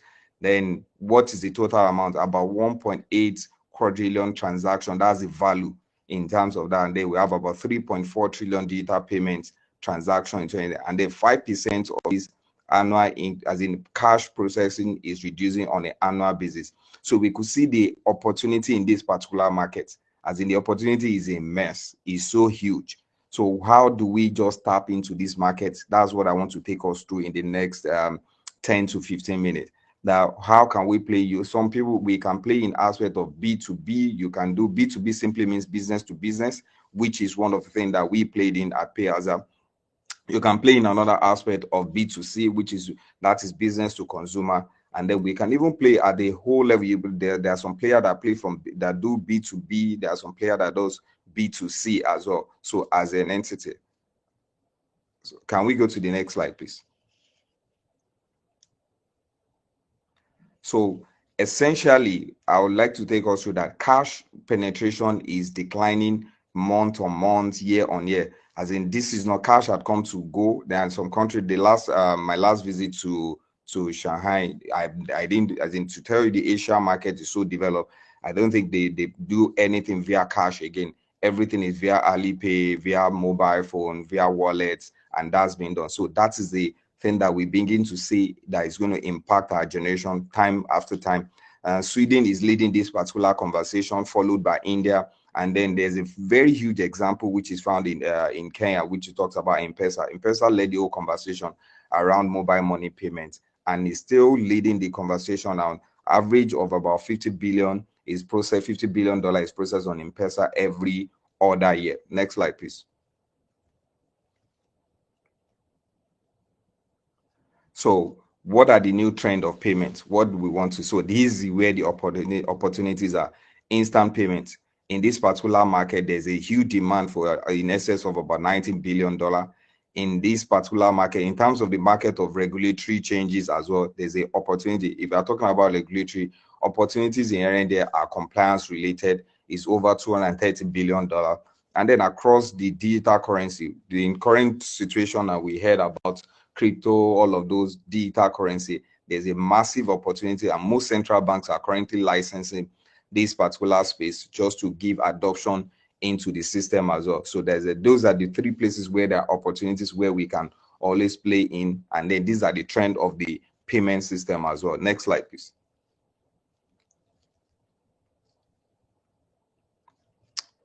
So the markets where there are opportunities that we can harness. Number one, Latin America, which speaks to the part of the North America as well. Part of North America, we can have, this is a huge market as well. Africa is a huge market. Total Africa population is about 1.7 billion. 65% are considered youth. The 75% of arable lands are even in Africa, going by the statistics. If you look at the total population in Africa, is consistently growing on average of about 3 to 4% year on year. So you can see that there's opportunity inherent in Africa, which is one of the reasons why we started. Payasa currently we're present in almost about 23 African countries.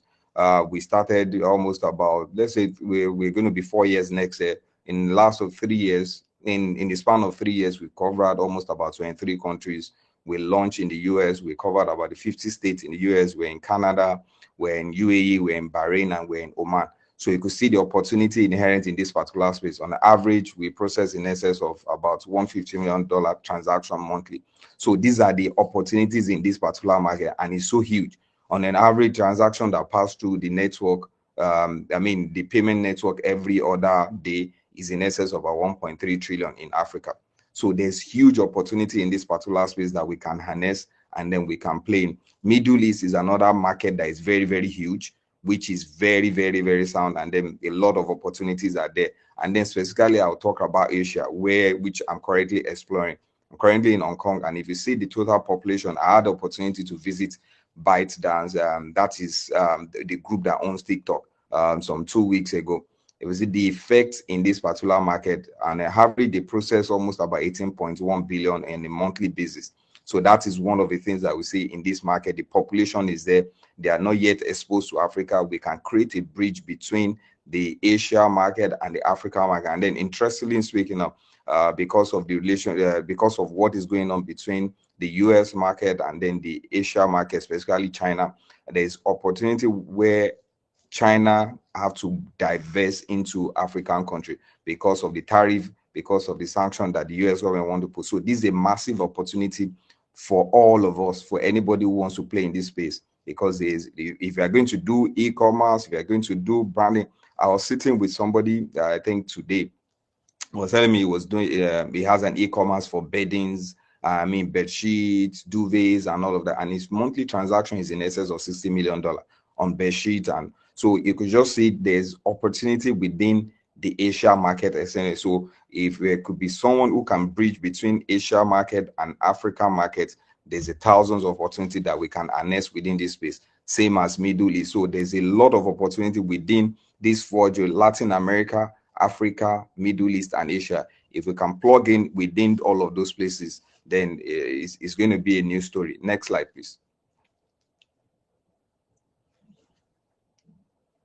So these are the verticals that are viable. So number one, e-commerce. So if you know the story of Alibaba, as in if you know the story, there's no age for brick and mortars again. Building bank branches, building stores, all you can do it. I heard one of the speakers earlier said that somebody made almost about $44 million on online transactions. It's doable, and then people are making a whole lot more on this. As in, currently we are valued at about 1.1 billion USD, and these are transactions that are visible and then across almost everywhere. So these are some of the things that we can engage and then we can enjoy. Look at the e-commerce space. These are very huge opportunities. You don't need to build. All you need to have is have a dedicated website, lead your products, and then Pastor Matthew talks about logistics. So all you need with e-commerce is just plug in a workable logistics suite. So if you can imagine enough volume of transactions that pass through Shopify every other day, somebody can build Shopify for Africa, which is one of the things we are engaging and then we're trying to do as well. You can build Shopify for your county. You can build something that is going to bring up a marketplace where there's going to be a community-based engagement. So once there's community-based engagement, there's going to be transaction. That's the major thing that e-commerce is talking about. And then there's another thing that they call BNPL, buy now, pay later. BNPL is another huge market. For some of us in the West there, we know about Klarna Pay. Klarna Pay, I happened to sit with the owner sometimes ago. So this same thing, he came in from Sweden to do the business in America. He just came for a course. Unfortunately, we're in the same school. So he came in for a course in the school, and from there he was able to sell his product and say, okay, fine, I can make a payment for you while you release the product. And that's how buy now, pay later came into existence. The company, but they never went IPO. It was bought over almost at $6 billion. So that's one of the things that can happen. So because one of the reasons why BNPL can function very well in the West is that there's data, there's security. So that can be done as well. So BNPL is another huge space where we can harness. think my slide is moving up and down. Another space where we can harness is cross-border payment. Cross-border payment is huge. So most of us, we are Africans, we are we are from Pacific, we want to send money back home. So most of all of those apps that we use, you can engage in all of this because the market is so huge. We have about 156 trillion. It's a market of 156 trillion every other year. So no one can even harness all of these markets. As much as we can innovate and then ideate around these markets is another thing. And then the last point that I'm talking about is data monetization. So you hear today that oil is not, or crude is not the in thing. Data is the in thing. At each and every point in time, you must keep data. So anybody that can work around data is another huge opportunity, because most of the transaction, money, equipment, everything that we do really process around data. There are companies today that they live. The most valuable company today in the world is NVIDIA. And NVIDIA does not even have a shop. NVIDIA, all they are doing is just chip. And then what chip is relying on is data. So you can just see NVIDIA is bigger than the whole of any bank you talk about. NVIDIA is bigger than Apple. NVIDIA in terms of valuation. So you could see how data can be very important and then very useful. The next slide, please. So this will be like my final slide, which also, so what you need to do is just identify the gap in the market, which I've explained. Embrace the tech early. So don't look at whatever business you are doing, infuse technology into it, build a strategic partnership. You don't need to create a new business. Once you see a functional business, just build on partnership. Partnership is what we leverage on across technology. Leverage regulation as an opportunity. Regulations make, so anywhere you see there's a tough regulation, believe that there's money in that particular system. Anywhere that you see that is very tight, so that's an opportunity. So that's the strength that we use in our expansion opportunity across different jurisdictions. And then scalability. So don't build something just for yourself that, oh, once we are already making $2 million, oh, that is okay. Have a bigger mindset. That's one of the things that I learned from Pastor Matthew years back, listening to him, as in the Holy teach, have a big mindset, have a bigger mindset.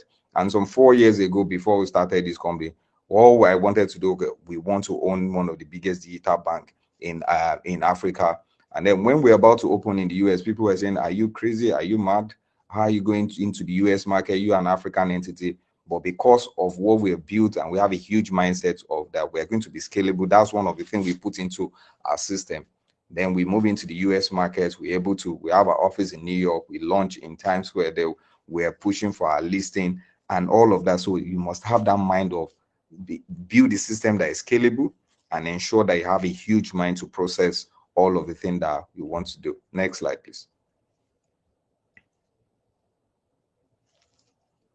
So, and this will be my find how to scale and sustain the payment ecosystem. Number one, you must build customer-centric innovation. So you don't want to build something that you're going to beg somebody to use. You build for value and then invest in talent. This is very critical. As in I do tell people that if you want to see a very good company, you must see a good HR.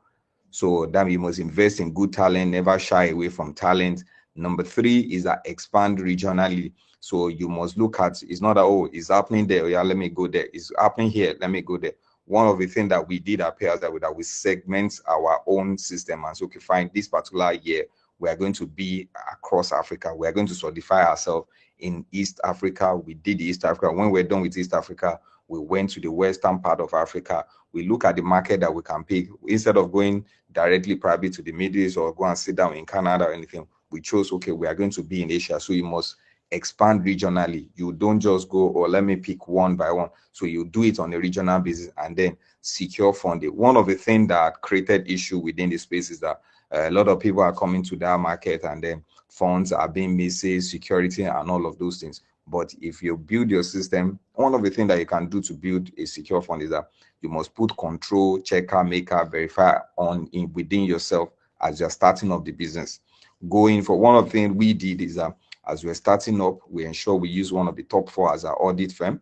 We put our processes that is not relying on one person. So we are audited by Deloitte. We have our investment grade rating. We listed ourselves. We ensure that all of those processes does not rely on us. So that will help. And then the people that are going to be seeing you, so you invest in ESG, you ensure that things are done appropriately. So that even though if someone comes to you that as a person, can you invest or can you do business with this company? So you can answer by yourself, okay, I can put my fund, I can put my investments in this kind of business. So there are thousands of people that come that I've shared with Pastor Mark several times. This person will come, oh, I would like to buy shares in payouts. I would like to do this. I'll just tell them, okay, God have not spoken to me yet to sell.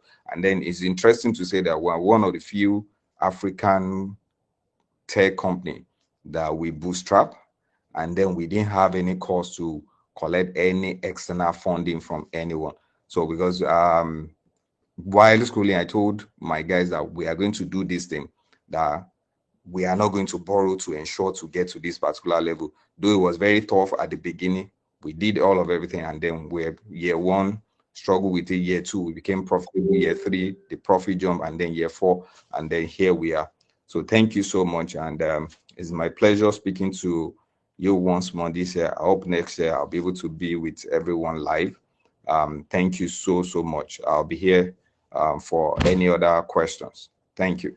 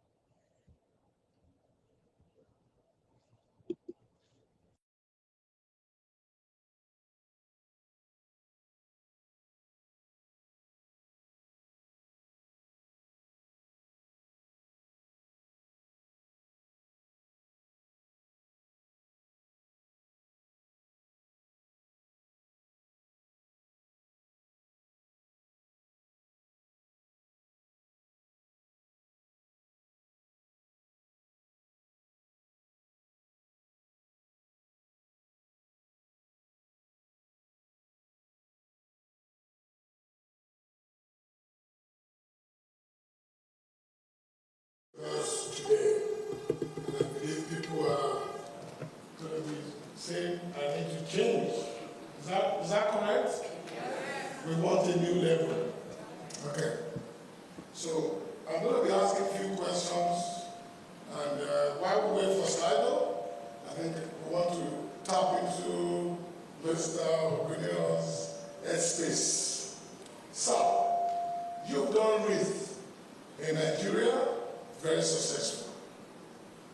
For us in the UK, and for people of color, people of faith, what will you advise us? How do we take massive advantage of this incredible opportunity? Even though REITs can be anywhere in the world. But for us in the UK, how can we leverage UK and Africa? Okay, thank you very much.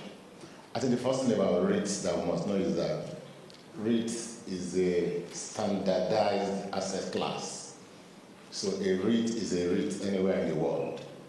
Even though it originated in the US in 1962, the standards all over the world are the same. That was why in my presentation I showed what we call the defining characteristics. So it's either an asset class is a REIT or it's not a REIT. Now, UK entered the REIT space in 2012, and today there are 48 REITs in the UK. Market capitalization 40 million pounds as at this morning when I checked. So the reality of the matter is that the REITs are there. Now, why it's good to invest in REITs is that number one, I forgot to mention, it has tax advantage because a REIT is tax exempt. So the government will not tax the REIT, will not tax your dividend in your hand because so it's either it is taxed in the hand of the entity or in the hand of the REIT holder. That's a major advantage, and there is certainty. And because a REIT is like a share in a company, it is near liquid. It is the real estate asset that is very close to liquidity. So you can make up your mind to invest in those REITs, but like I said, a REIT is a REIT. The standards are the same anywhere in the world. And the distribution in the UK is 90%. When a REIT collects rent, for example, of £10 million in a year, you are sure that that REIT is going to distribute £9 million. So if you own 200,000 units in the REIT, you can calculate how much is coming to you, and it's tax exempt. That's the advantage of the REIT. Thank you, sir. My follow-up question will be, as a community of people of color, how easy will it be for us to set up our own REITs? Okay, so REIT is usually based on, there are two types of REIT. It is either a development REIT or an investment REIT. An investment REIT is when you already have properties. You aggregate those properties, you aggregate the value, and then you put it in a vehicle. So it's possible, for example, for people to come together, look at commercial, residential properties that they have as a community, put it together and put it in the REITs. And for a REIT will be listed on the stock exchange. So the standards, governance, everything is very, very, very strict. But if you meet those standards, you can put the assets together and put it in a REIT. That's investment REIT. You can also do a development REIT whereby you apply for license, you raise the funds, create the vehicle, and follow through the same process. So it's either of the same way. But the important thing is that a REIT is a global asset class. It is the same. When we started REITs in Nigeria, there were issues with taxation. So at that stage, it was clear that we didn't have a global asset class. We were not complying with the standards. But over the years also, we have moved in that line, solved all the regulatory problems, and that's where we are today. So what you're saying is, for people here now, we can come together, 10, 20 people, we've got few portfolios, and we can create our own. Absolutely. And if you're looking for a consultant,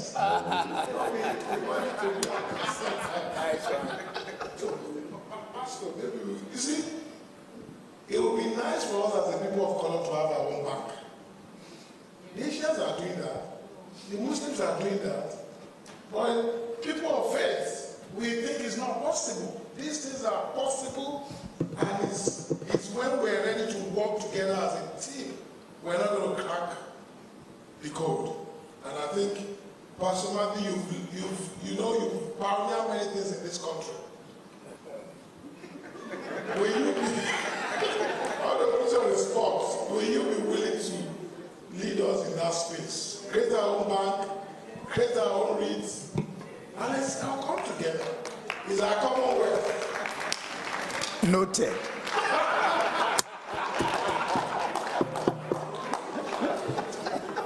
That's an idea for someone up there. It doesn't have to be Pastor Matthew. Any one of us can lead.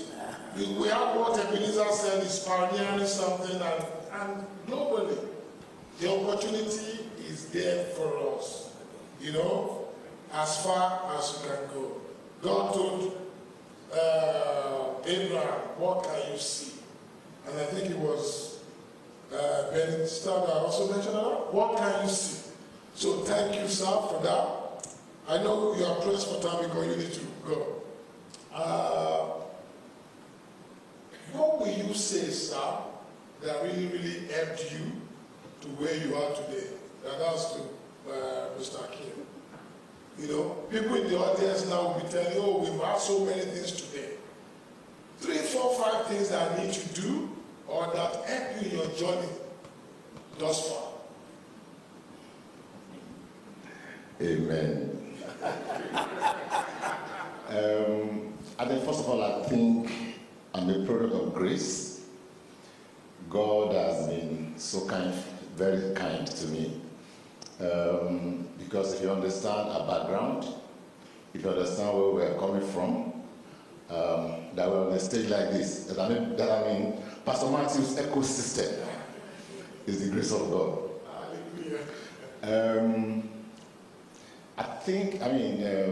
Was another dimension hard work. And the first thing is that we need to diligence. The Bible teaches diligence. So we have to be diligent. Every opportunity that I've been given, I've taken it very, very seriously. Every opportunity. When I was coming from the airport today, I was talking to the guy who came to pick me. And I was talking about Pastor Matthew. I was talking about his Ibadan program. So I gave him a proverb, which he didn't understand. I said, I haven't seen Pastor Matthew over the years. The Yoruba say, Ataton Lantaokiti. So he said, do you understand that Yoruba? I said, it means that you don't somersault midway. When you want to somersault, once you start, you have to go all the way. And that's what I've seen with Pastor. Anything he does it, he does it with guts, When I first met him in the lobby of Transcorp Hilton in Abuja, I summarized all his books for him. Said, I read all your books, sir. And I said, what I enjoyed most was Be the Best. There's a chapter in Be the Best, chapter 6. No gods, no glory. That was the story of Esther,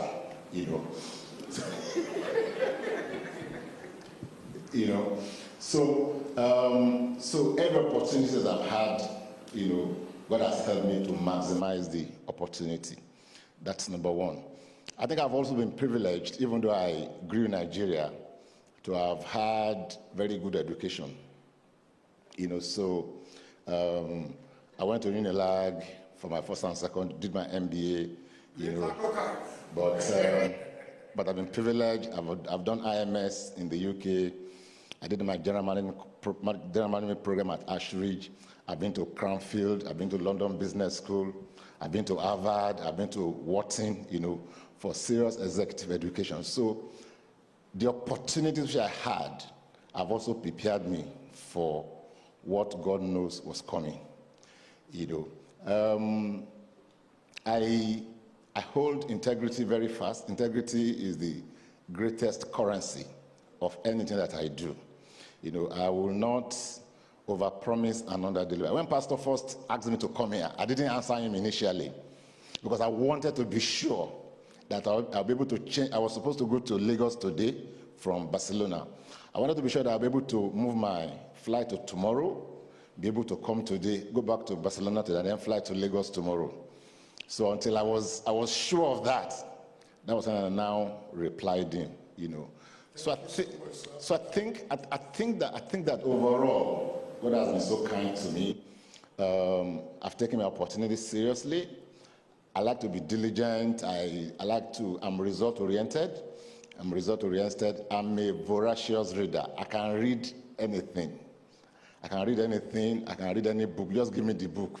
I've summarized it. I've taken like from today now, I've taken what I wanted to take from her presentation. I've noted what I wanted to note. From Nola, I've noted. In fact, when I get back to the office on Monday, there are some things that will change in my office based on some of the things that I've had today. We have to. I'm also a strong driver for execution. Just do it like Nike. A lot of us, when we leave here today, we are inspired, but if you don't act immediately, you will lose the steam. So I also encourage you, as you go with the inspiration today, do not, after church tomorrow, don't let it just fly away. Monday morning, start acting. Execute. So those are some of the things that have helped me over the years. Thank you so much, sir. Thank you. I hope we're taking notes. These are $1 million answers. Okay, so we've got a few Slido questions that have come through. One of the most popular questions is, how can you get into property with little to no money? So I think this is maybe something we could put across to all of the panel. Okay, so property is, so when we're comparing asset classes, we typically like to compare properties with stocks and shares. And the main difference is that with very little money, you could start buying stocks. With property, you need some money. But today, the opportunity for co-investing, co-ownership, joint ventures, and things like that has also made it possible for people to pool their resources together and start something. So you could do co-investing, you could do co-ownership.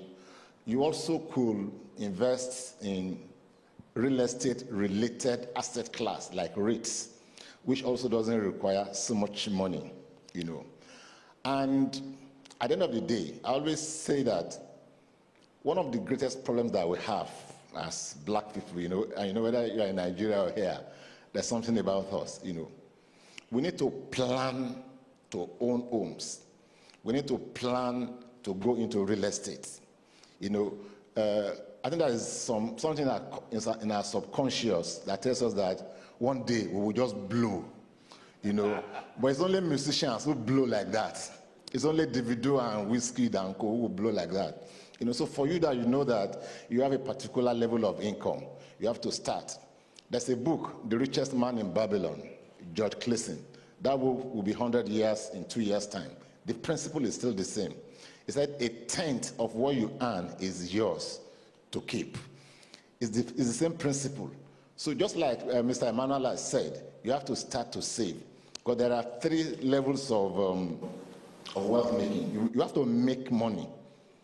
When you make the money, you manage the money, and then you multiply the money. Is that principle. So you need that discipline to start. And I always encourage people with properties, just start. When you have that opportunity. When my daughter came to this country first in 2014, and we're trying to look for a house to rent, and all the issues around renting, I just said, it's not possible to even buy a property in this country. Meanwhile, over the years, when I was in UAC, as I was coming, all my money they were paying me, I wasn't spending the money as such. I would just spend small. I was just putting the money here. So by the time I was ready to buy the money, I had more than enough money to pay the deposit. And that was how we bought the property in 2014. Here, today, the balance of mortgage today is less than £20,000. The opportunity came. We were ready for it. We took advantage. So we have to start planning for the future in terms of real estate. For many of us, the single largest investment you will make in your life is your real estate investment. You have to plan for it consciously. Let it be ringing in your head. When you hear everywhere you go, let it be part of anything you do in your family, in your discussions with your children, with your wife, with your husband. Be make it a front burning item, and then it will happen for you by the grace of God. Before we let you go, sir. You have to let him go because it's like it's 7:30. One more Yes. Three books. Give us one. 3 books that made an impact on you. 3 books. Oh, so many books made impact on me. Of course, Beat the Birds, you know. I liked Who Says the Elephant Cannot Dance, Louis Gessner. And I like Good to Great, Jim Collins, you know. And of course, Be the Best, Pastor Matthew Ashimolo. Thank you, sir. Thank you very much. God bless you. Thank you so much, sir.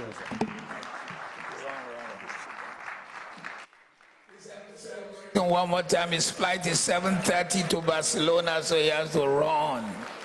And it's already a bit late. All right. Okay, we'll take off from that. I think I want to drill the detail into it. And we'll go to the area of business, since you're a chartered accountant. What are the 3 or 5 major mistakes you think businesses in our community, mistakes they make, and what they should do? I know you mentioned some few things, but obvious mistakes that we make that is not allowing us to grow as a business owner. Oh, you want to know? Oh, okay.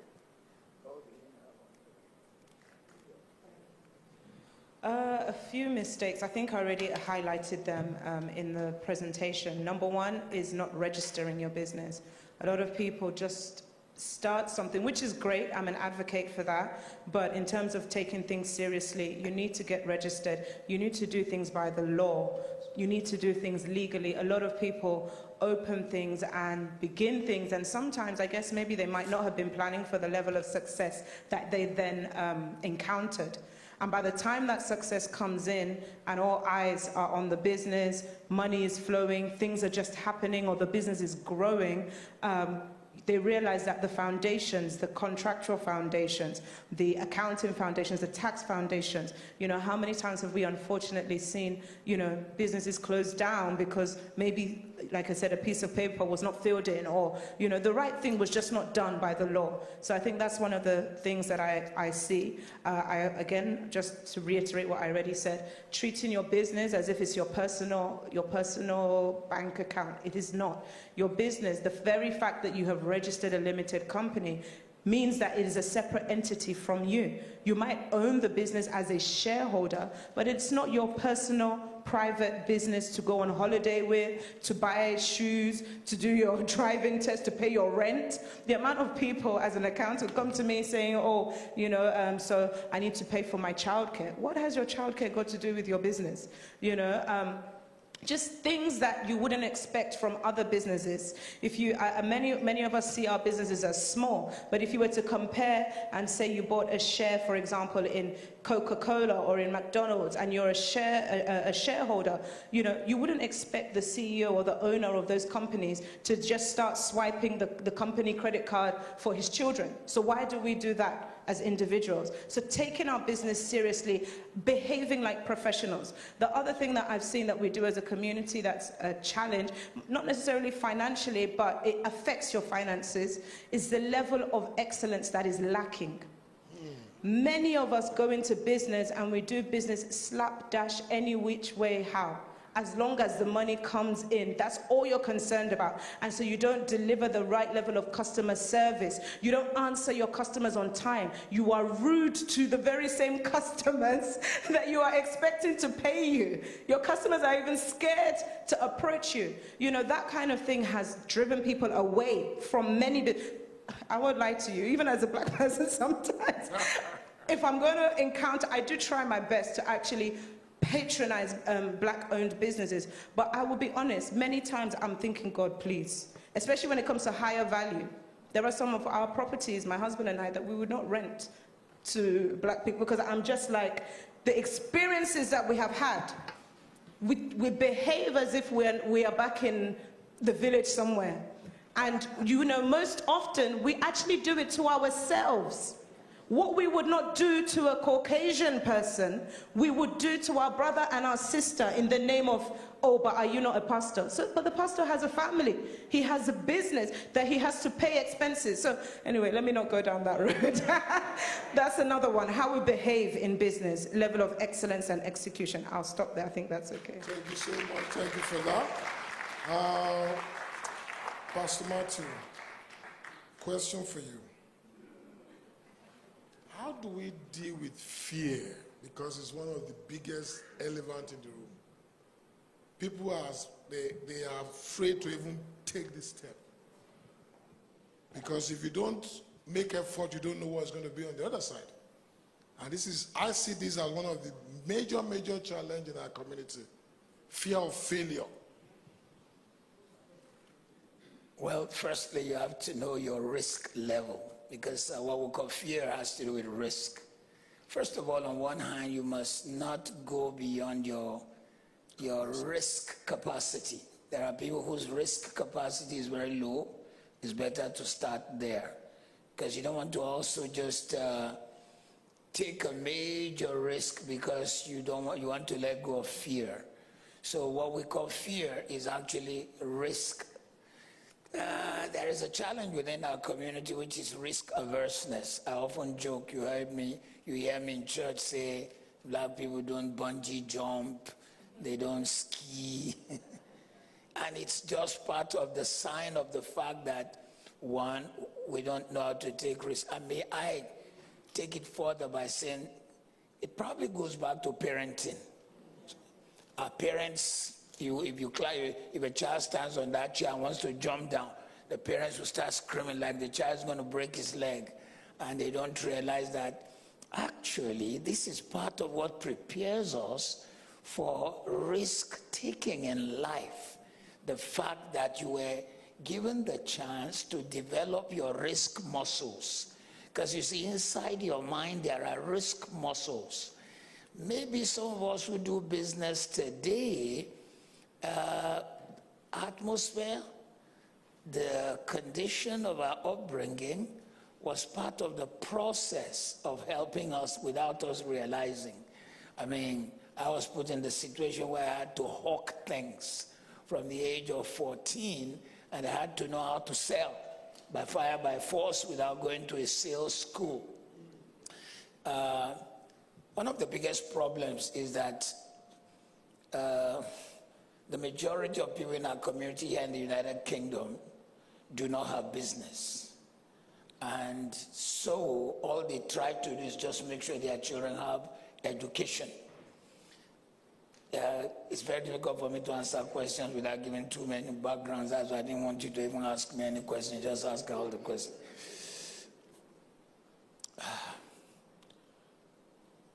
If you notice, a good number of people who are wealthy, who are of African descent, their children cannot maintain the business because the parent, they find their catharsis by using their children to cure their lack of education. So the first billionaire in Nigeria, for example, his name was Ojukwu. He was so wealthy that it was his Rolls Royce that Queen Elizabeth used when she went to Nigeria. But his first son, he sent to Oxford. Because he didn't have education, he sent the guy who later became Brigadier Odumegu Ojukwu to Oxford. So Ojukwu comes back, he can't run a business because he was trained in middle-class lifestyle. So there is a challenge that business people don't know how to raise their children to take risks. They give them all the education, they don't know how to take risks. So may I say that one of the ways to bring balance is to let the child take the risk. If they break the leg, tell them, sorry, pick up yourself, try again. Next time you might not break your leg. So how do you avoid fear? There is no way you will not meet with fear. It's just that there's good fear. Forgive me to use Hebrew. When the Bible says fear the Lord, the Hebrew word yachre is a good fear. You heard Hakim say, it's a privilege to stand with Pastor Matthew. It's just a good, respectful fear, which is different from destructive fear. So how do we avoid fear? There's no other way. What do I do if I want to start business? Start. How do you eat an elephant? Little by little. Start with one property. Don't take too many risks. As that property is going on, then take educated risk. That's what she just told us. Make sure the systems are in place, then take the risk. So educated risk is the best way to handle bad fear. For example, if you're afraid, he who is afraid to throw the dice will never throw 6. If you're afraid to, for example, to do property in Africa, you will never do, because there, the sharks there, they don't take hostage. I don't know if I answered. All right.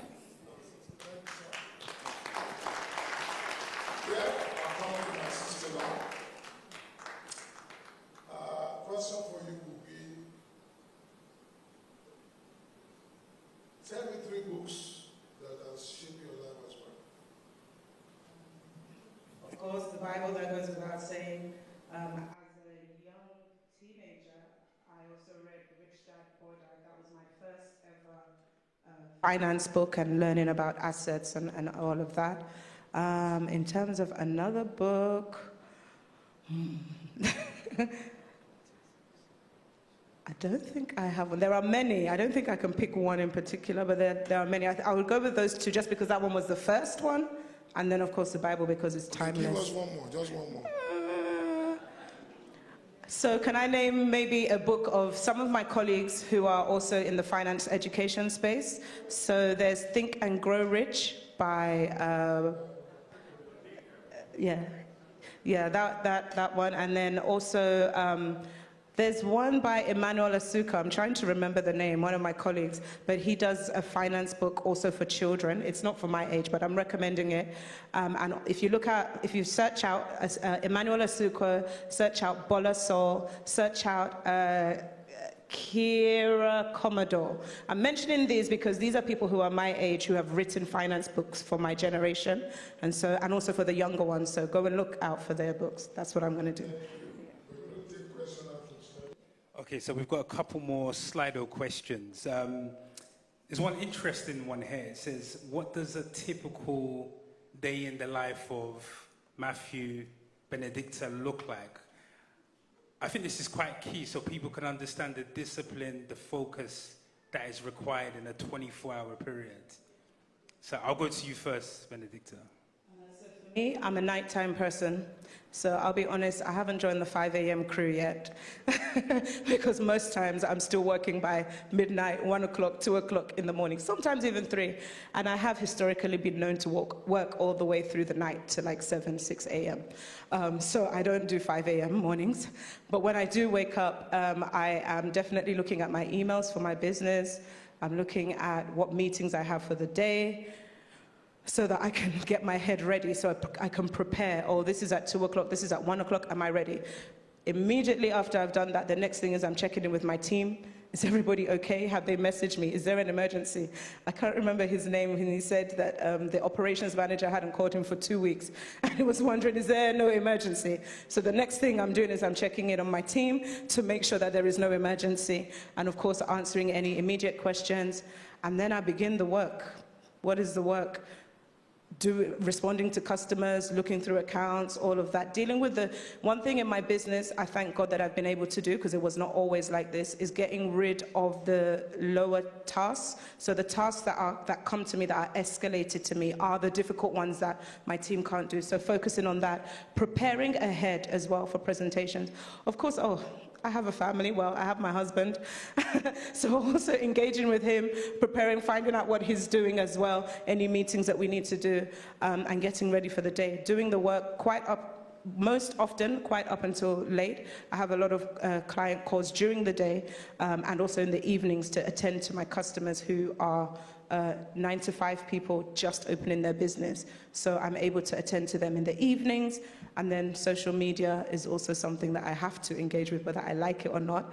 And I would encourage anybody who is in business to do that as well. So yeah, that's probably what I do most of my day. And then in the evenings, of course, after making dinner, having dinner and all of that, most often I'm either watching a series with my husband, or we are watching a preaching.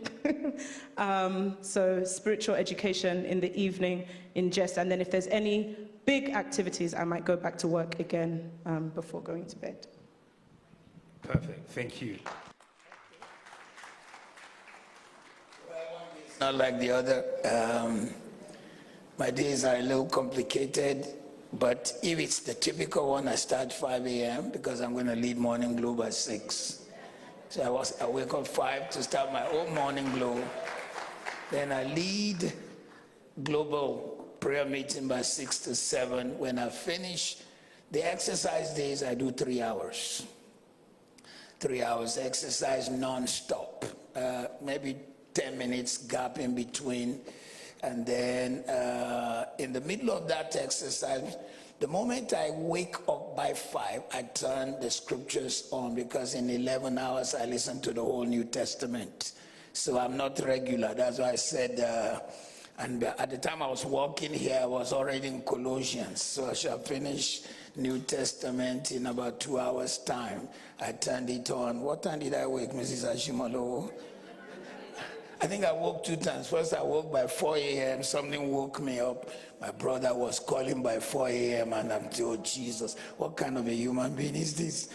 And for me, I have a problem. I must not see light. Once I see light, sleep goes.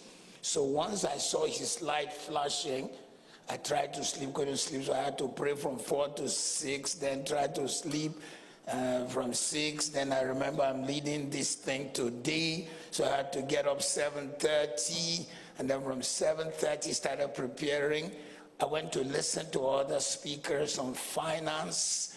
So not one day is the same, but typical day I listen to the whole New Testament in 11 hours. It's madness, but not everybody does it. In a week, I read 4 books, so my life is not regular, I told you. What else do I do? Tell me, Mrs. Ashimolo, what I do with my...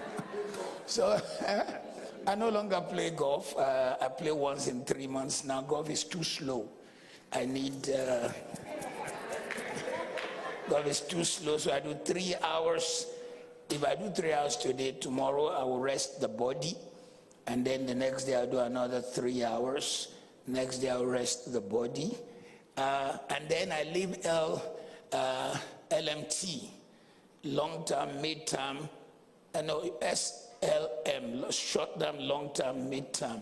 So when I wake up, there's a short-term goal I fix.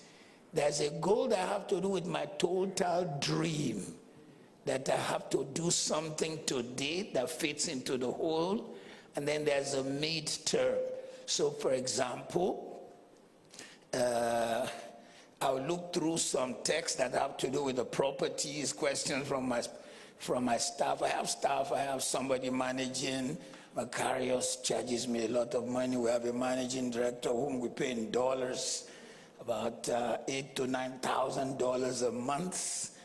Yes, if you need the job, make sure you qualify and come and take over. So my life is not one straight one, but one thing is clear. I look at the totality of where I'm going. There's the amount I want to have as liquid if I retire. I don't know when. But if I ever retire, I want this kind of amount. So I'm doing short-term goal that takes me there, mid-term goal that's taking me there, and long-term goal that's taking me there. And that long-term goal is part of what I do every day. And in the midst of all this, tomorrow's sermon has to be ready because it takes 20 hours to prepare. Many don't know that. They think you pick the Bible, Particularly if you are a 50-year preacher like me, it's very easy to see the message, but that's dangerous. So it's important to still go through the 20-hour process of looking, because if you take the time to allow the Holy Ghost to do the 20 hour, he may just jump on one word. Those who are in Ibadan will remember I never preached, come unto me all ye that labor and are heavy laden before. But the Holy Ghost made me stay on come for 20 minutes. And then what was the next word? Come, take, learn, rest. 4 words was what I preached to this 60,000 crowd.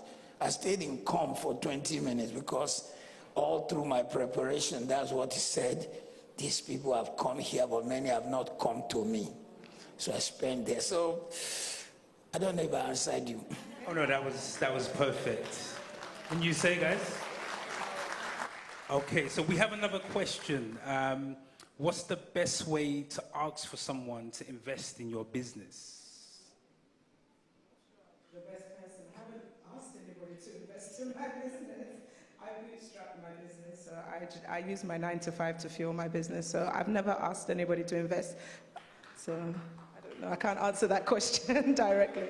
I think taking what she said and what Nola said and what everybody said, first of all, put your books together, like she said, as an accountant. Make sure your company is properly registered. Legal documentation is done. One of Pastor Matthew's book is called 30 Reasons for Owning Your Own Company. Is it 30? I think so. And in the book I said, 30 reasons for owning your own company, because if you own a limited liability company, like she said, the company is an entity, and you are an entity. And once you begin to create wealth, people target you, but they can't touch your company. So if it's an entity, what's in that entity they cannot touch? Somebody may want to sue you, but they can't sue your company. And if they sue your company, they can't touch this, in the words of MC Hammer. So number one, like she said, create legal structure. Don't do shortcut. Please forgive me for this illustration. I was looking at some guy's story I was reading today, whom they are likely to deport from the United Kingdom. From the notoriety of how much noise he made in the country, if I were him, I wouldn't take a lawyer of my color. I would take a lawyer. Once I saw the first rejection, I'll go for a lawyer that's much higher. Sometimes we are looking for, okay, I know, Benedicta, you help me fix my account, because we want to pay cheap. So what she said was, get your company properly done, well done, accounting well done. You want me to invest? The first thing I'm going to ask is, let me see your financials. Let me see your system. Who is on your board? Which takes us back to Nola. Nola, in order for people to show respect for his business, looked for people who had been board, who had managed major boards. A person who was CEO of, many of you remember what he said? He said CEO of FedEx and CEO of Mobile were on his board. The CEO of Mobile is now his chairman. Of course, he knows what he's doing. I know Nola. I know that boy. A greater percent of the company, the shares is still with him. If I had to give him an advice, I hope this is not going to reach everybody. Somebody whom they started with who does nothing, he keeps calling that person his co. I said, stop calling anybody co. Because people don't fight you until it grows. If I told him, pay him and send him away, because both of you were bachelors, now he is married. Abraham was very smart. He sent Ishmael where he cannot come back. And so the next thing from Nola is that you see that he now, okay, let me join the two. Nola and, what's the name of the last speaker? Sheyi took Nola to Denmark to go and get ratings for Veritasi that will make Veritasi to have B rating. In the whole of Nigeria, there are now up to 100 companies with B rating. With that B rating, it now means that Nola can go anywhere and they are ready to give him loan. You get the point? The other day I called him, I said, all right, he said, I'm in Saudi Arabia. I said, what are you looking for? He said, I came to look for money. You know why? Because it took proper registration, putting it together. It took good board members. Because you see, it depends on how much people want to loan you. They'll look at your board, decision-making process. Are you the only one deciding? Do you have an MD, CEOs, for example? I just keep talking Macarius. I'm just chairperson. We have a CEO, we have a chief financial officer, we have executive director, we have executives who are on the board. So people look at this before they give you a loan. Therefore, shall I say, if I want to approach a bank, or should I rather say, we are running out of the loan we took out of a bank. We're about to take a bigger one because you have to use OPM, other people's money. So we are talking to a big bank right now, and they're asking for our financials. In fact, they're asking for our 9 months, what kind of account? Management, thank you very much. I told CFO, you have to fix it. That's why the guy said, I want to resign so you can negotiate for more. Do you get the picture now? So everything we did here together comes together.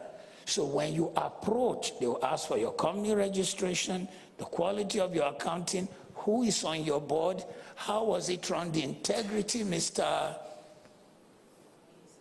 Hakim spoke about. And as the founder of Macarius, I have to show that whatever I took is the director's drawing. Because I had to take to run my crusade, man. That's the reason I started the company. But it has to go into the books as I'm taking my director's drawing, not, okay, want to run crusade, give me some money there. It has to show that I am beginning to probably lose my equity or whatever by using it to run the vision I've always had. Did I answer your question? Yeah, thank you, sir. That was fantastic. She wants to say something. To that, in the UK, one thing I would, a few things to emphasize very, very quickly. Most people that lend to organizations, private investors, angel investors, they prefer for you to actually have two founders because of this decision-making process, because a business that just has one founder is more liable, or more weak, more liable to fall, whereas if you have two people, the business longevity is likely to stay. And then also, number two, register the right kind of business. So what do I mean by that? You have your limited company businesses, you have your charities, you have CICs, you have limited by trust, limited by guarantee. If you're somebody that's going to be going into the space to ask for government grants, most time they want you to have a CIC or limited by guarantee rather than a limited by shares. If that's you, maybe you can talk to me afterwards so that I don't explain too much, but just make sure you have the right kind of registration as well. It's not everything that's limited company, and if you're a limited company, you can begin to improve your credit rating. So just as an individual, you would improve your credit to be able to get loans. As a limited company, you need to start to manage your business finances in your business bank account, maybe your business credit card, etc., properly, pay back your bills, etc., before you will then be in a position to get any kinds of limited company loans. We have just about 5 more minutes to go. If there's anyone in the audience who wants So we're going to take one or two questions. very brief questions. If anyone has any questions they want to ask. Anyone has any questions? Okay, we've got a gentleman here at the front. If we can keep it very Pastor, brief, if you question, don't mind. what motivates you? How do you get your motivation? In most of the things you do, what motivates you in life? Is it because of your vision or because of what you want to do? Okay, I have 3 or 4 dimensional motivation. First one for ministry, I want to win as many souls for Christ before I see Jesus face to face. That's the reason for the crusade we just held. And although we probably had more than 20,000 decisions, the people there, they were not expecting, so they only captured 10,400 cards. That's big. 10,400 decisions for Christ is huge. So that motivates me. It's been all I've done for 50 years of my life. I've been a soul winner. My second motivation is my family. I came from a family that was, I shall use the word R-O-O-T-L-E-S-S, rootless. The roots were not there. So I made up my mind I'm going to raise a family that's well rooted. Because of my sons, I chose to not pursue a master's program. Because of my sons, I chose to not leave home. Because of my sons, I chose to be the one to take them to school, come back home so that they'll do well. Those things were motivating for me. And now in the second generation is my motivation to see my grandchildren do well. And so anyone that bears my name will either end up in Eton or Harrow if he's a boy, and I'll pay for it. And if it's a girl, whatever name they call the girls' school, Cheltenham School for Girls or whatever, I'll pay for those. My motivation is that the name is carried for generations so that I do not repeat my father's curses. So you see, money must have a mission. It mustn't just be, I just want to create wealth. So you can do what? My number one is to make impact for Christ, and number two, to raise a family for generations. Number three is, I've studied wealth creation in our community, particularly in my country. I only know one family that have produced 4 generations. I want to create a system where anybody that bears my name creates 8 generations. So these are some of the motivations. Thank you, sir, for sharing that. I haven't been under your ministry. The question here. Yeah. I haven't been under your ministry for the last 20 years. I see your big heart, compassion. You were doing the widows for more than 12, 14, 13 years. Yeah? You and your family doing that. Now the crusade. Why do you have to do that? Because one of the things you were saying that people were asking, are you aspiring for a political position or what? Because it takes somebody with a big heart to do that, with the resources that is required to pull that kind of a thing through. I think most times people who show compassion is because they have gone through the pain, and so they want to touch lives. When you see people who are dispassionate, they do not know the pain people have been through. And so because we've been through something, that's why we want to touch lives and make a difference. And it's amazing how very little changes lives. Thank you so much. Please stand for your question. Thank you. Thank you, sir. I appreciate the opportunity to speak. My name is Babafola Androdola. I put a question on Slido. It's related to what Benedict has mentioned before. Fortune favors the brave is a very, very powerful, inspirational quote. But what if you are being brave in an area or in a direction that is not your calling? How do you go on the right path? Thank you. I think it's as simple as it says. If it's not your calling, I'm not sure why you're there. Because at the end of the day, you will fail. I always say, my husband and I, we always say, there's no reward for laboring in another man's vineyard when your own vineyard is messed up. So there are things that God has ordained for each and every single one of us. I'm next to the pastor, so let me not be the one to preach. But there are things that God has written concerning us in the volume of the books. And so if he has asked you to go down path A and you're on path B, it's probably not going to be successful. Or even if it is successful, there are no rewards because that is not what he asked you to do. Many times we find ourselves being successful, quote and unquote, in an area that actually is a detraction from the main place that God has. And so I would encourage that person to go on a spiritual retreat, prayer, fasting, whatever you need to do to find the right purpose, the right calling for you, and then go in that path. And if you're still stuck, one of the things I would say, just as an elementary way to know, is the area of your giftings. There are natural giftings that God has given each and every single one of us that we find very easy to do compared to other people. And also in the area of your interest and your passion. Most often, the places or the things that God asks you to do tend to align with your gifting, your interest, and your passion. So that should be a starting point for you. Thank you so much. Everybody is now gearing up to ask the questions at the end. So we're going to have 2 more and that's it. So I know nobody else come to the front, okay? There you go. Please ask your question. Thank you for letting me ask. Throughout your whole journey to success, what would you say the most valuable skill that you used throughout and learned got you to where you are today and kept you there? I think number one would be hunger. You need to be hungry for success. I think joining this question with the first question, fortune favors the brave. You find that your bravery is often in the area of your 1, passion, 2, hunger, 3, the problem you sought to solve. And the reason I say so is because for the man who wants to be into boxing, he's crazy about boxing. And you know, you are not crazy about boxing. But those who want to be part of Formula One, me, I just want to drive home safely.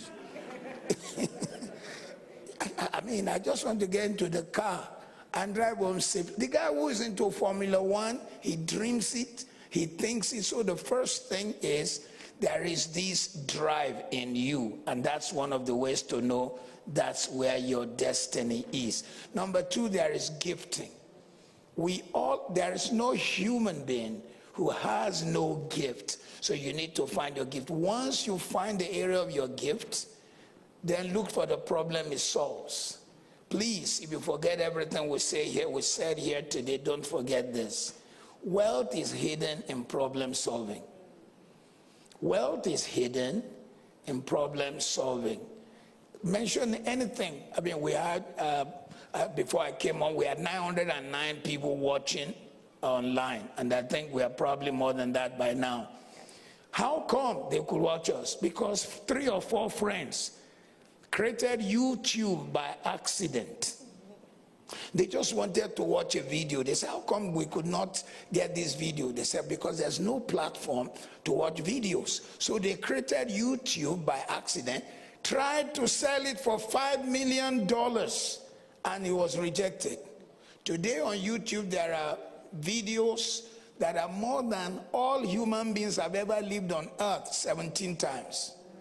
In the process of solving a problem, they created an unbelievable wealth. So solve a problem, find your hunger. That's if you find your hunger and solve problem around your hunger, you'll find greater fulfillment. But the only thing I want to add for anybody who's a young person here, and I believe that Benedicta will agree with me, don't start an NGO until you create wealth. Don't say you want to be rescuing hungry people. We are ourselves hungry first. You know, we just have these lots of young people who say, oh, I want to start an NGO. So that you will do what? I mean, billionaires are putting money in the hand of Bill Gates because he himself is a billionaire. Don't start an NGO. Mr. Eshimolo and Benedicta, I did say no more questions, but everyone's coming out now, so I think we're starting to heat up. This is going to be the final 2. Please, nobody come here. Nobody. Okay, there you go. If Pastor Matthew, if there was one book that you read that changed your life, what would it be and why? Amazing, thank you.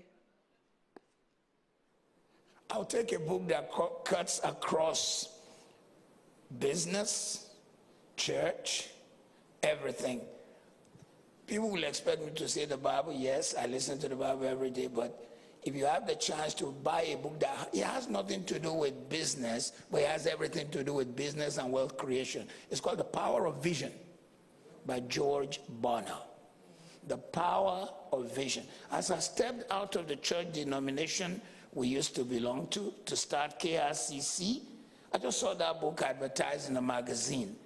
And the description made me pursue the book. It just says, your vision is your fingerprint. Your vision is your destiny. Your vision is what makes your life make sense. If you can find your vision, you will be significant. I said, wow. I called the publishers. They said it's not yet out. I said, can I pay up front? I paid up front before the book was out. I paid for DHL to deliver it. I have probably 10,000 books. Nola was blown away when he came to my house because My books are 50% business, 50% church. But the one that immediately jumps out of my head is not The Rich Man of Babylon, not anything that have ever been written, Nightingale, whoever, I've read it, but the power of vision will completely change your life, because it will tell you, if you don't want to duplicate Benedicta, find you. If you don't want to duplicate Matthew Ashimolowo, find you. Your vision is you. Wow. Thank you so much. I thought no more questions. The last one. That's the last one. Yes, well, I guess it's for both of you. Well, a balance. Well, I always think balance is, the epitome of maturity. Hence why I'm asking this question. How do you balance your finance in the area of giving stroke charity and investment stroke business? Of course, as a Christian, the tithe is non-negotiable. It must go. It's not even thought about. So the covenant practices of tithing and offering, in my family, we do it up front, even before I got married. At the beginning of the month, your offering and your tithes for the whole month. If there's 5 Sundays, if you're going to midweek service, if you're going to vigil, all the services, if there's a conference and you're going to be in church every single day, we plan it all out. I guess that probably comes from my budgeting nature as well. So we plan all of that out. But in terms of other givings, number one, just in line with what Pastor just said now, you can't give and help somebody if you yourself are in need. Does that mean that you have to be a millionaire before you give? Of course not. You can give along the way, but what you're giving should not be emptying your fridge, should not be taking, food out from your children's mouths, should not be meaning that you have not paid your bills. It's irresponsible for you to put church giving and giving to God. And by the way, I say this as someone who gives a lot to church, but it's irresponsible for you to give to church, give to others, charity, and you have not settled your legal requirements. I say legal in the sense of your contractual obligations for your rent and all of that. So making sure that the immediate needs, the pressing needs that you've signed up to are settled. And then, of course, when you have an investment mindset, you will realize that actually if you invest in an asset, money will come out of it to be able to continuously give to charity or continuously give to church. Many times people think of business over here and charity over here. No, your business is what will pay for your charitable deeds, which is why Pastor said don't go into an NGO first. Many of the Christian projects and things that we've given into have been from the investments that we've had. So for me, investment in assets and cash flowing items is priority before then giving into other projects. That's when it comes to additional giving beyond the covenant practices.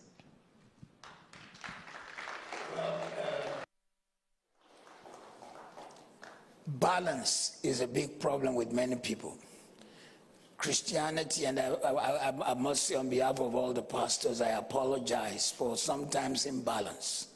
Church should balance. Sometimes some churches swing the pendulum only to one side. There's power, there's principle. There's power, there's principle. I don't want the church to challenge me to tithe, and not teach me how to prosper. It's not enough for the church to tell me, oh, I pour oil on you, go and prosper. Show me. Teach me. That's why we did what we're doing today. So that you know that, look, you need to know how to make the money before you bring the tithe and the offering. And you need to know how to make more to bring more.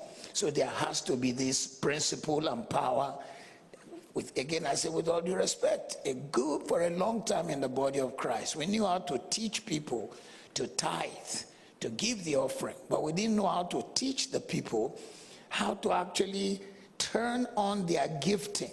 In fact, some of us went too far.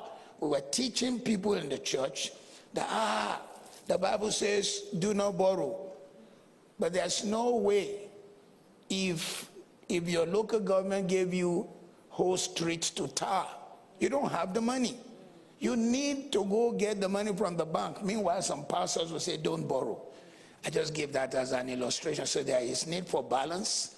That's number one. Then number two, there is need for you to recognize the fact that God prospers people. There is a season to sow.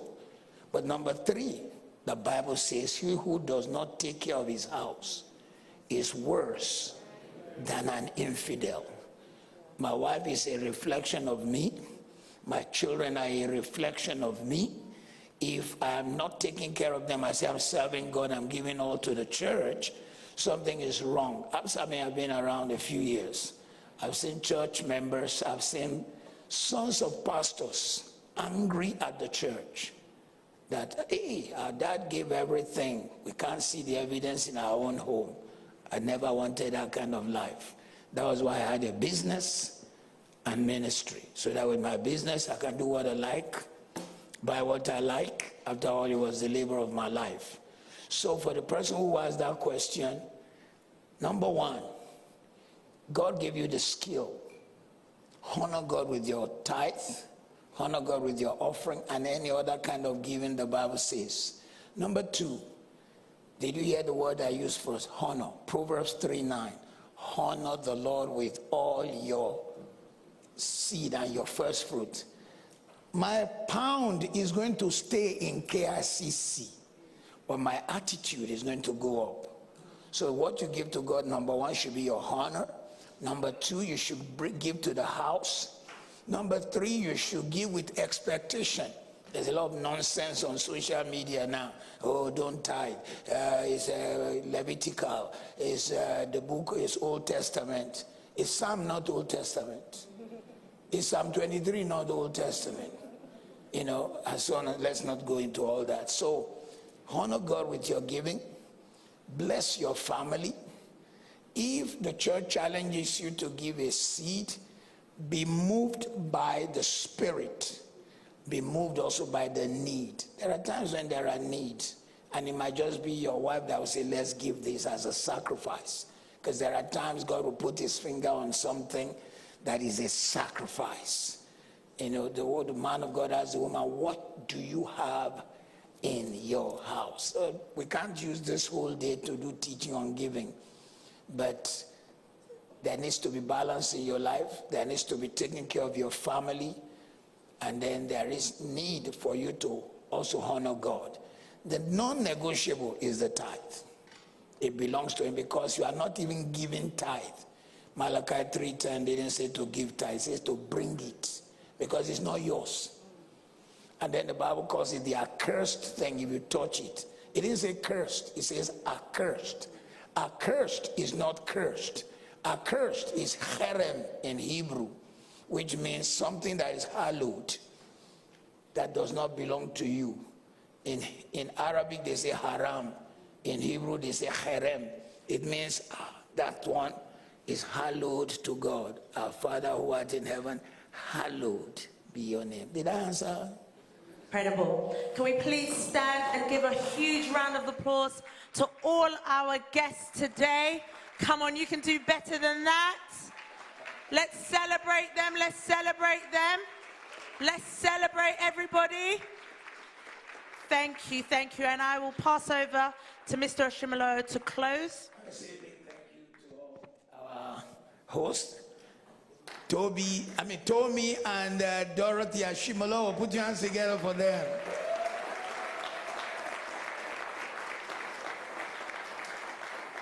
I think they did a good job. We celebrate them. We also want to appreciate our brother Mayo Waoluye. Please celebrate him. All our speakers. We advertised 4 speakers to you. We went. We didn't fail. We actually made it 6. Did you enjoy all 6 speakers? Yes. Please celebrate them.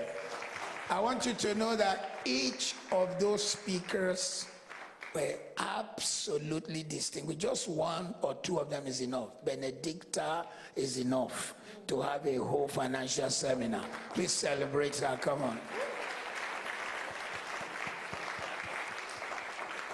The last speaker whom you heard, what's his name now? Sheyi Ebenezer is in Hong Kong finishing his PhD with Kellogg's Business School, and his business is now worth over $30 million US. Can you believe these little boys? I mean, I'm really jealous. You know, I wish I can jump into the screen and go and meet him. Nola is one of the humblest people you have ever met. He extremely humble, and yet his business grew meteorologically, and he runs business seminars for Lagos Business School University, Pan Africa University. Please celebrate him too. Akim Ogunira may not tell you, but he's a Fulbright scholar who got scholarship, Fulbright, to go to the United States to do a postmaster's. He's a lecturer in law in the University of Lagos. Before he said, I'm tired of lecturing, and he went into business. His wife is professor of law. His wife is professor of family law, speaks around the world. I should call her Pastor, yeah, but she's also a pastor and a professor. We have had some brilliant people challenge us here today. And I pray for you that your business will excel. New doors will open for you. Things you need to do for you to prosper, God will show you. You brought your hands here. From today, your hands will not be empty. If you are not a church person, we challenge you that you should open your heart to God. Because except the Lord build the house, they labor in vain that build it. Except the Lord keeps the city, the watchman wakes but in vain. You see, if God have not breathed on a thing, it remains dead. But when God breathes on a business, boom. Sheyi, our last speaker, I keep saying 4 years. No. It was 3 years ago, Sheyi dragged me to a tiny office in Victoria Island. He brought me and his dad. He said, I wanted my spiritual father and my physical father to be where my business is about to take off. He made his natural father to sit on his chair. He said, I've always had this dream because I was raised in lack. His dad was born again, of course. He said, I've always had this dream that my father will sit on my chair and my spiritual father will bless the work. He was working with a bank. I don't want to mention the bank. While he was putting this together and started. Today it's in nations. I don't know if he told you a story. The thing is now in about 14 nations. And it's doing so very well. And I don't think she is, I've never asked she, I'm sure it's no more than 35. Nola is 34. She has 2 kids. Nola, we're praying for him. You know, but very, and so these guys are a good picture of what you can do. We know you've given so many hours today, 7 hours, but imagine what we also have done. I just arrived yesterday evening from Nigeria. I'm not even sure where I am. My head is sleeping while I'm talking to you. Well, we celebrate each one of you. May God bless you richly. Amen. And for those KICC people, we'll see you tomorrow. Mr. and Mrs. Ashimolo, you want to take it and close? Yes, please. Thank you so much. Another round of applause. Thank you so much. And can I ask all of you to give yourselves a round of applause? Thank you so much for being with us this afternoon. If you can see here, I've got 3 bags in my hand. And just before you go, I just wanted to ask, did anyone sign up for the Wealth Masterclass today? I'm going to ask for evidence. 2 and 3. Okay, I will see you after this and give you your gift. Please drive home safely. Have a good evening. And God bless you. Thank you so much. And please feel free to take some refreshments at the back on your way out. Yes. Please grab some sandwiches, donuts, some water. Please don't leave them there. Thank you so much. Thank you so much for coming.